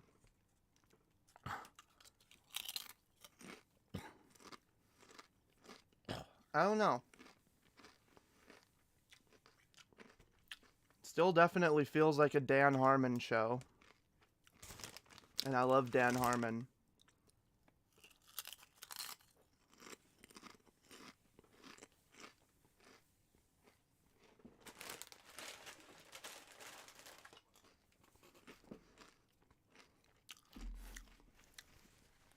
The Evil Morty episodes were the best. Yeah, Evil Morty was pretty cool. I don't know. I like the evolution of Rick and Morty. I haven't seen the newest season, but I do like Rick and Morty.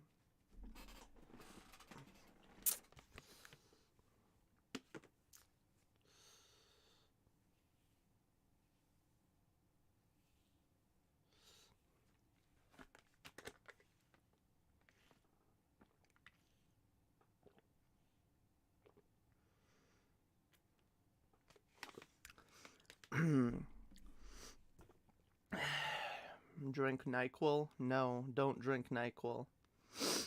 That's actually really, really bad for you. Don't do lean.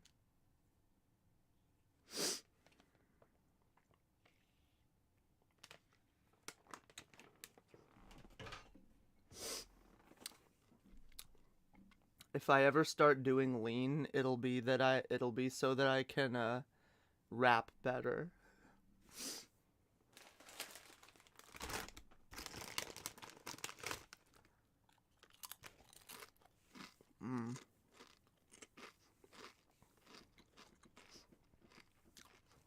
Damn, I really like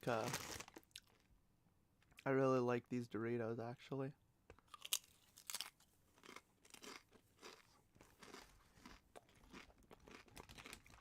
They're spicy and sweet at the same time. It's like a flavor explosion in your mouth. I should be a Come on, I deserve a shit ton of sponsorships, okay?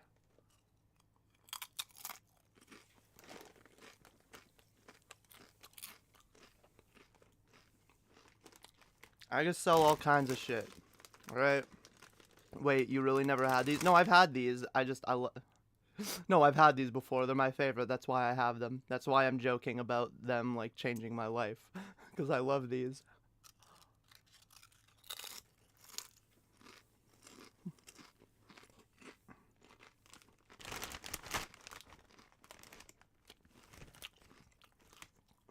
Like, I could actually get through this entire bag right now if I'm not careful.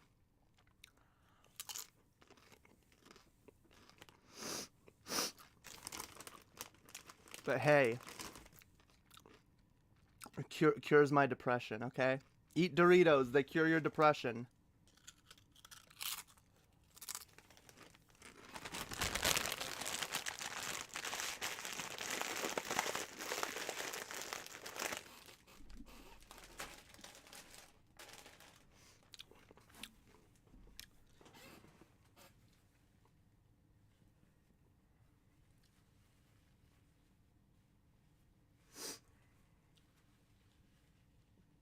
Goddamn. Again, I apologize to y'all for whatever the fuck this show is tonight.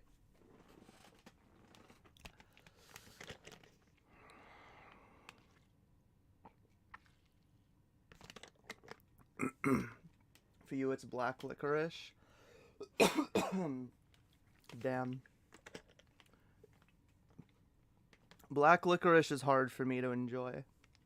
I like a very little bit of it, and then no more.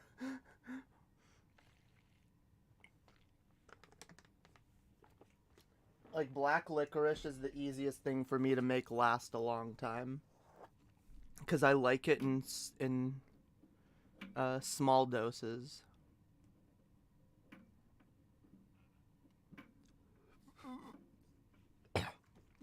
Like that song, yo. I can only take you in small doses. Small doses. Loving you, it's explosive. You know it. I can only take you in small doses. BB, what? How do you pronounce her name?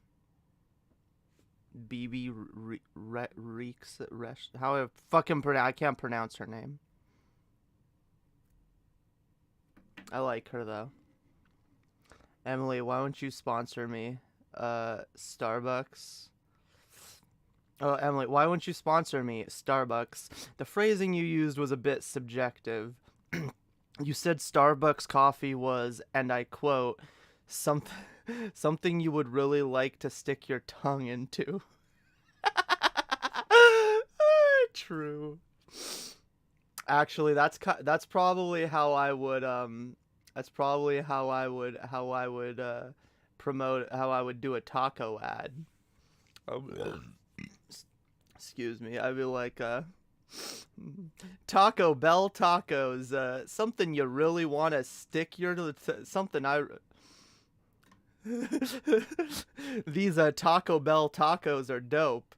This is something I really want to stick my tongue into, you know? I really like, or maybe I can be more like, Taco Bell. Oh, these tacos, like, they make you wanna, no, how would I do it? Taco Bell tacos makes you wanna stick your tongue all up in that shit. Taco Bell, Get it? 'Cause tacos. Bad joke. Bad joke? Nah. Bad you. You got it. Hardee's. Okay. We don't have Hardee's here. We have Harvey's. Harvey's. Harvey's, yo. I got Harvey's. It's a burger. I can only take you in small doses. Loving you, it's explosive. You know it.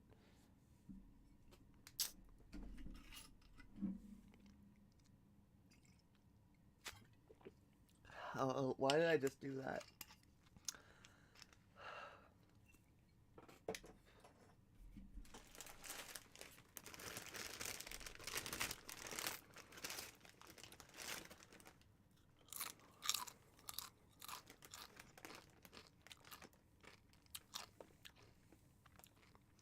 I have not seen Hardee's commercials from any time. Because I don't live in the States.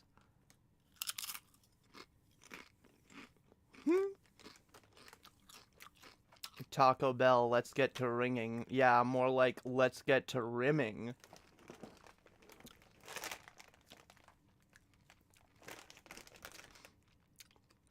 Get your rim jobs at your local Taco Bell parking lot.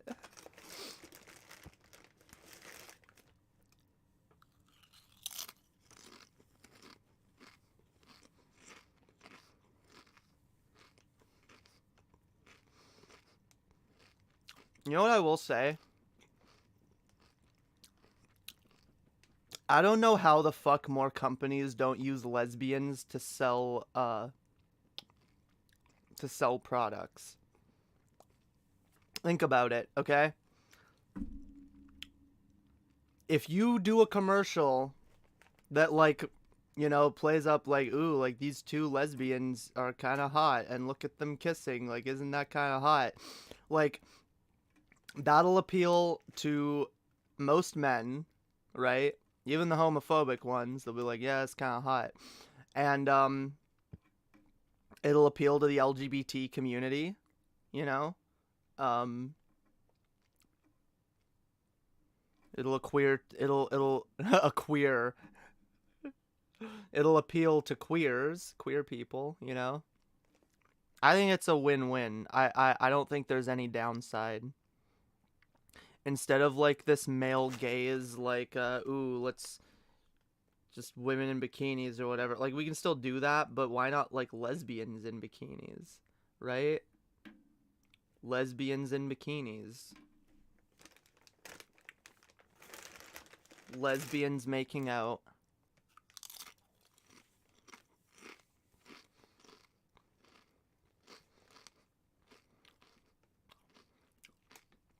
Oiled up ass commercials, damn. I don't get the obsession with ass. I don't like ass.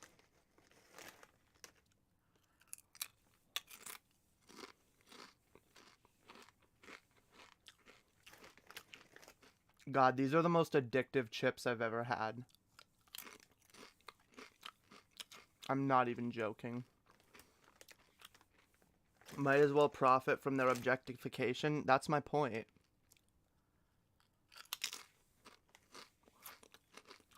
Lesbians get hired. There's more representation. And men can be turned on by it. Everybody wins. I guess except straight women, but...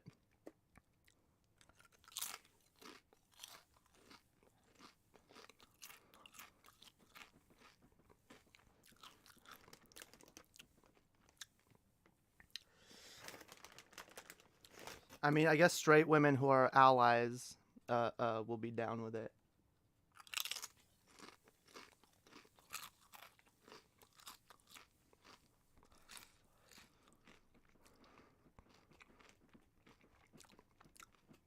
Two things sell, sex and fear. If you don't buy this chicken sandwich, nobody will ever love you again, and your nipples will fall off. Damn. Should I just be doing these streams like half naked? Should I just like wear really revealing clothing? Is that the secret?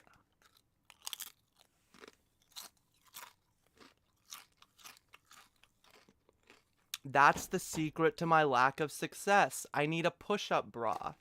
I need like, right? Like push-up bra. Then I'll fucking be wildly successful. I figured it out. Please don't.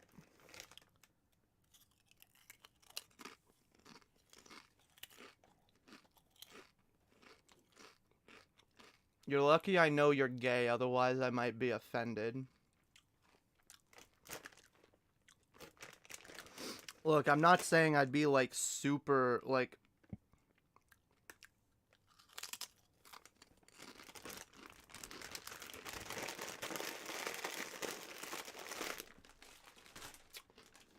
Look. Are you saying that you, as a gay male, would be, like, off-put and less likely to, enjoy the stream if, like, my tits were slightly more prominent? Would that actually detract from the stream for you in any way? Like, you don't have to be into it, but, like, it's there if people are, yo, I don't know.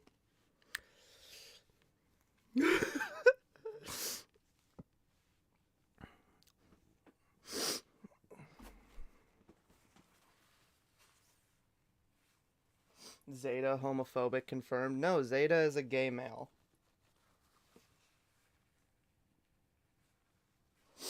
It's fine. Alright, look. I wouldn't be the first female streamer to be like, ooh, I'm gonna, like, dress a little more reveal. When I say half naked, that's, like, hyperbole. I mean, like, that's, like, an exaggeration. I mean, like, oh, like, you know, I'll dress a little more provocative, because why the fuck not, yo?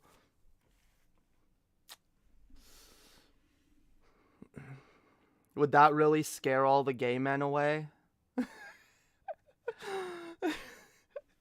I don't know, maybe. That's the funny thing. Fucking, you know,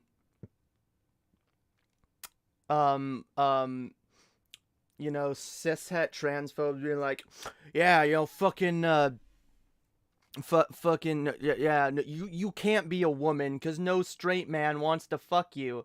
And then like you should ask, like the that only begs the question, right?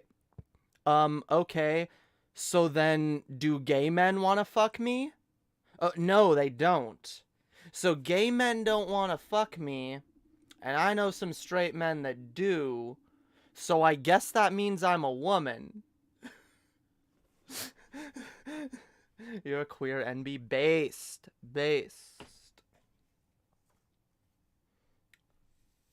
I would be an NB if I didn't love being a woman so much.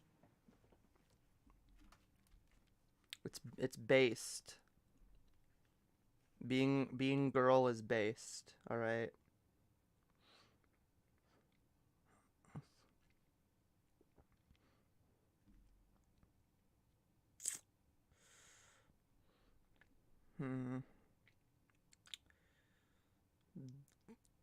Dis nonsense, yo. Dis load of nonsense right here.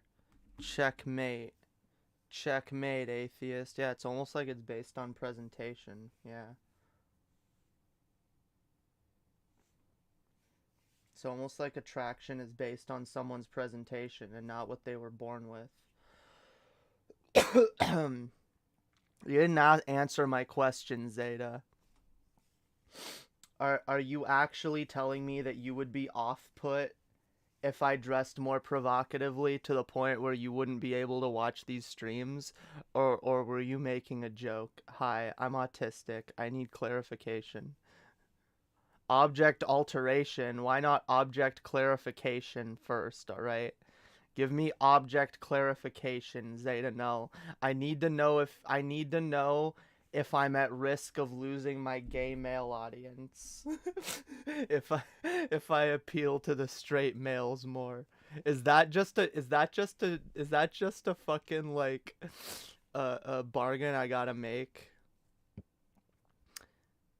You can either do you okay. I was just making sure that it wasn't a thing that like is like a huge like what should woman dressing more attractive I don't like it. I can't watch this stream anymore. I see her cleavage. God, the fucking cleavage. I can't. I don't like women. I don't like tits. I don't want to see even a little bit of fucking cleavage. Get it out of my face. Get it out of my fucking life. I mean, being a gay male is based, I will say. It is based. Alright? Being gay in general is just based. Alright? If you're gay means happy. Alright? Gayness equates to happiness. Alright?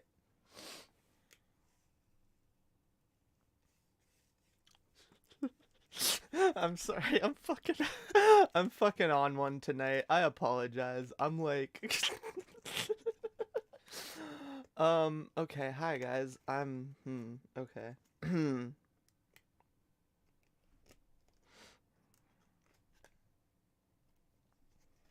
You love you some men's? That's pog. I wish I liked men. I really do. I actually do. I wish I was bi or pan. I think the farthest like well, okay, I've seen pan seems to have different definitions to different people. If you're using pan and that you don't care what's in someone's pants, then I guess I am pan. I don't care what someone's like. Although I do like titties. I also like You're not? No, I'm a lesbian. There's a reason I call myself a lesbian. I only like girls and femme-presenting people. Well, no, but I like NBs too. That's the thing. Like, that's what makes me realize, oh, I kind of am pan. I'm pan-sapphic, okay? That's what I did. If I'm pan-sapphic. I definitely prefer sapphic relationships, and but like I will be into some men if they're pretty enough for me. You thought it was more diverse? You thought I was more diverse? I'm not. I like girls. I like girls, god damn it. Trust me, I'm like painfully gay. I love girls so much, it makes me want to cry. It makes me want to cry. It's like, my fucking good girls, why am I so gay? I'm just so fucking gay. Oh my god, she's so cute. She is so fucking beautiful. Why can't I hold her at night and like kiss her and like stroke her hair? Oh my fucking god, I love her so much. Why doesn't she love me back? Oh my god, girls, women love, oh my god, like, yeah. Ooh woo, women, ooh woo. Like, oh my god, I'm so like in love with like this woman. Like, it like makes me want to fucking like, oh my god, like my head's gonna explode. Like, why is she so pretty? Why is she so hot? Oh my fucking god, why? Oh my god, she's just, oh my god. Time to drool for 50 hours. Yeah.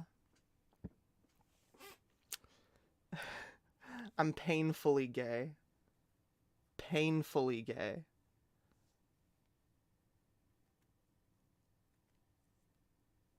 I'm actually like, I'm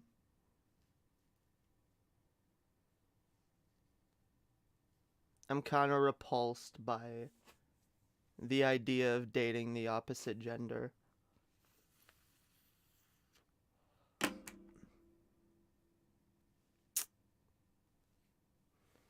Don't know why, it just is.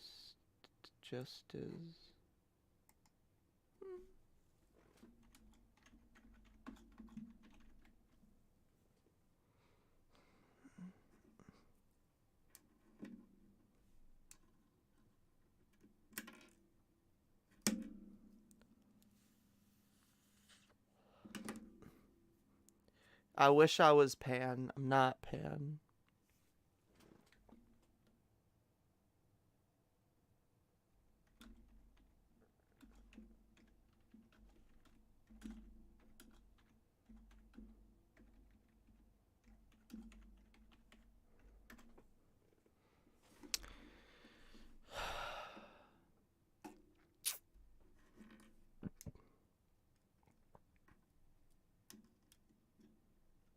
I'm aesthetically attracted to some men, but it's only an aesthetic attraction. Like I have like an aesthetic appreciation for some men.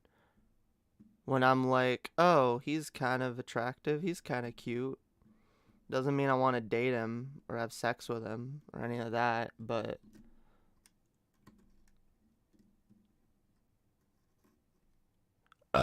excuse me, fam.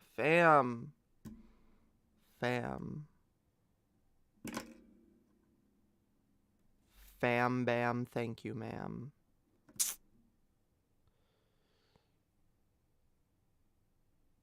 Damn.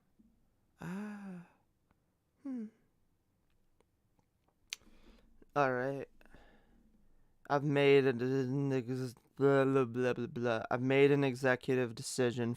6 minutes, 5.5 minutes longer, and then I'm out. I'm out. So ask me your final memes or whatever. All right. Final memes in the chat. Final talking points. Final questions. Final whatevers. Okay. Jesus. This stream might not stay public. Yeah, I don't know. Oh no. Oh no.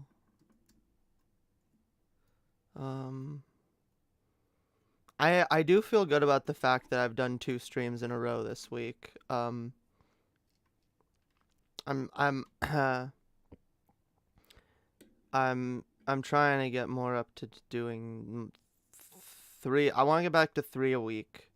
3 streams a week. All right. What would you do with a snow leopard?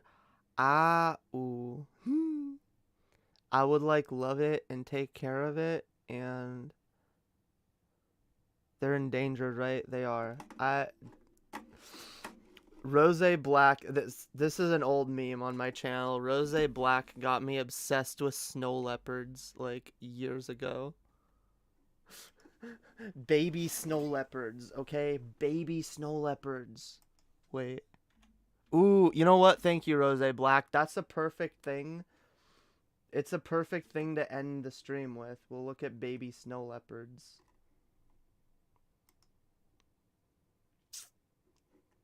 Hmm.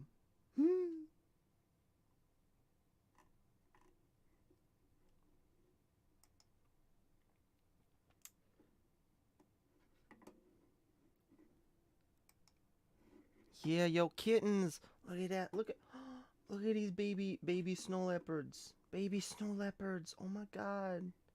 My god, look at that precious little thing. Look at these precious little babies. Snow leopards are really cute. Snow leopards are really cute. Yeah, cubs. Yeah, they're cubs. Whatever. Fine, I'll type in snow leopard cub. Cub. Alright, there we go. It's a cub. It's a baby. What's the difference? They have like newborn ones. Little tiny. Little tiny. Damn. But yeah, snow leopards are cool. They look really dope. And then just like even older snow leopards just look fucking. Look at these things. Alright. They're beautiful creatures. Beautiful. I love cats. I love small cats. I also love big cats. Cats are amazing. Best flavor for a Klondike bar. Speaking of diked, yeah. How about best flavor for a Klondike bar is pussy flavor. What would you do for a Klondike bar? Klondike bar. A dyke bar. A Klondike bar. Damn, I don't know. Yeah, snow leopards are poggers. Poggers, yeah. Look at that little guy. Look at that little guy. Adorable. Adorable.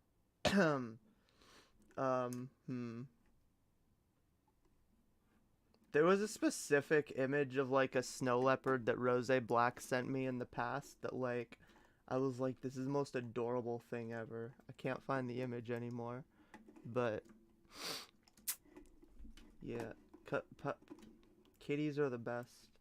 Kitties are the best.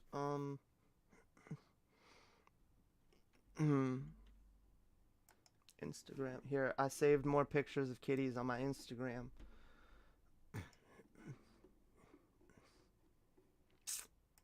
Oh, see, here we go. Yeah, look at that. Look at this cute. Look at this. Aw, kitty at the spot. Kitty spot. Aw, aw, fuzzy little kitty. Oh my god. Oh my god. Fuzzy babies. Fuzzy babies. Oh my god. That little wait, can we hear it meow? Can we hear it meow? Oh my god. Oh my god. Oh, that's so cute. Oh my god. Oh my god. It's so beautiful. I fucking love kitties. I love kitties. They are so beautiful, yo.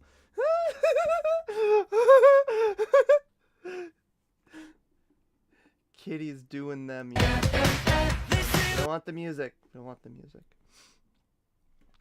Aw.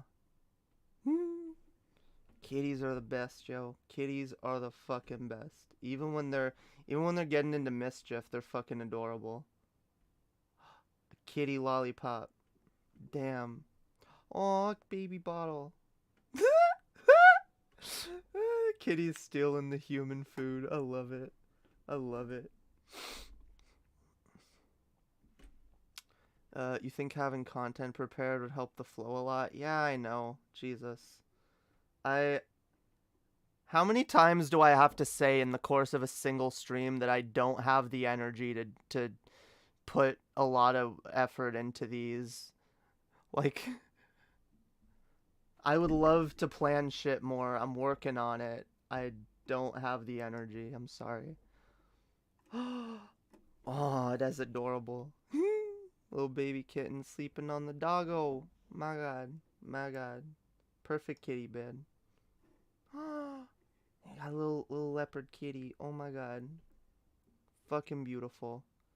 Beautiful. Oh my god. That face. That face though. That face though. My god. I love it. I love it.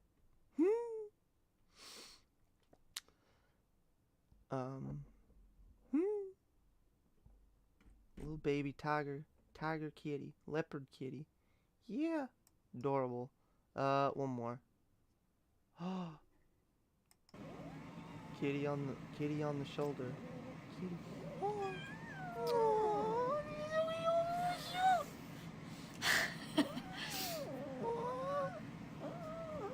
What a baby.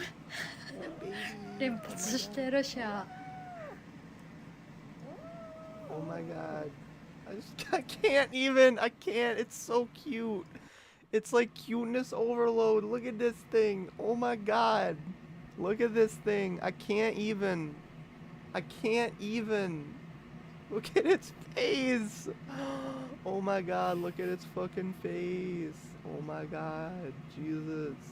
Its fucking eyes. Oh my god. It's so fluffy. It's so fucking fluffy. Oh my god. Oh, baby. Oh, oh my god. That's so cute. Damn, I love kitties. I love. Alright, last one. Kitty versus doggy. Oh, I've seen this one before, but whatever.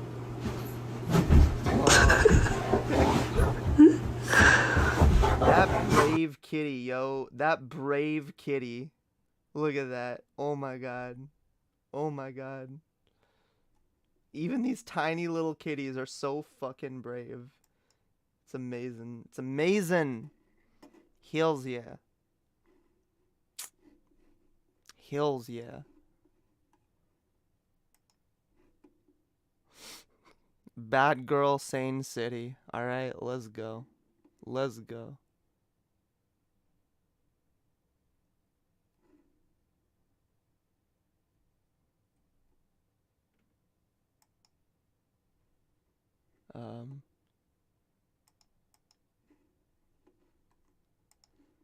Anyway, alright, fam.